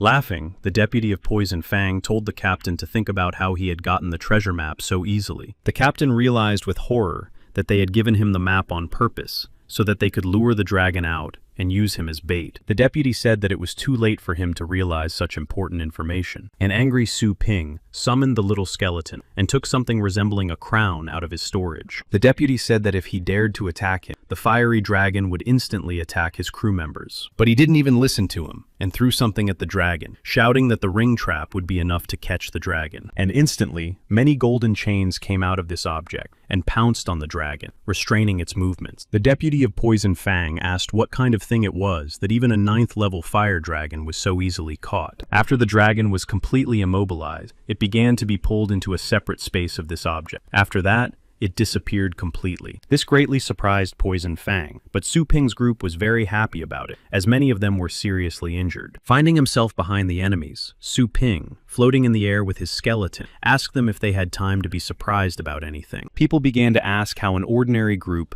had a 9th rank person in their team, and why intelligence had not reported this to them. They were frightened because they had attacked a very strong enemy. Deputy Captain Fong told them to stop panicking, and that even though he was a titled rank, he had only summoned a small skeleton. He ordered all long-range scorpions to attack Su Ping in the air, but before he could finish his last sentence, the small skeleton used its sword to strike him and their beasts. That was the last thing he could say. Meanwhile, down below, Luo Guoshui was helping Captain Ye with his injury. He asked her what had happened to the rest of their group. In a depressed voice, Ye Chen Shan replied that Mo Lao and Chen Long had not survived. The captain himself was on his last breath, and only managed to call out to Su Ping as he unexpectedly landed right next to him. He turned to him and reminded him again of the request he had made in the cave, while they were trying to return to the group as quickly as possible. He asked Su Ping to obtain the fruit of the tree, in case something unexpected happened to him. Su Ping then asked him why he needed the fruit to strengthen his cultivation, if something had already happened to him. But the captain asked him to obtain it not for himself, but for his daughter, to replenish her potential and thus revive him. And perhaps this fruit would help her immunity defeat an incurable disease. He said that this was the only thing he could do for her,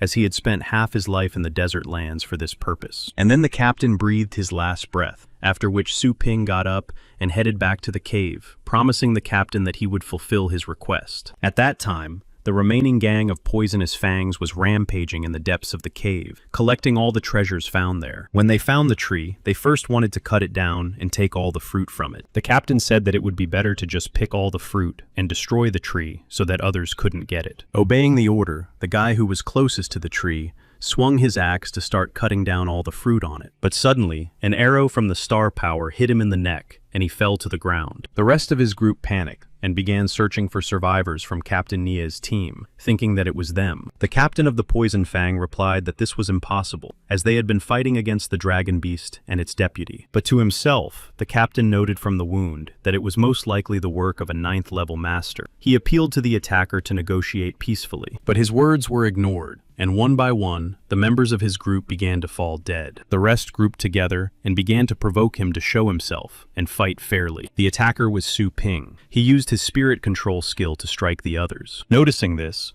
the captain called on his 2 pets to attack Su Ping. But before they could even fully leave his space, the pets were struck down by a small skeleton. Falling to his knees, the captain could not believe that 2 beasts of the lowest 9th level had been defeated so easily. He began to beg Su Ping, calling him master, to take all the treasures but spare his life. Looking into Su Ping's eyes, the captain understood and said that he had not come for the treasures, but to avenge his comrades. Finally, he simply asked for his name, so that he would know at whose hands he would fall. But without even answering this question, Su Ping used his spirit control and struck the captain directly in the head. Only then did he say that his fate had already been decided, and that he would leave this world with fear and doubt. Having finished with all the remaining enemies, Su Ping gathered all the bodies of the Poison Fang into one pile, and ordered his dragon to burn them, so that nothing remained. After that, he placed the tree with the fruit in his storage room, where it could remain alive and unharmed. He couldn't understand why another group had attacked them so unexpectedly, and that thanks to the sacrifice of his comrades, he had survived and needed to become even stronger. Later, at the Pioneer's base in the Dimension, Su Ping asked what their future plans were. Luo Gua Shui replied that first they needed to bury the rest. Yi Chen Shan thanked Su Ping for saving them, and said that with such heavy losses, they would not be able to continue the mission. Su Ping said that he would then go on, as he still had unfinished business in that dimension, and that they should take the fruit and give it to the captain's daughter. Yi Chen Shan said that it was a very legendary tree, and asked why he was giving it to them, and how he knew about the captain's daughter. Su Ping said that he couldn't explain, but that it was the captain's last request. He asked if they could do it,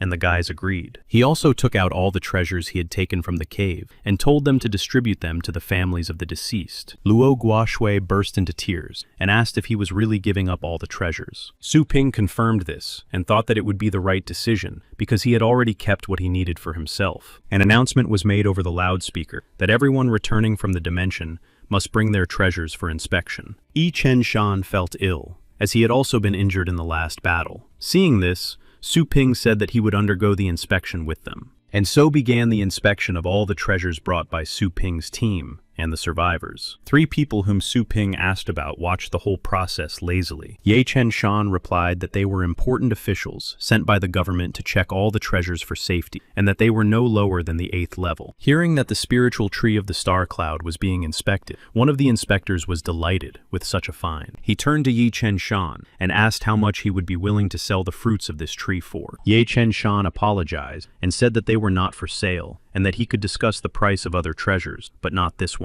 Approaching him, 2 of the inspectors rudely pushed Yi Chen Shan aside, and decided for themselves that they would buy the fruits at the set prices. Reaching for the fruit, they thought only of how eating it would raise their ranks to the title. Su Ping stopped them by grabbing their hands. One of the inspectors asked who he was to dare stop the inspectors. Su Ping replied that he had done nothing wrong, and that the inspection was over. He noted to himself that the inspectors themselves were doing dirty deeds. Laughing, the inspectors asked who would release them, and when the inspection had been completed. Using force, they simultaneously struck Su Ping, who flew backward and broke through the wall, adding that the inspection would end when they decided it would. Yi Chen Shan and Luo Gu Shui were frightened for Su Ping and ran after him to check if he was okay. Behind the wall were other people waiting for their inspection. Su Ping got up, dusted himself off, and said he was fine. The examiners explained the Federation's law that allowed them to use force to suppress a riot during the examination. They thought they couldn't miss such an opportunity. The people around laughed at this, saying that he deserved it. Someone recognized him from the scandal with the Tang family and decided to take him to them for a reward. Out of nowhere, a voice began to say that Su Ping should show his claws if he wanted to achieve anything here. Then someone noticed Dao Zun upstairs, who was calmly relaxing and drinking a bottle of alcohol. He said that the road would open up for him after that. He just needed to prove himself. Su Ping listened to his advice to finally go out into the wide world, and then thanked him. Suddenly, 2 inspectors jumped on him, shouting at Su Ping not to get cocky and not to open his mouth to them. Suddenly, palms formed from star power appeared in front of them. Realizing what it was, one of the inspectors almost managed to say clearly that it was a cluster of star power. The palms hit them in the face so hard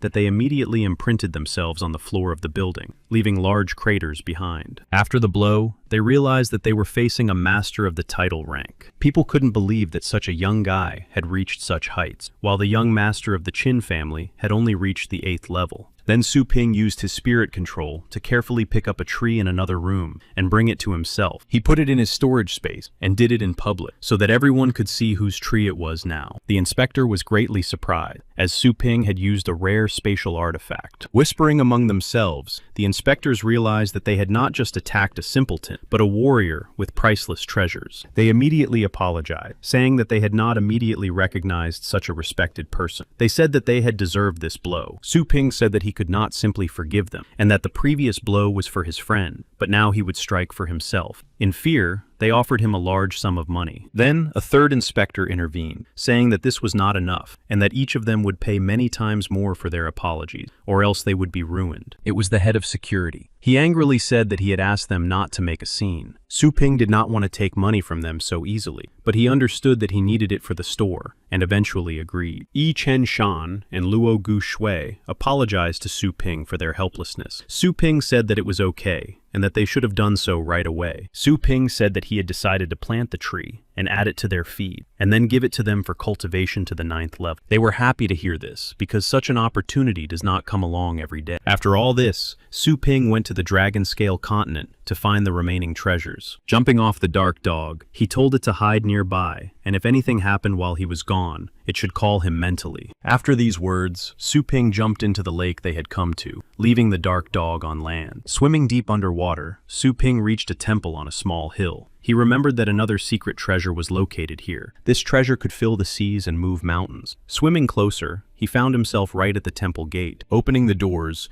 he noted that this treasure was very well hidden, and that he had found it by accident last time, only thanks to a chance rebirth. Swimming inside, he found a skeleton holding a chest on its lap. From it, he took out a scroll for creating a small world similar to the system's repository. Although it was not as powerful, it could accommodate living beings, and its power grew as its owner did. It was the perfect place for the spiritual tree. Here he received a call from the Dark PK, who reported that something was happening upstairs. Su Ping hurried to him. Without leaving the water, Su Ping realized that this was not a simple bird, but a beast scouting the situation. He realized that there were other passers-by somewhere nearby. He also remembered that somewhere nearby, a demonic undead fruit was hidden. This fruit allows undead and demonic pets to revive once after fatal damage, and it would be perfect for his skeleton. Su Ping ordered the dark dog to track down this bird to see if they had found the undead fruit. Later, in the forest of dead trees, 2 passers-by were moving around in search of something. Noticing that they were being followed by an unknown bird, they realized that someone was targeting them. They had something large and treasure-like in their hands. They jumped onto a branch to escape further, but something cut the branch sharply, and they landed on the ground, telling the attacker to show themselves. Before them stood Zhao Fengchun from the Tang family, who asked why they were in such a hurry, and whether the reason might be something valuable in their hands. Realizing who they had encountered, one of the passers-by asked what the Tang family wanted from them. Approaching them, Tang Ruyun said that since they understood who was in front of them, they should quickly hand over the thing in their hands to them. Feng Mo said that they already knew that they had the fruit of the undead, and that if it weren't for the delay in the Tower of Trials, they would not have been able to get the fruit. But the passers-by not only refused to give up the fruit, but also immediately tried to run away. saying that they had found it first. Their path was blocked by a huge immaterial hand made of concentrated stellar power. Feng Mo said that they underestimated him if they thought they could escape so easily. With this palm, he pinned them to the ground so hard that it cracked and broke. The passers-by were barely alive, and one of them asked if they weren't afraid for their reputation because of such cruel methods and theft. Zhu Fengchun replied that if they got rid of them, no one would ever know. He cut off the hand of the passerby, who was holding the chest with the fruit, and took the chest with his star power, saying that they would take it by force if there was no other way. As he released the chest into his hands with his star power, strange hands made of concentrated star power suddenly appeared under the chest, and he suddenly disappeared. The Tang family clearly did not expect this, and they were surprised, asking where the treasure chest had gone. At that moment, the chest was being carried away by the star power to an unknown destination. Zhu Fengchun summoned his shadow Asura and shouted for him to catch the fool who dared to steal from the Tang family. Su Ping ordered the dark dog and the purgatory snake to use several suits of armor of different elements. After that, he told the purgatory snake to use the dragon patron that doubles damage and attack the Asura.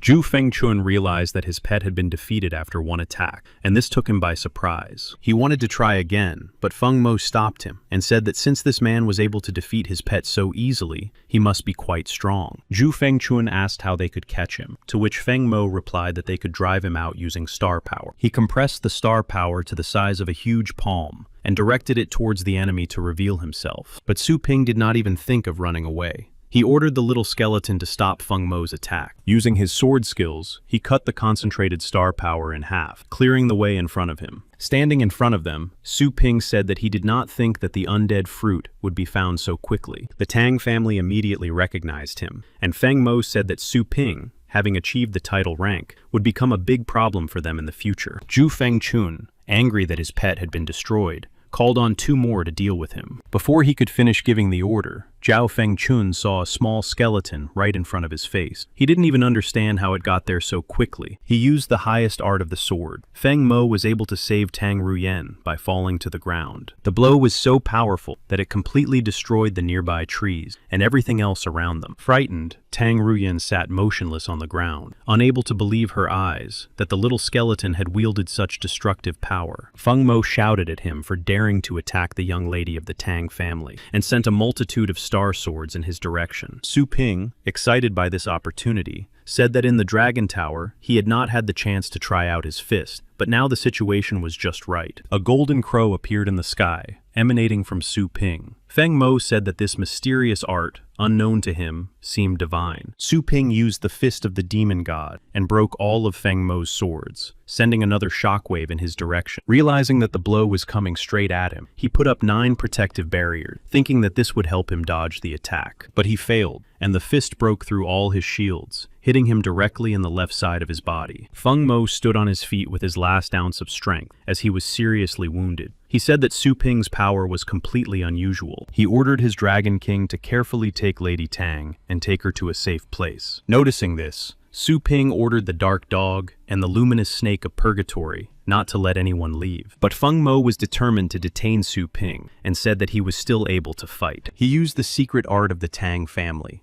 and something huge, similar to a spirit, formed from his body. Being in the jaws of the beast, Tang Ruyen realized that Feng Mo had used the art of enchantment and that he had sacrificed himself to take control of Su Ping's body. She couldn't believe how Feng Mo had decided to take this final step. Meanwhile, he attacked Su Ping and shouted for him to give him his life. The little dragon, dog, and snake pounced on Feng Mo's spirit in hopes of stopping him, but they simply passed right through him. Feng Mo said that physical attacks no longer scared him, and that now Su Ping would regret attacking the Tang family. Seconds before the spirit attacked, Su Ping took out a torch from the storage space that he had obtained from the cave where he had found the tree with fruit. He was completely calm and did not even think of moving. At that moment, Feng Mo's spirit crashed into an invisible barrier. Feng Mo was thrown back and asked why he couldn't touch him. Looking at the item Su Ping had taken out, he asked, "Could it be a secret treasure of spiritual protection?" This angered Feng Mo even more. After Feng Mo's fall, his Dragon King was left without a master and began to act arbitrarily.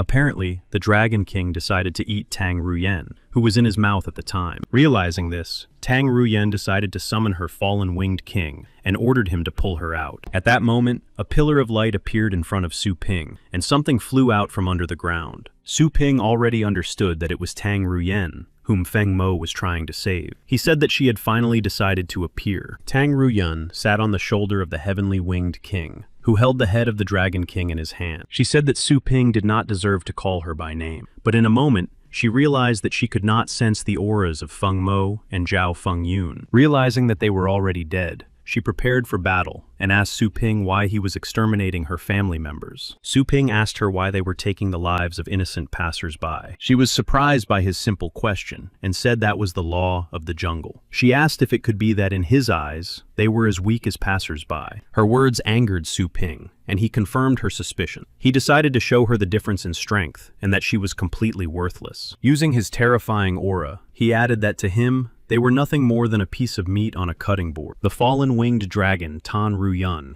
reacted to this aura. She felt that her pet was on alert. She realized that this was a difficult opponent, and that it might be better to retreat. She offered to let her go, and then the Tan family would be able to fulfill his demands. He replied that if she wanted to show the sincerity of her words, she should prove it. As he spoke, he ran his thumb across his neck. She decided that she needed to destroy her pet, but Su Ping replied that he simply demanded that she release the winged king. Tan Ruyun thought that he was very clever, because after that, the master of the heavenly beast would be weakened for several days. Realizing that she had no other choice, she jumped off the heavenly king and agreed to his condition. Approaching Su Ping, she said that she would break the contract with her beast, and at the same time, she opened a space behind her and summoned another pet. She summoned the howling wolf and ordered the winged king and the wolf to attack Su Ping. Before they could touch Su Ping, the little skeleton managed to cut off their paws and arms to protect its master. Su Ping said that if she did not agree to do this voluntarily, he would have to physically separate them by force. He took a scroll out of the space. Meanwhile, the little skeleton dealt with the barking dog and the winged king. Unfolding the scroll, Su Ping ordered Tang Ruyen to be placed inside it, and she was sucked into it in the same second. After that, she was thrown out into an unknown space in the middle of a field, where there was nothing but mountains. Turning around, she realized that this was a hidden treasure space. Su Ping could watch everything without being physically present in the scroll, but only in the form of an aura.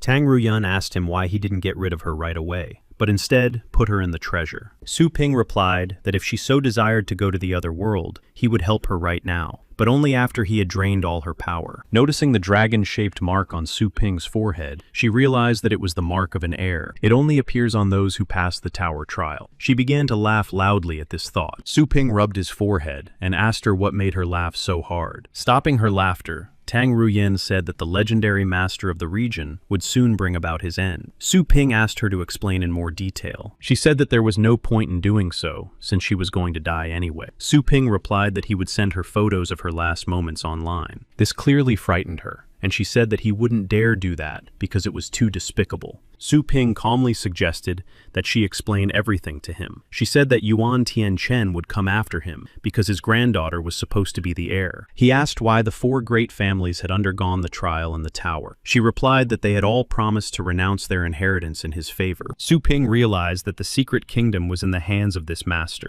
and that the Federation had deliberately blocked these areas because they were already monopolized. After gathering all the bodies into one pile, Su Ping ordered the snake of purgatory to burn everything to the ground. Su Ping realized that he had previously been able to defeat strong opponents thanks to resurrection, but now he was about to face such an opponent in real life. He knew that they would find him very quickly, even though no one had seen him in the tower. He needed to improve the store as quickly as possible and move his mother and sister there. After returning to the real world, Su Ping came to his store, where a huge crowd of customers had already gathered. Everyone was happy to see him and said they were glad to see him again. They had several pets for him to improve. Su Ping realized that everything was still fine and that those people had not found him yet. He asked everyone to line up. According to his calculation, he needed to earn at least 10,000 energy points within 10 days and find an intermediary to buy land during that time. He decided to find a broker on the network of passers-by, because this network was specially designed so that passers-by could. A virtual assistant appeared in front of Su Ping and asked him what he wanted. He replied that he needed land to expand his store. The assistant asked how much space he needed, to which Su Ping replied that he needed 3,000 square meters. He was told that such an area would cost 300 million. Su Ping asked when the price had risen so much. The assistant replied that a global elite league for animal breeding services had just started, so the price in this area of sales had risen. Su Ping remembered his new pet, a wild, blood-flaming dragon of the highest 9th level, and asked how much it would cost to sell. She said that it was very rare, and such a beast could cost 400 million. Already, there were people willing to buy it for 250 million. Su Ping agreed to sell it now. With 60 million in his hands, he should have just enough to buy the land. He decided to go to the new zone. He asked the system if there was a cultivation zone, similar to the Dragon King's heritage land. She replied that there were 2 suitable zones. The divine zone and the semi-divine zone required 10,000 energy points. He understood that thanks to the system's discount, he was paying 10% of the cost for each resurrection. Therefore, he couldn't just die. To master the second crow fist, he needed the heart of a fiery Shinya. So he entered the semi-divine zone to find it there. If he could improve the golden crow's body with it, his physical body would be more resilient in life. After entering the semi-divine border zone, he found himself at a temple on a lake. He noticed that the style of this zone was very different from all the previous one. It was more civilized. The system offered him to purchase a divine language translator for 500 energy points. He would be using the translator service for the first time, and gladly bought it, because thanks to this, he might not have to fight. After installing the divine language translator, Su Ping noticed someone above the lake. It was a divine being who sang a beautiful song and used the power of water. Seeing such a beautiful picture, Su Ping thought that he definitely had to get to know her. Suddenly, the girl sensed the fluctuation of energy nearby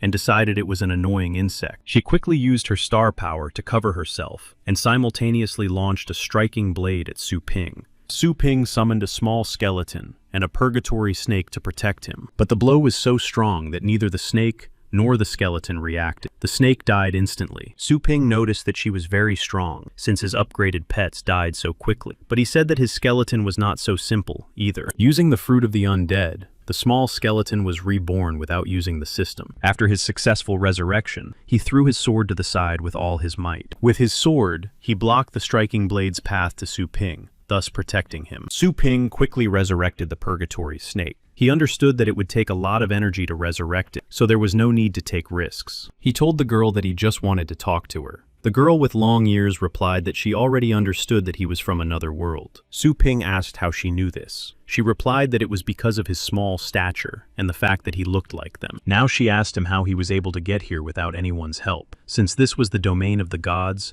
and a place of great power. Su Ping asked why she was not surprised that he was human. The girl said that sometimes humans and gods create offspring, and this happens on many planets. Su Ping was surprised that his planet was so far away, and that they did not know about these deities. The girl herself thought that Su Ping possessed the power of a god's disciple, and that his beast could regenerate itself, which was also very surprising. She also noted that there was a frightening aura in his blood. She couldn't understand if he was human, or if he was controlled by some powerful being. Her appearance began to change, and she asked in all seriousness what had brought a human to their land. Dressed in battle armor with a staff and wing, she asked who was behind Su Ping. Su Ping asked if she meant the central land of the gods, or the demigod realm. His words clearly angered the girl, and without answering, she threw a spear at Su Ping, piercing his heart and destroying the small skeleton in the process. In the space of resurrection, Su Ping could not understand what had offended her so much in his words. Perhaps it was the word demigod. He decided to resurrect in a random place, as he had no time to talk to this girl. Upon resurrection, he lost 500 energy points and found himself in a deserted area. Landing on the sand, Su Ping suddenly realized that something was wrong with him, because he was moving. Suddenly, sharp fangs appeared from the sand, followed shortly thereafter by the monster's enormous mouth. Su Ping was standing right in the center of its mouth. Using his star power, Su Ping managed to jump into the air and dodge the monster's attack. Using the divine fist of the crow, he struck the monster's fang. Although he damaged it, he was only able to break a few of its fangs. He decided to check the monster's identification to understand its strength. The beast was of the highest 9th level. Su Ping decided to summon the dark dog, the snake of purgatory, and the little skeleton, and said that this was truly divine land, judging by the strength of its inhabitants. He used his killing intent on everyone and ordered the dog to protect the snake, who in turn, together with the skeleton, would strike the monster together. The snake and the skeleton struck the monster head on, and Su Ping shouted at the little skeleton to strike quickly. The little skeleton struck, using the power of the snake of purgatory, and the result was a fiery strike from the dragon of purgatory. But that wasn't enough, and Su Ping ordered the dog and skeleton to attack the monster's eyes. But as soon as they got closer to the monster, it used its petrifying gaze, and the pets immediately turned to stone. After that, it was easy for it to completely destroy them by biting their bodies with its jaws. The dog went to the resurrection zone, and the little skeleton was immediately revived, thanks to the fruit of the undead. Su Ping really liked this cheat ability of the little skeleton, which works automatically in cultivation zone. He resurrected the dark dog in the same place, and ordered the little skeleton to immediately attack the monster's eyes. He ordered everyone to strike the monster at the same time, while it was wounded, and flew into the air himself. He asked the snake of purgatory to envelop him in dragon's flame, and concentrated this power in his fist. He used the Taomo of purgatory, the fist of the golden crow, and struck the monster straight in the face. After this blow, the monster's body began to crack and explode, and its face completely split into several pieces. Amidst all this chaos, the dark dog noticed something shiny in the air, and decided it was a bone. He quickly jumped up and caught it, then brought it to Su Ping as his prey. Su Ping decided to check the system to see what it was. The system explained that thanks to this crystal, the heavenly beast could become divine. Su Ping also learned that the power of divine skills is 5 or 10 times more powerful than normal skills. Give it to the dark dog. Su Ping said that since he found it, it should be his, which clearly pleased the dark dog. But the little skeleton standing nearby was a little upset that he didn't get the crystal too. Su Ping said that he already had the appearance of a skeleton king. He added that it was better for him to get closer to the snake of purgatory than to get this crystal. The snake and the skeleton stubbornly turned away from each other. After the dark dog ate the crystal, it began to glow with a golden light, and a description was added to its characteristics. Only one line was added with divinity, and it was necessary to collect 100 crystals for the dog to transform into a divine being. Suddenly, they heard a human cry for help, coming from the bottom of the quarry. A small demigod was screaming, while his larger companion tried to stop the monster with his bare hands. The small demigod created a barrier around himself when he saw that several monsters had decided to attack him and swallow him whole. Suddenly, the monsters were struck by a large star fist, and it was Su Ping with his star power. Noticing someone on the dragon's head, the creatures of the divine race immediately realized that it was a human warrior. He flew up to the victims and shouted for them to grab hold of his dragon's paws, while several monsters were already targeting them. Managing to dodge their attack in time, they flew high into the sky and quickly left the place. The young demigod thanked Su Ping for his help. Su Ping said that he was just flying by and decided to help. He asked them how they ended up here. The stronger demigod replied that these monsters called Zerg constantly invade their lands, and they are the ones responsible for clearing the nests of these monsters. Su Ping pointed to the craters on the ground and asked if those were the Zerg nests. The stronger demigod nodded affirmatively and asked what a human was doing there. Su Ping said he just happened to be there. He thought that it wasn't just his planet that had rifts, and that these demigods were the unluckiest of all. He asked the demigods why they didn't use their wings to fly. The strong demigod replied that it would be an honor for them to die in battle against the Zerg. But the weaker demigod awkwardly said that only true gods had wings, and they couldn't even fly whenever they wanted like ordinary people. Su Ping remembered that girl and realized that she was a true, rare, pure-blooded god. Now he understood the huge difference in power, and then he thought it would be nice to have her as his heavenly beast. Su Ping asked the demigods if they knew where the demigod border was. The little demigod said that this was the first time they had heard of such a thing, but he added that they had a legend about the highest divine realm. His comrade said that it was just a legend. He added that according to the legend, one day of cultivation on the earth of the higher gods was equal to a year in the outside world. Su Ping noted that they spoke of the divine realm as something non-existent or unattainable. The little demigod did not understand why no one had found this realm yet, since they could destroy the Zerg race and save their people. This also upset his comrade. He said that they had already lost hope for it, and that it was better to train their skills to the maximum. Suddenly, a multitude of energy spears flew at them, and they were able to destroy the snake of purgatory. The demigods and Su Ping began to fall. Landing on the ground and looking back, they were clearly frightened by what they saw. Now they were being pursued not only by a swarm of Zerg, but also by a Zerg centurion. Falling to his knees in fear, The little demigod said that this was where they would meet their end, because now their enemy was completely invincible. His strong comrade, the demigod, told them to run away quickly, and that now was his time to leave with honor, fighting to the last. Su Ping noted his selflessness, but he himself was focused on the crystals inside these Zerg, so he had no intention of retreating. He asked if everyone was satisfied with such an end, since they had never seen the divine realm. At the same time, he called his pets to battle. Seeing this, the demigod was surprised that such a powerful burst of energy could come from an ordinary person at the apprentice level. Su Ping seriously told them to leave quickly, and he began to concentrate the energy of the stars around him. The strong demigod respectfully thanked Su Ping and said that it was the first time he had met such a hero from the human race. Leaving Su Ping alone against these monsters, the demigods ran away, placing their hopes in him. Su Ping involuntarily recalled his first battle, when he was also attacked by a swarm of insects. He remembered that it was then that he felt a pulsating sensation in his head, with thoughts of the coming end. After that, he and his beasts jumped straight into the swarm of Zerg. Su Ping was determined to fight, and told his pets to give it their all. After a while, he found himself in the resurrection space, completely exhausted after the battle. He had just over 500 energy points left. He realized that he had only one attempt left to resurrect, and,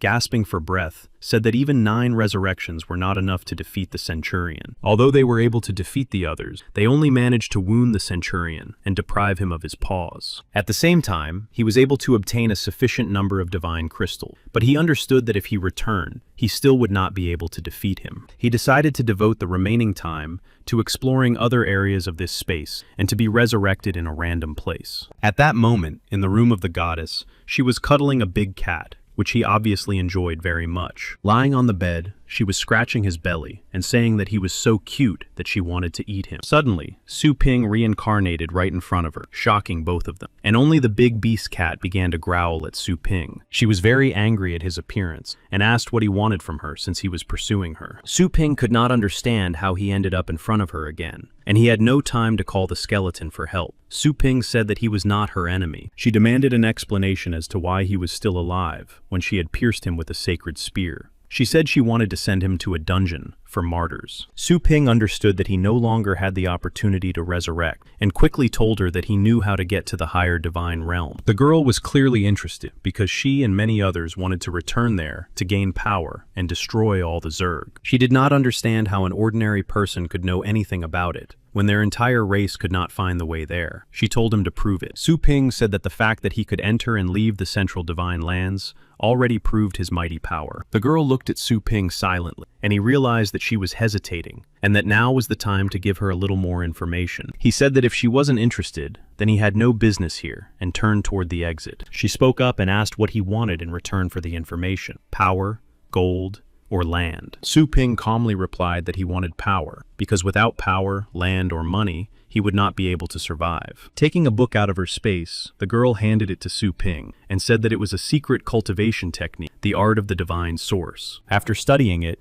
he would be able to permanently increase the speed at which he learned all skills and spells. Su Ping was very pleased with this book. He tried to open it to look at the contents, but was suddenly struck by an electric shock. The girl said that as soon as she entered the higher divine realm, she would help him remove the barrier from the book. Su Ping agreed and said that he needed to draw a talisman on her forehead so that she would not get lost in the spatial chaos. She agreed and came closer to him. Su Ping asked if she had a ladder or if she could squat down. She squatted closer to him and said to draw the talisman and hurry on their way. Su Ping asked the system if he could control her by signing a heavenly beast contract with her. The system confirmed that this was possible. A mark appeared on the girl's forehead, but she also realized that this was a contract for a human to absorb a pet. She decided to respond in kind and drew a reverse divine mark on her back. And when Su Ping tried to make a contract with her, she was able to quickly terminate it. Su Ping was surprised that the contract could be broken, and at that moment, she decided to use the contract on it. She said that when he became her pet, he would quickly reveal all the secrets and the location of the kingdom. But she did not have time to do so because time was frozen. This surprised her greatly, because the contract had always worked without any problems before. The chains of her contract began to crumble, and the frightening eyes of an unknown creature appeared in the sky. She couldn't understand what this new trick of the man was. Suddenly, she was pinned to the ground by gravity and couldn't resist. All her strength was suppressed by a single glance. She thought it was a hidden power of humans, but then she thought it was a creature from a higher dimension. After time resumed, Su Ping came to his senses and did not understand what had happened a second earlier. Seeing the goddess on the floor, he couldn't understand why she was in such a pitiful state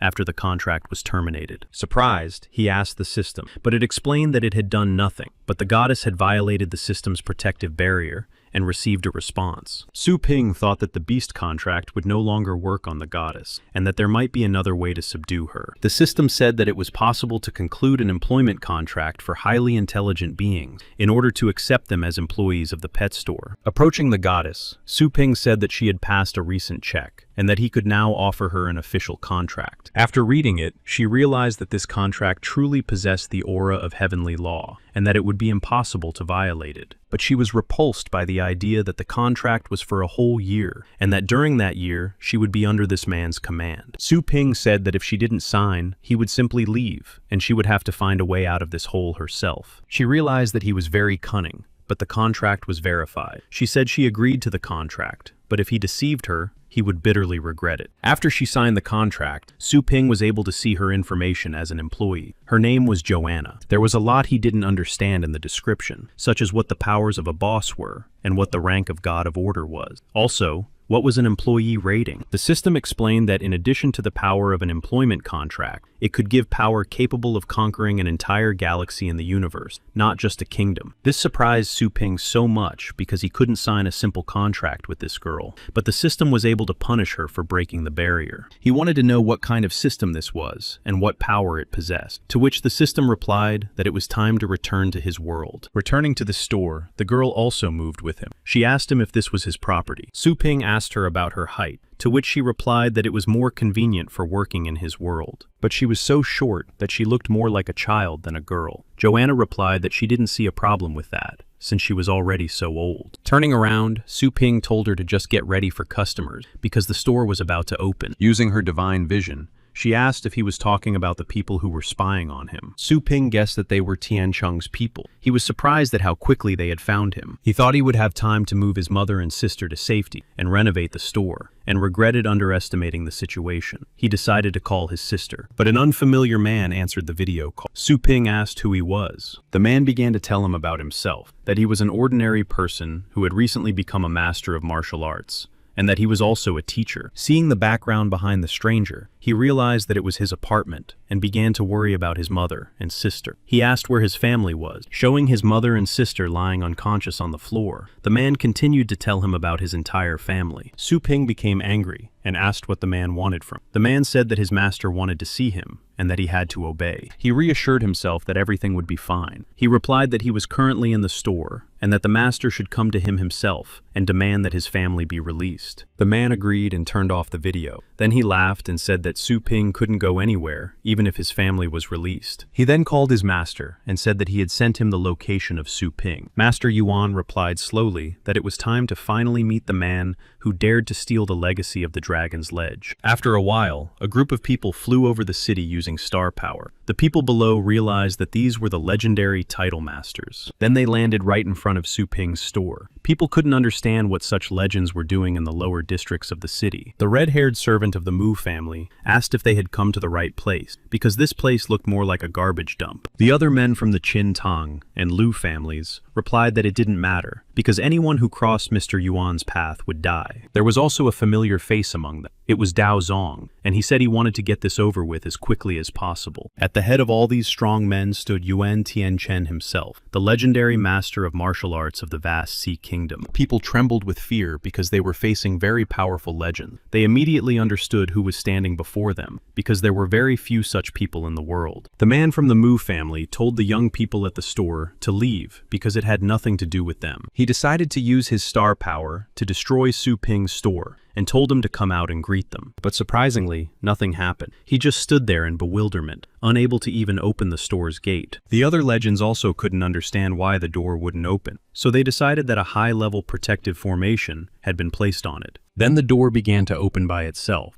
and a young man stood before them. It was Su Ping. He told them not to involve his family in this, and asked what they wanted from him. Dao Zun immediately recognized Su Ping. He felt sorry for him, even though he was very strong and talented, because today he would fall at the hands of Mr. Yuan. The man of the Tang family said that he was in no position to set conditions, and, using his star power, grabbed Su Ping to pull him out of the store. But Su Ping effortlessly destroyed his star power, and replied that he was not going to obey just like that. After that, the man of the Tang family felt ill. Seeing what Su Ping was capable of, the old men became wary and decided to attack together. Suddenly they stopped because they felt a powerful burst of energy behind them. They recognized this aura because it was their master. They bowed their heads submissively and asked him to leave the matter to them because they could still fight. Master Yuan replied that Su Ping was on a completely different level from them. He ordered his relatives to be brought to him. Then 2 men brought Su Ping's unconscious mother and sister. They added that they admired his strength. Seeing his family in their hands, Su Ping flew into a rage and, using his star power, decided to take them with him and punish those who had hurt them. He gently picked up his mother and sister, while grabbing the men holding them and leaving them motionless. After getting his family back, he asked Mr. Yuan what he had done to them and why they were unconscious. Mr. Yuan replied that it was just anesthesia and they would wake up soon. Then he asked what it was like when strangers took something away from him. Su Ping replied very sharply that he was wrong, because the inheritance did not belong to him in the first place, since he did not create it or come up with its name. The man from the Mu family objected and said that he did not dare to answer Mr. Yuan so rudely. But Mr. Yuan paid no attention to this and said that if Su Ping had such power, then he thought he had nothing to fear in that case. The man from the Mu family said that their minds could not penetrate the store, so they needed to determine Su Ping's power and be more careful. Mr. Yuan replied that he was not afraid of such tricks because he was a legendary master and headed straight for him. Approaching Su Ping closely, he asked ironically how 2 legends could be in his shop at the same time. Mr. Yuan told him that if he obeyed him, as well as the 4 great families, he would not interfere with him and would also train him. The men from other families were surprised by his proposal, but thought that he had achieved such power at his age, and that was not so bad. However, only Dao Zong noted that Mr. Yuan was using the carrot and stick approach, but judging by his aura, he clearly showed his superiority. Mr. Yuan said that the resources of the secret kingdom should go to the strongest, so that they could nurture the true talents of the world. Su Ping realized that he himself determined who would get the treasures. He said that he had always hated people who tracked down and took rewards for themselves. Mr. Yuan said that he had the power to track down everyone and punish them for disobedience, because he was on a completely different level of evolution. Using his powerful force, he asked Su Ping once again whether he would join him or die right there. Su Ping asked if he could repeat it again, and Mr. Yuan realized that he was not going to give up. He aimed his aura blade at him, but then Joanna intervened and destroyed the aura blade with a single touch, without any effort. The men from influential families were surprised, saying that this girl also seemed to be of legendary rank. Mr. Yuan himself said that because of her youth and hidden star power, he did not take her seriously. He asked if she was Su Ping's mentor. Su Ping did not answer him, but told Joanna that he had not given her orders to protect him. She replied that it was an employee's duty to protect the store itself. She also said that if she understood correctly, she would be awarded points and then promoted for doing so, and if she did not do so, she would be punished. Continuing to ignore Mr. Yuan, she said that he was probably doing this on purpose so that her points would be lowered, to which he replied that she was very clever. Unable to take it anymore, Mr. Yuan lunged at Su Ping, asking how they dared to ignore him. But before he could harm him, he was instantly knocked out of the store by a powerful blow and crashed into the building opposite. No one had time to react, and even Dao Zong did not immediately understand what had happened. Joanna had hit him. She asked if they could get rid of him because he was very noisy. Su Ping forbade her to do so because there were too many prying eyes around. He also said to take everyone captive except Dao Zong. She said that nothing terrible would happen if they lost a couple of legs and arms. Su Ping said that this was only possible if they controlled their strength. The men from influential families were frightened because the power of the shop worker was so great, and they had not even seen the power of the owner yet. Mr. Yuan came to his senses and decided to summon his most loyal pet for battle. He summoned the Shadow Knight of Beasts, whose rank was King of Beasts. It was a four-armed beast without a head. He used a combination skill that allowed him to merge with his pet into one whole. Since Su Ping had never seen such a skill before, he was very interested in it, and he thought it looked cool. Mr. Yuan looked as if he were wearing battle armor. He said that now he would teach Su Ping a lesson for his rudeness and disrespect. Even members of other families saw this skill for the first time. They quickly decided to get away from there so that they would not be swallowed up.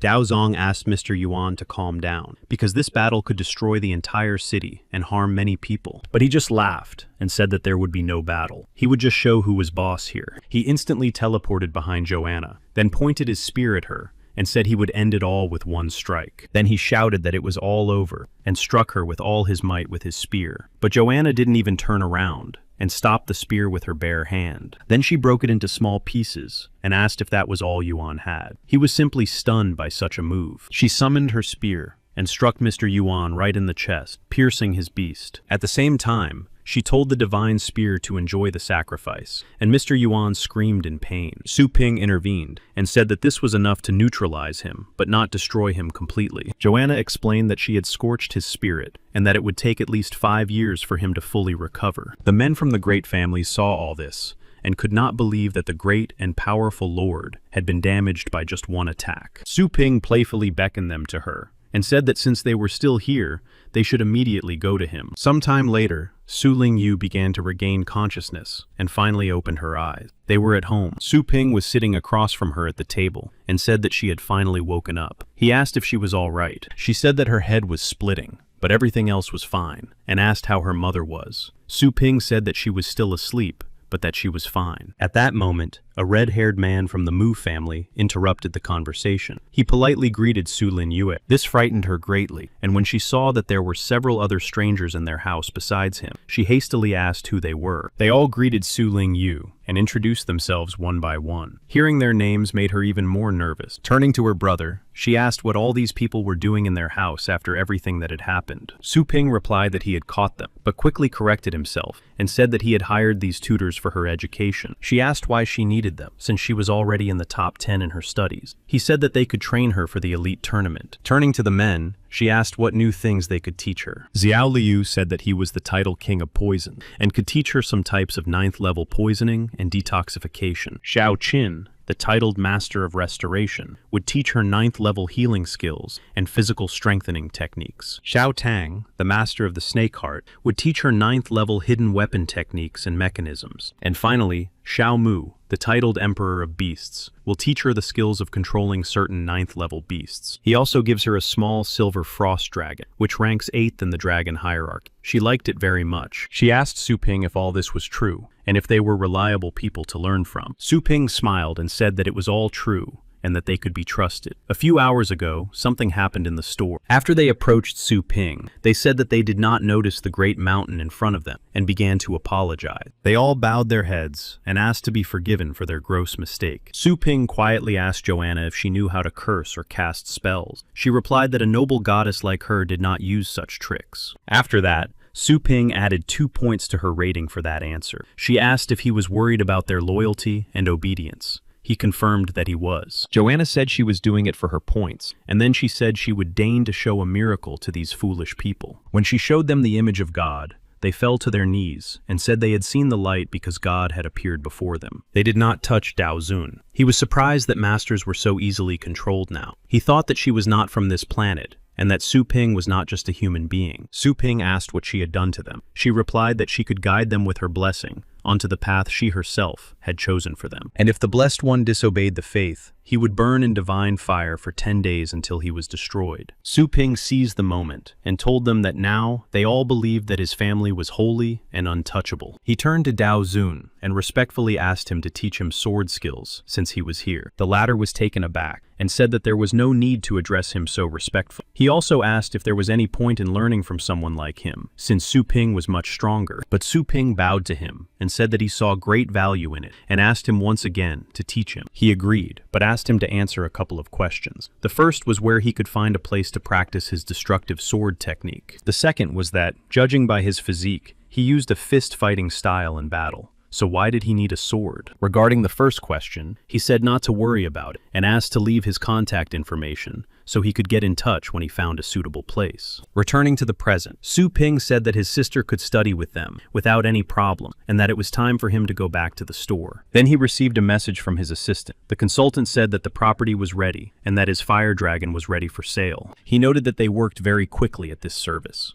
He told them to come to his store to hand over the dragon and the documents. 10 days later, Su Ping finally closed his shop. The system notified him that he had earned 125 energy points. Opening the control panel, he learned that if he upgraded the shop to level 3, he would be able to breed 7th and 9th level beasts. He thought that now he would be able to accept large orders worth several million at a time, like Ye Hao. In addition, selling the beasts would free up more space in the store, and now it would look more like a pet shop. He pressed the upgrade button. The system deducted 100,000 energy points from him for upgrading the store. The total area of the store was more than 3,000 square meters. The system suggested that he use the store's partitioning device to create separate zones. Su Ping decided to first determine where he and his family would live. He chose 300 square meters for the living area. Thanks to the smart system, all the things and furniture began to appear in this place automatically. Joanna noticed that these things, unlike ordinary creations that require energy to maintain, could exist forever without support. She noted that even their supreme god could not do such a thing, and was amazed at Su Ping's true power. He designated 1/10 for offices. He designated 1/5 for the feed and ingredient sales area. The system arranged the furniture itself. The rest would be set aside for breeding sections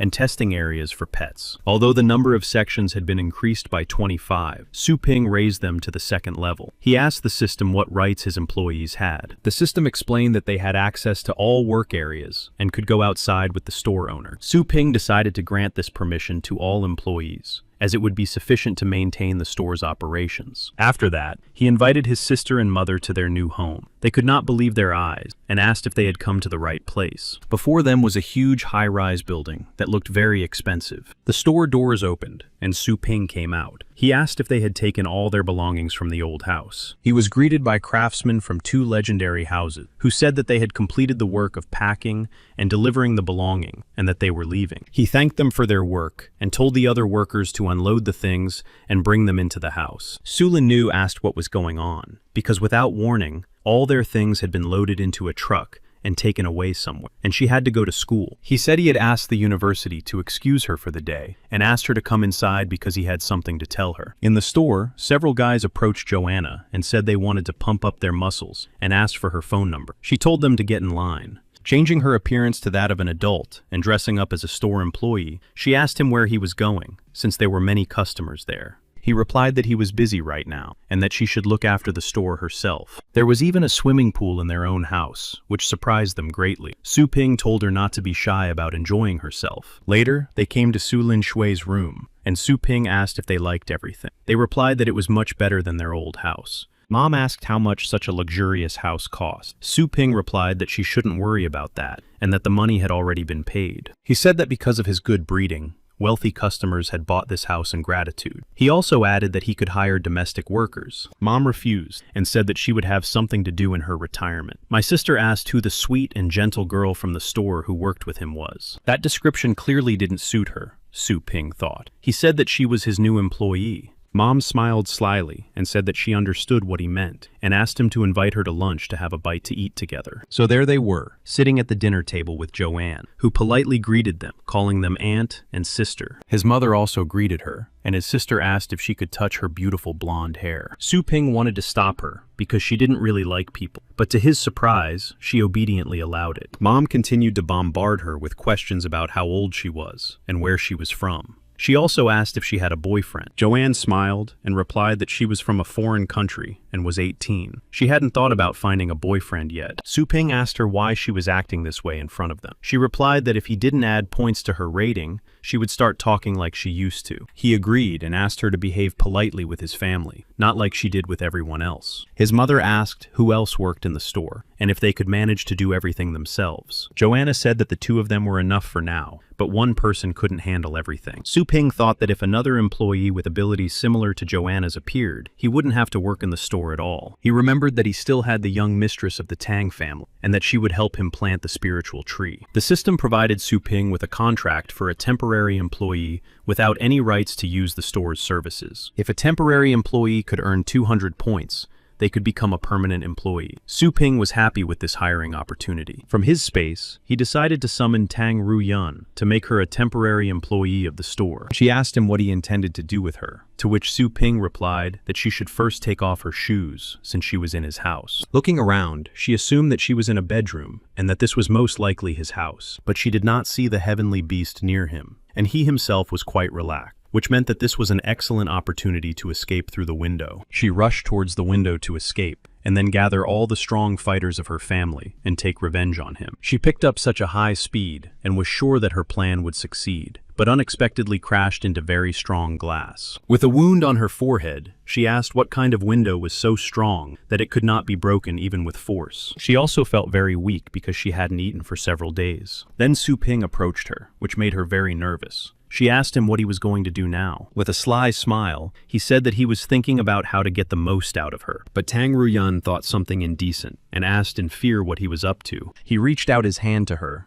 and she decided to block him to protect herself, adding that she would not allow him to do whatever he wanted with her. But he just sat down next to her and handed her a fresh bun to eat. She said that this food only humiliated her, and that in her family, it was customary to fight to the end. So she decided to end it all with a hunger strike. But when she saw how delicious the buns looked, she took one and began to eat it with tears in her eyes, saying that he would pay for such humiliation. Su Ping showed her a temporary employment contract, and said with a sly look on his face that now she had to pay him back. The next day, a crowd of customers saw the new store employee and couldn't take their eyes off her because she was also very beautiful. Joanna greeted all the customers and asked them to line up in 2 lines. Tang Ruyun asked why she had to put up with all this. Joanna said that they had to serve these ants. Tang Ruyun saw the store door and decided that she could escape now. But Su Ping realized what she was about to do and said that she couldn't leave for a year. She said that he had forced her to sign the contract. She shouted that this piece of paper would not stop her from escaping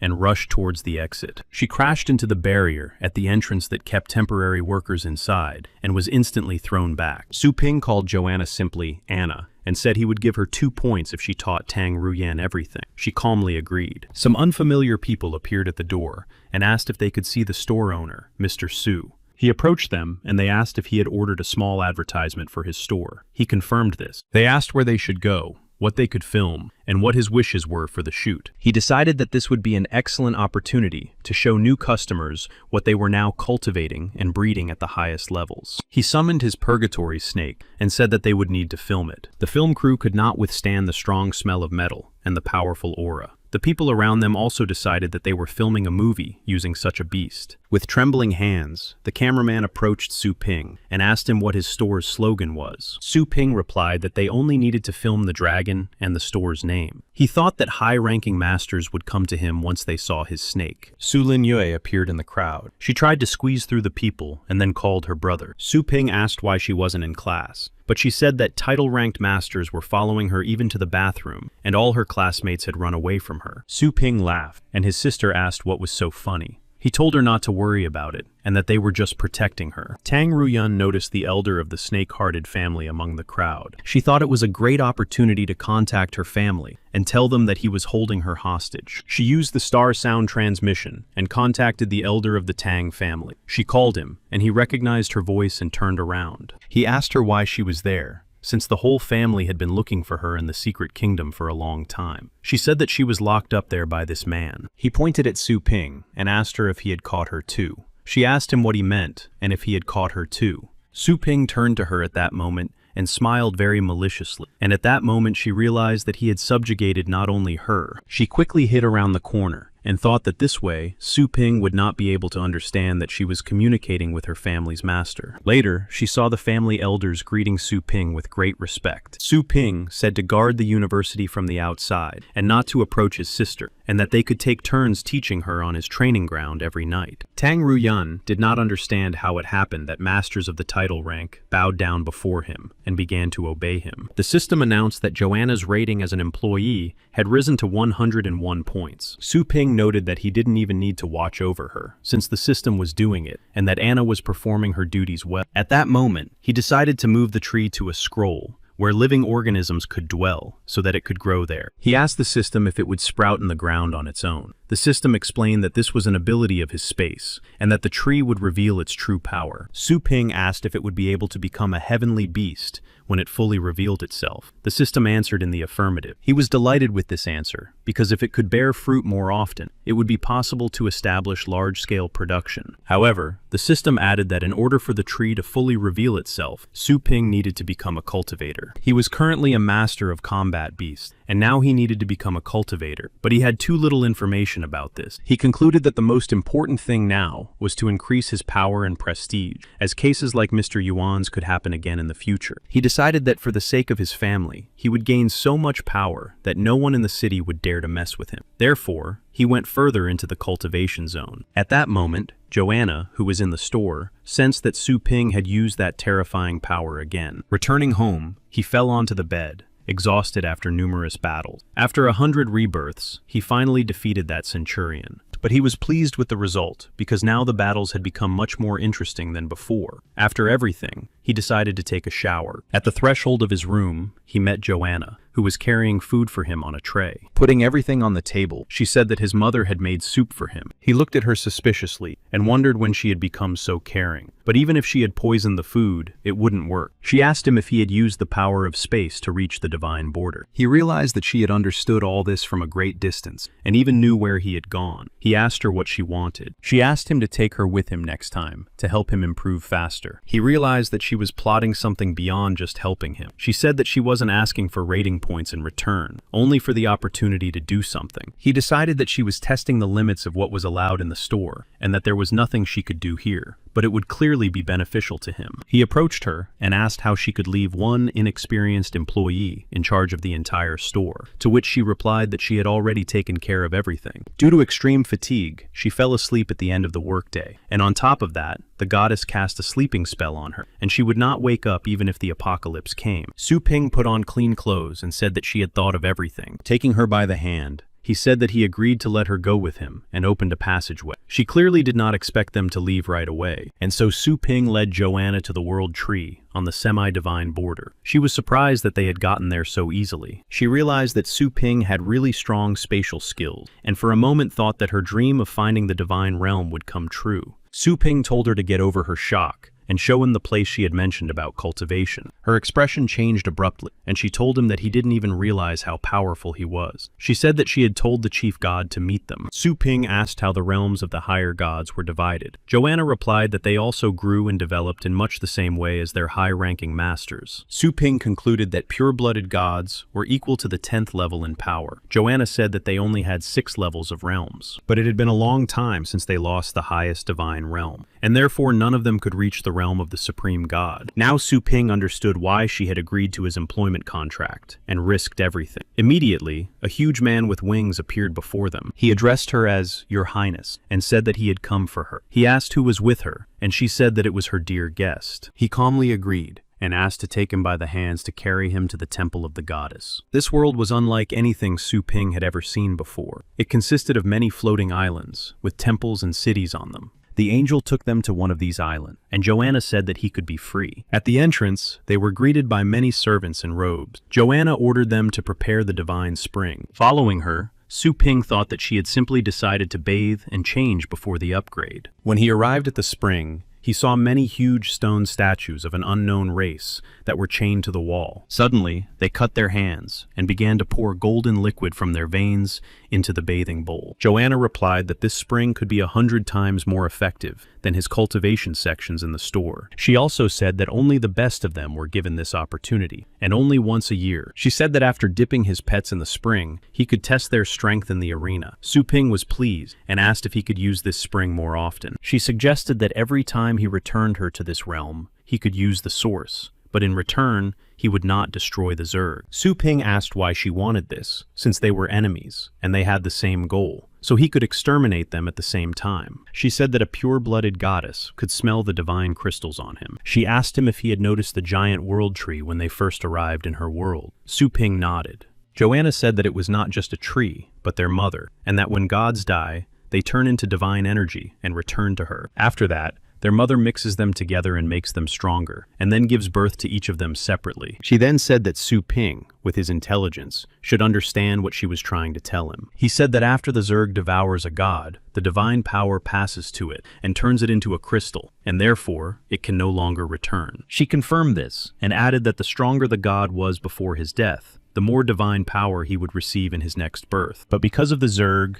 they lost an incredible amount of divine power, and there were many casualties. And after the loss of the highest divine realm, no god can enter it, which is why their people are now in such a deplorable state. He took her by the hands and pulled her forward, then gave her a huge pile of these crystals, saying that he had collected them today. He said that he accepted her condition, and understood that by absorbing these crystals, he would be no different from these Zerg. He said that his goal was to increase his power, and that the source would be enough for him. He said to quickly train his pets and squeeze everything out of them. Descending into the source, he began to feel a piercing pain in his bones. She thanked him for his understanding, and told him to call her when he was done. Su Ping asked if she knew where the flaming Xinyang was. Joanna replied that it was the core of the divine flame, and that she could send people to get it. Su Ping said he needed it to break through to the second level. He enjoyed the source like a pleasant bath, and cultivated himself at the same time. Joanna said nothing more, but while Su Ping couldn't see her, she bowed in gratitude to him. Taking all his pets with her, she led them to the training arena. The little skeleton held her hand sweetly, and never took his eyes off her. She was pleasantly surprised that Su Ping had given her all the crystals without hesitation, and such a large amount at that. She decided to establish good contact with him. When everyone left, Su Ping opened the storage room and said that these crystals probably needed to be hidden even deeper. He kept a huge amount of crystals for himself. After finishing their cultivation and training their pets,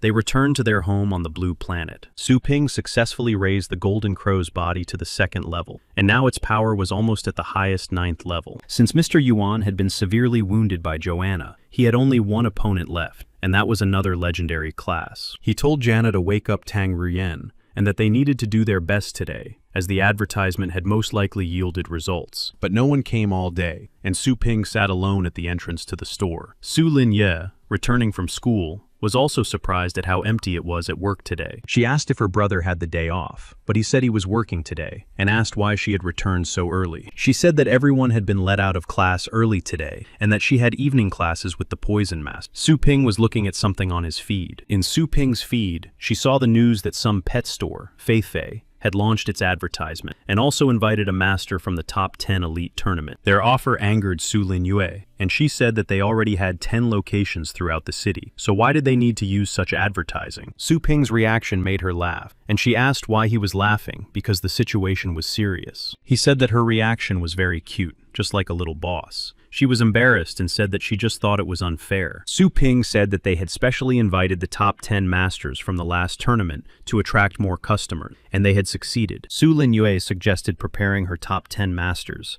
to advertise the store. Su Ping said that they needed to create a big buzz, so they would prepare the champion for this year's tournament. After launching an advertisement that his store guaranteed victory in the tournament, crowds of customers began to flock to him again. Since not everyone could get into Fei's store at once, many customers decided to try their luck at Su Ping's store. Meanwhile, at a meeting at Fei's store, the employees were outraged by Su Ping's proposal and began looking for ways to retain their customers. The owner of this pet store, Liu Yuan, said that all they needed to do was find compromising information on the owner of that store and make it public. He said that this would ruin his life, so they needed to publicly condemn them, and then the problem would solve itself. His employees were delighted with his idea and began to applaud and praise their president. After Su Ping's statement, the elders discussed him and the store at the Zhou family residence, noting that he was becoming stronger every day. Although they condemned the unknown owner of the store, They were happy to have the opportunity to destroy the Liu family and remove them from their position as a great clan. At the Liu family residence, they also began to search for information about the owner of the ozone store and wanted to deal with him for his arbitrariness. The informant said that his surname was Su and that he was a high-ranking teacher, but he found nothing more significant about him. The assistant chief said that he had been informed that Mr. Yuan had been defeated by this Mr. Su, but the news had been hushed up and the witnesses quickly hidden. If the poison master had not secretly told him about it, no one would have known about the incident. The head of the family said that Master Su should not be touched for the time being, nor should his shop,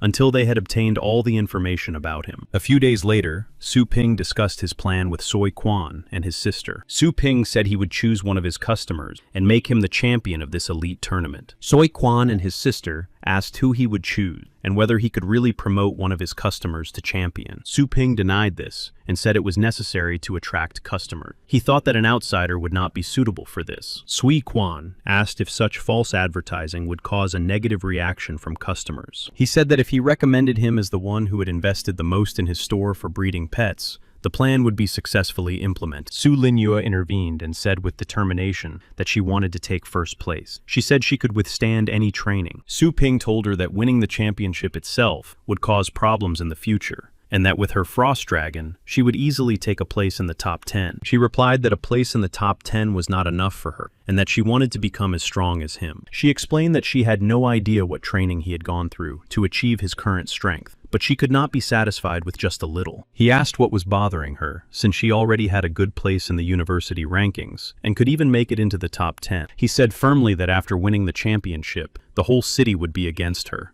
and his competitors would not leave her alone after the tournament. He said that in this tournament, the participants were signing up for life or death. She replied that she had thought about all this, even when she became a master of fighting beasts. And on that day when they were unconscious, something happened to him. She said that she felt the strong aura of a master of fighting beasts, and that he silently protected them without saying anything. She firmly said that she was no longer a child, and that she also wanted to protect the people dear to her. Su Ping smiled gently and said he would think about her proposal. Suddenly, someone outside shouted for his money back. The system announced that the store had been maliciously slandered, and that he had been given a new task to restore its reputation and destroy the criminal within 24 hours. Su Ping was surprised by such a violent reaction from the system, because she had asked to destroy the culprit, and such a task had been issued for the first time. The guy outside shouted that this store had ruined his pet, not only weakening it, but also shortening its lifespan. After lengthy negotiations, the people around came to the conclusion that the store could have used hormones to speed up the flow of customers. The perpetrator was clearly pleased with the result of his work, as people began to accuse the owner of fraud en masse. Joanna then used her powerful aura to tell everyone to be quiet. People were overwhelmed by her force. The perpetrator said that customer opinions were being suppressed in this store, and that he would now call the police. Su Ping came down and told Anna to stop. He asked what had happened to this customer's pet. The guy called his pet and said that it had been done in his store. An exhausted blue fox covered in some kind of miasma lay on the floor. Su Ping checked the data and said that the customer's name was Sun Chu, and that he had given his pet away the day before yesterday and picked it up yesterday. Su Ping said that they had his signature, which he had given when he picked up the pet, stating that it was safe and sound. The guy said that was nonsense, and that his fox started feeling sick as soon as they got home from the pet store. Su Ping said he needed to check the celestial beast, and the guy let him. After looking at its stats, he realized that its combat power had indeed dropped sharply, but the symptoms were more like poisoning. He asked Joanna if she knew how to treat animals, and she said she could treat it a little. The guy blocked the way to his fox and said that the hospital said it was all because of drug use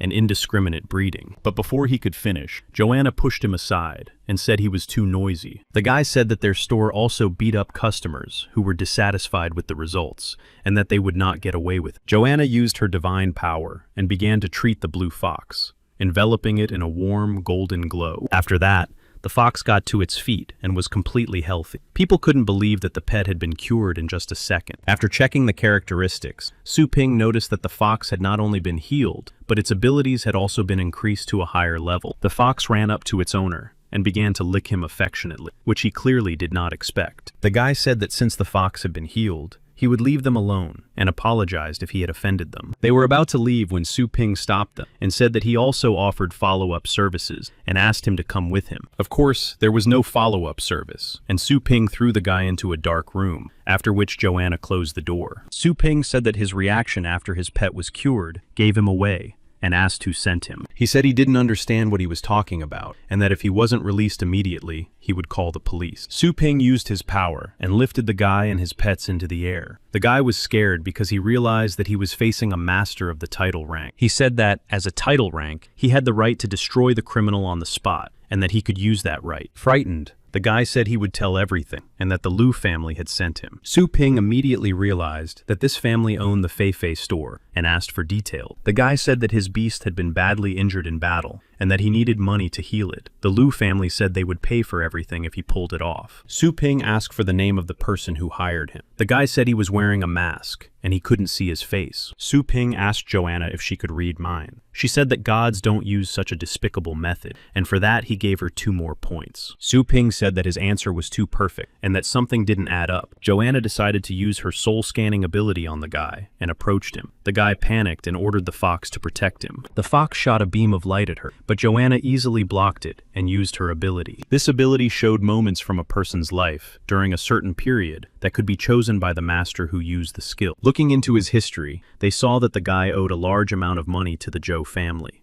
They suggested poisoning his beast with 9th level poison and framing the Lu family through such a scam. When he hesitated, because there was no antidote for the poison and the beast could suffer for a long time before dying, they told him they would give him an 8th level beast. He immediately agreed to this. His fox understood everything and did not even resist its master. Su Ping got angry after seeing this and grabbed the guy by his jacket. The guy tried to explain that he had no other choice. The blue fox defended his master to the last and grabbed Su Ping by the arm. The guy decided to play on his pity and said that he should let him go for the sake of the fox, and that without him, he would not survive. Su Ping turned to Joanna and said he would give her 2 more points if she forcibly terminated the contract between the guy and the fox. Using her divine power, she forcibly severed the contractual bond between them. After that, the blue fox seemed to see the light and lost interest in fighting for the man, then let go of Su Ping's arm. The guy got angry and started yelling at his pet to come back and protect him. Su Ping said that he was unworthy of being his master. The guy realized that he couldn't escape from there and began tearfully begging Su Ping to spare his life. He grabbed him by the scruff of his neck and jumped out of the window. Using his power, he flew high into the sky and said that he didn't like to get his hands dirty there. Together with all his pets, he flew straight to the Zhou family residence. The family's employees realized that this was a master of the title rank and respectfully asked why such a guest had come to them. He ordered them to call the head of the family and said that the owner of the mischievous shop had come to visit him. The workers asked Su Ping to stay where he was and said that they had already notified the head of the family of his arrival. He said that he did not have much free time and ordered the snake of purgatory to fly up. After overcoming the barrier at the front entrance, he went straight inside their house. He stopped the star barrier that covered the entire estate. Many of the family's disciples joined forces and held this barrier, which could block all attacks of the 9th level and below. Su Ping said that they had hearing problems since they did not call the head of their house. The commander of the Zhou family's elite army laughed at him and said that he was not allowed to enter, even if he had a title rank. Su Ping said that since the master of the house did not want to come out, he needed to knock a little harder so that he could hear. He used the overwhelming fist of the demon god of the second force and struck the barrier. An image of a golden crow appeared in the sky,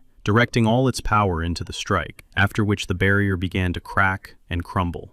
The Zhou family's subordinates were frightened by what they saw, as they had never seen such a style before, and were confident in the strength of their barrier. The army commander ordered everyone to gather and use all their strength to punish the stranger. Feeling the pressure, the commander said it was impossible to break through their defense with just 1 title rank strike. Many began to lose consciousness from helplessness, as the pressure did not stop, and the commander asked if he wanted to destroy their family. Suddenly, 2 vice-rectors of their family descended before the commander and helped to put up a more reliable defense. They used the Xuan Wu style and counterattacked Su Ping's strike, after which a powerful explosion occurred. The commander sighed with relief and thanked the vice-rectors for their quick help. A certain man said that as members of the elite army, they had become completely ineffective since they could not stop a single title holder. It was the clan leader himself, whose name was Zhou Tianlin, whose combat power was at the highest 9th level. The commander fell to his knees and said that he was to blame for his weakness. He asked for the opportunity to catch the intruder himself. Sitting down on the ground with his pets, Su Ping asked the old man if he was the boss here. He said that his people were planning to harm his store and demanded that they be handed over to him for punishment. Vice-Chancellor Zhou Tianguang objected and said that he had no right to invade their territory and accused them of such dirty deeds. The other vice-rector, Zhou Ji, said that he could not take anyone from their family and set his pet, Nightmare Chaos, on him. He was also surrounded by reinforcements from the elite army. Now Su Ping was trapped. Su Ping said that this crowd of rotten fish and shrimp was useless to him. Zhou Tianguang summoned his pet and said that he was a frog at the bottom of a well who had no right to speak. He called on the entire army to use their formation skill, and the soldiers simultaneously began to concentrate all their power in one point. After that, a huge face of a green dragon with a sword in its teeth formed in the air, and it was the divine punishment of Qinglong. Su Ping said that this surprised him, and he asked the clan leader if he wanted to continue covering up for criminals. The clan leader said that he was surprisingly calm before his death, but now it was too late to ask for forgiveness. He said that Su Ping's power was at most the highest 9th level, while the divine punishment of Qinglong was at the limit of the 9th level, almost a legendary rank. When the green dragon began its attack, Su Ping ordered the dark dog and the snake of purgatory to defeat it. And so, two powerful forces clashed face to face. The dark dog's barrier was clearly not inferior to the dragon's power. The shockwave was so strong that the guy in Su Ping's arms began to scream and beg to be saved. The vice-rectors were surprised that their most powerful attack was blocked by some kind of heavenly beast shield. Su Ping said that he was not here to talk to them, but to have the criminals handed over to him. The small skeleton standing next to him rushed into the attack with lightning speed. The thrust was so strong that a crater formed where he had been standing. Su Ping ordered him to finish it off, and the little skeleton swung his sword at the green dragon. Zhou Tianlin said that he recognized the little skeleton's move, and that it was a very rare attack against a dragon-type creature, called the Dragon Execution. He said that he had underestimated his opponent and decided to clothe the dragon in molten armor. And so, the green dragon was clothed in golden armor, stronger than steel. But Su Ping said that it was too late to defend his dragon. Using the highest art of the sword, the little skeleton struck and completely destroyed the green dragon. This blow struck Mr. Zhou himself, as well as everyone who had participated in the creation of this dragon, as they were spiritually connected. Vice-Chancellor Zhou Ji regretted his failed plan, because Su Ping was supposed to attack the 7 Lu. He did not understand how he had come upon them. Su Ping asked Mr. Zhou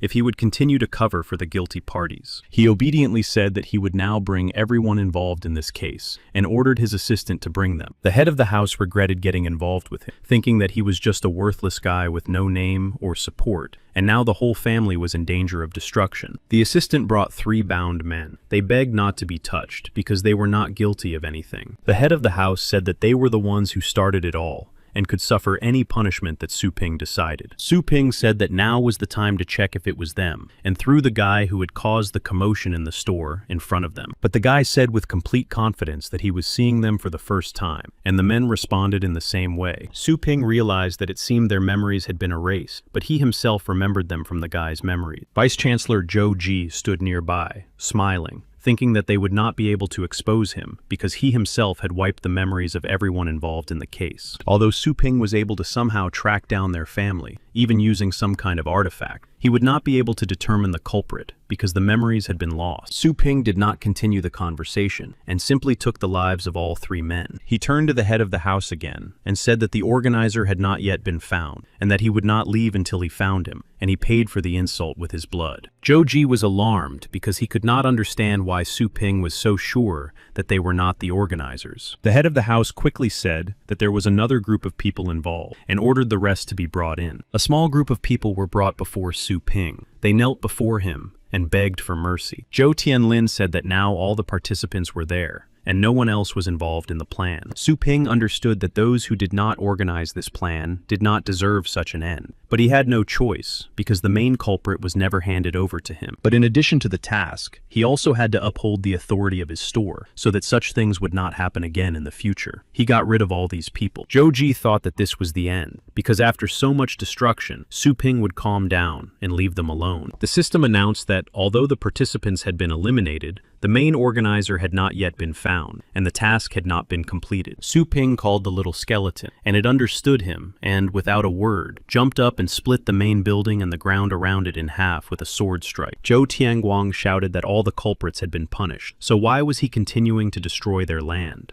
Su Ping turned to him and said that they still had not revealed the main instigator, and that he would take his time to find out who it was by process of elimination. He said that they should start with the head of the house, and approached him to attack. This frightened him. The head thought that if they lost one of the vice-rectors, they would lose a strong hand, but at the same time, they would remain alive. He ordered Joji to come out. The latter clearly did not expect such a turn of events, because the head could not just hand him over as the organizer. Su Ping turned to him and asked if he was the organizer of this plan. Then he asked if he had anything to say before the end. He laughed and said that because of some worthless store, their whole family was now on the verge of extinction, and that this was simply impossible. He shouted that his plan was perfect until that worthless guy failed so stupidly. He rushed at him and said that if his end had come, he would take him with him, and hit him so hard that he immediately left this world. After that, the little skeleton, without waiting for his master's order, struck Joji in the back with his sword and took his life. Su Ping ordered the snake of purgatory to clean up the place and burn all the culprits, and he quickly carried out the order. Everyone was frightened by what they saw, and breathed a sigh of relief that they had not taken part in Joji's plan. The head of the clan was also frightened, and decided that no one from his family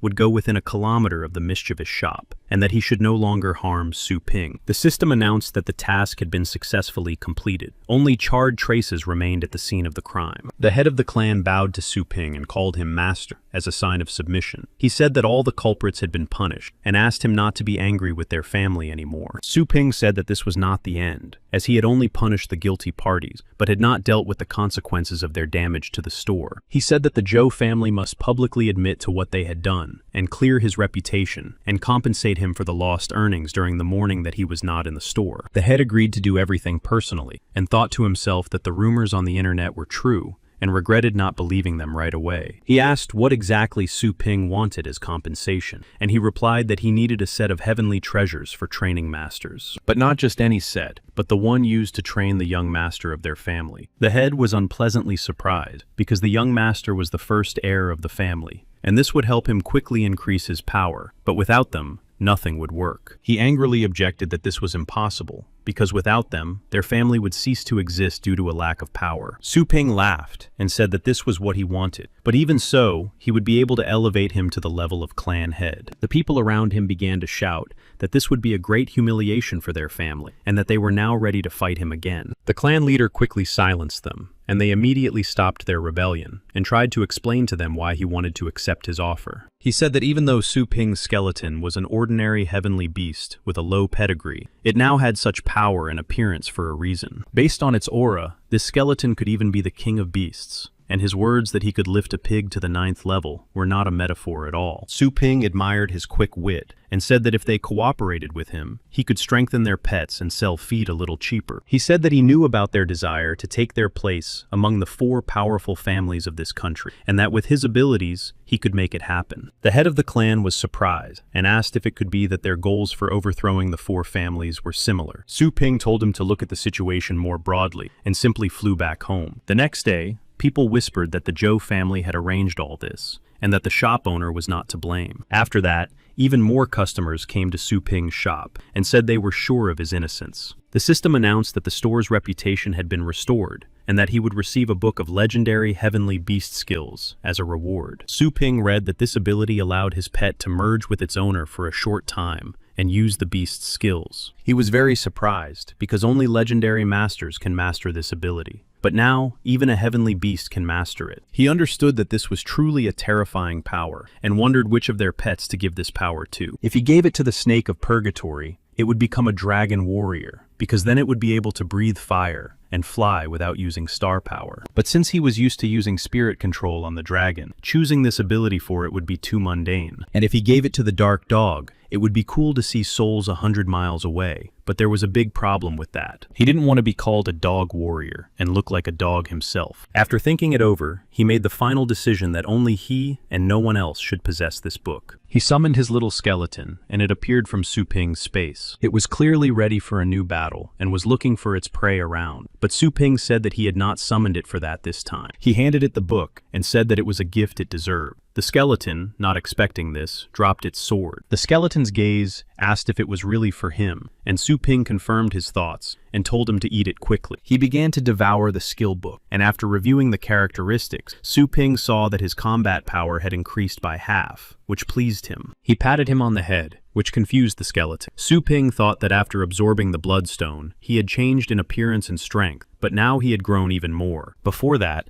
the little skeleton had no way to increase his strength in battle, and constantly won only thanks to rebirths. He was really glad that his strength had increased so much now, because it used to be very difficult to do. Relaxing a little, he wrote to a friend that he wanted to bring new 5th-level masters to train in the desert areas. When they arrived at the store, Soi Quan and his sister were surprised that Su Ping was talking to a man who destroyed beasts using only his own strength, without pets. This was the first person after the legendary rank, almost the title rank of Dao Zong. Su Ping greeted him and asked him to follow him. Dao Zong said that his shop had changed a little over the past few days and asked if he was ready to learn the art of the sword. Su Ping agreed and asked which training ground he wanted to choose. Dao Zong said that he just needed mountains and seas, and before them, the ground turned into a wide plain with small rocks and the sea. He asked how a hologram could be so real. Su Ping said that there was a little trick to it, and added that even if the arena was destroyed, it would immediately be restored. Dao Zong said that in the past, many had wanted to master his skills, but they always lacked something, but perhaps he would succeed. He asked Su Ping to draw his sword, and Su Ping decided to summon a small skeleton. Dao Zong was surprised that he would not be teaching Su Ping. He said that while he was away, Dao Zong could continue to train him. He added that in gratitude, he would give him something valuable that would definitely be useful to him. Dao Zong immediately realized that it was the fruit of the spiritual tree, and said that thanks to it, a person could increase their power by 1 level. Dao Zong understood that this fruit could reduce his cultivation time by 1 or even 2 years, and that it was too valuable and rare a gift. Dao Zong suddenly told Su Ping that it was not a question of money, because if the skeleton did not have sufficient skills, he would not be able to master his sword skills. Su Ping told the little skeleton to demonstrate its abilities, and it jumped into the air, used the art of the sword, and cut the sea in half. Covering Dao Zun from sudden rainfall, Su Ping asked if this was enough to teach the skeleton. He was greatly surprised by its power. Even now, he could cut through seas and oceans, and with the study of his technique, his strength would increase 1.5 times, and how strong he would become in the end. He was excited by this idea, having found such a wonderful student, and said he was ready to teach him everything he knew. And if he didn't learn it today, they would continue until he did, even without sleep or food. After that, Su Ping returned to the store and told his sister and Soi Quan that they were going to the desert areas for training. They traveled in the best car that no one could get just like that. And of course, Soi Quan was surprised that Su Ping was able to purchase it. Su Ping said that an acquaintance of his had suggested a suitable area for training, and even provided passes and a car to get there. He said that he would also give them combat armor at the base. His sister asked Su Ping anxiously where he had been yesterday. He told her about the past battle with the Zhou family, and said that the situation had been resolved in the end. He said that he had killed their leaders and those involved in the case. Soi Quan asked how it was possible to deal with them so easily, given their position. His sister hesitantly asked if it was because she had decided to become the tournament champion. He smiled and said that it was not her fault, and that he himself had decided not to involve her in the situation because he was worried about her. Soi Quan asked if he wanted to become the champion, and he replied that he had no reason to do so, which is why he chose them. Su Ping said that this opportunity would not benefit him at all, but it was a good chance for them to increase their strength. After the training began somewhere in the barren land, Su Lingyu watched the battle between the passers-by and the monsters. After waiting a moment, she ordered her pet to attack the target, and it released a dark flame at it. This did not harm the monster, but it angered it. It released stone spikes at Su Linyue's pet,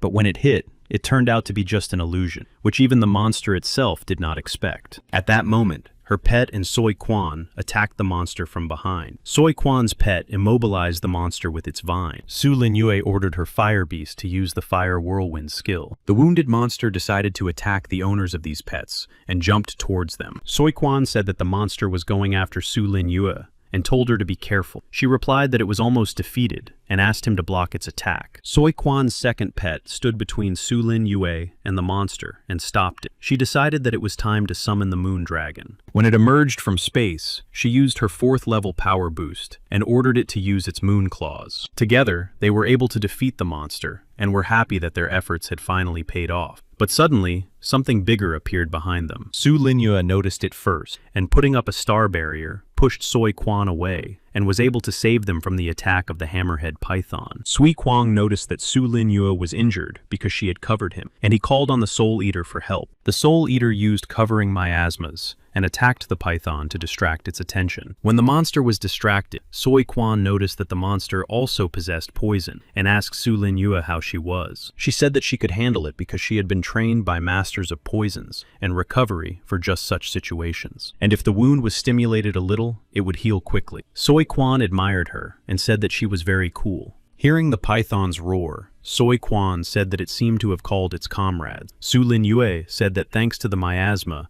they had not yet been found. Su Ping was watching them from above. The guys continued to discuss their further tactics. He thought it was a good decision to take his sister with him. Looking at her on the battlefield, she might not be inferior in ability and intelligence to some masters, and perhaps she really should be allowed to be a champion. He decided that he would train them to the title rank, and they would be able to look after the house and shop themselves, while he could go on business to other cities. After the battle, Soi Quan gave her an expensive restorative medicine, and said it was in gratitude for saving his pets several times. Su Ping said that they could finish for today, but the kids replied that they still had the strength to fight. Su Lin Yue said that she had greatly enjoyed the battle and wanted to continue in order to save money to strengthen the dragon, and he allowed them to continue. Later, at the scoring station, they calculated all the merits of passage number 90 and asked him to come forward. They told him that he had earned a total of 1,280 points, to which he asked why so few. The workers explained to him that all the beasts he had caught were of low rank and did not earn many points. They also said that the highest score for his strongest monster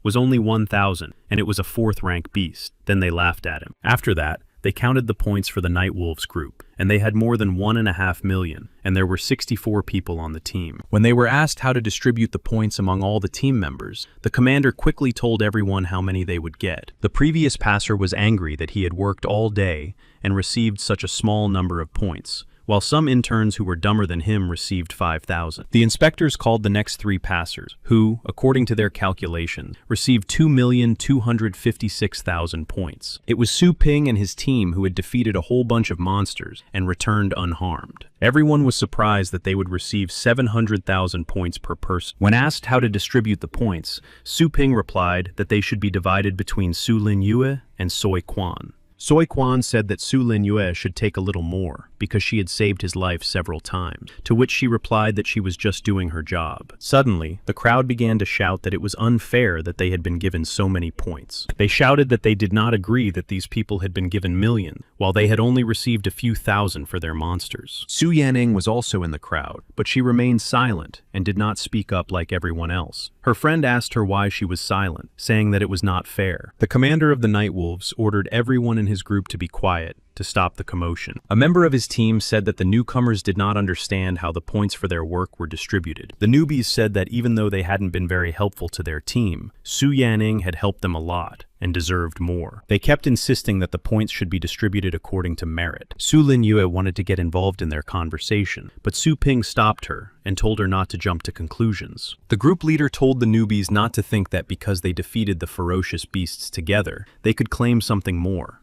The leader said that the old passers-by did not intervene not because they could not cope themselves, but to give them valuable experience. He said that even for this experience, they had been awarded enough points, and at the same time, they should not forget that they had managed to return alive. He explained that he had distributed the points this way because reconnaissance, command, treatment, logistics, and much more had been carried out by members of his team. He said that he would take all the risks and compensate for the damage, but they had to understand that they had to make up for it with their achievements. And if they weren't happy with the distribution of points, they could go into the wilderness on their own, and then they would understand everything for themselves. Su Ping understood what he was talking about from his sister's face, and thought that being fair was good, but that all current conditions had to be taken into account in order to draw conclusions. Su Ping said that it was time for them to leave, as there was only a month left before the tournament, and they needed to go to the desert areas at least 4 times. He added that the outcome would depend solely on their determination and aspiration. Su Linyue perked up and followed her brother. During this time, Su Ping trained them to improve their strength and skills, and he also gave them unlimited access to all ingredients and food. Periodically, they went to desert areas so that they could gain real combat experience and earn some money. At the end of the month, Su Ping announced that the buyer ratings had been suspended and that he was ready to calculate the results. Even the president of the Fei Fei store watched the broadcast. He wanted everyone to know the name of the future champion so that he could set the 4 great families against. And so, in one of these families, upon learning who Su Ping would nominate, they understood who they would have to fight. But they decided that this candidate posed no threat. This candidate was Su Linyue, and a fighter from the great family asked if it was possible to kill her immediately at the tournament.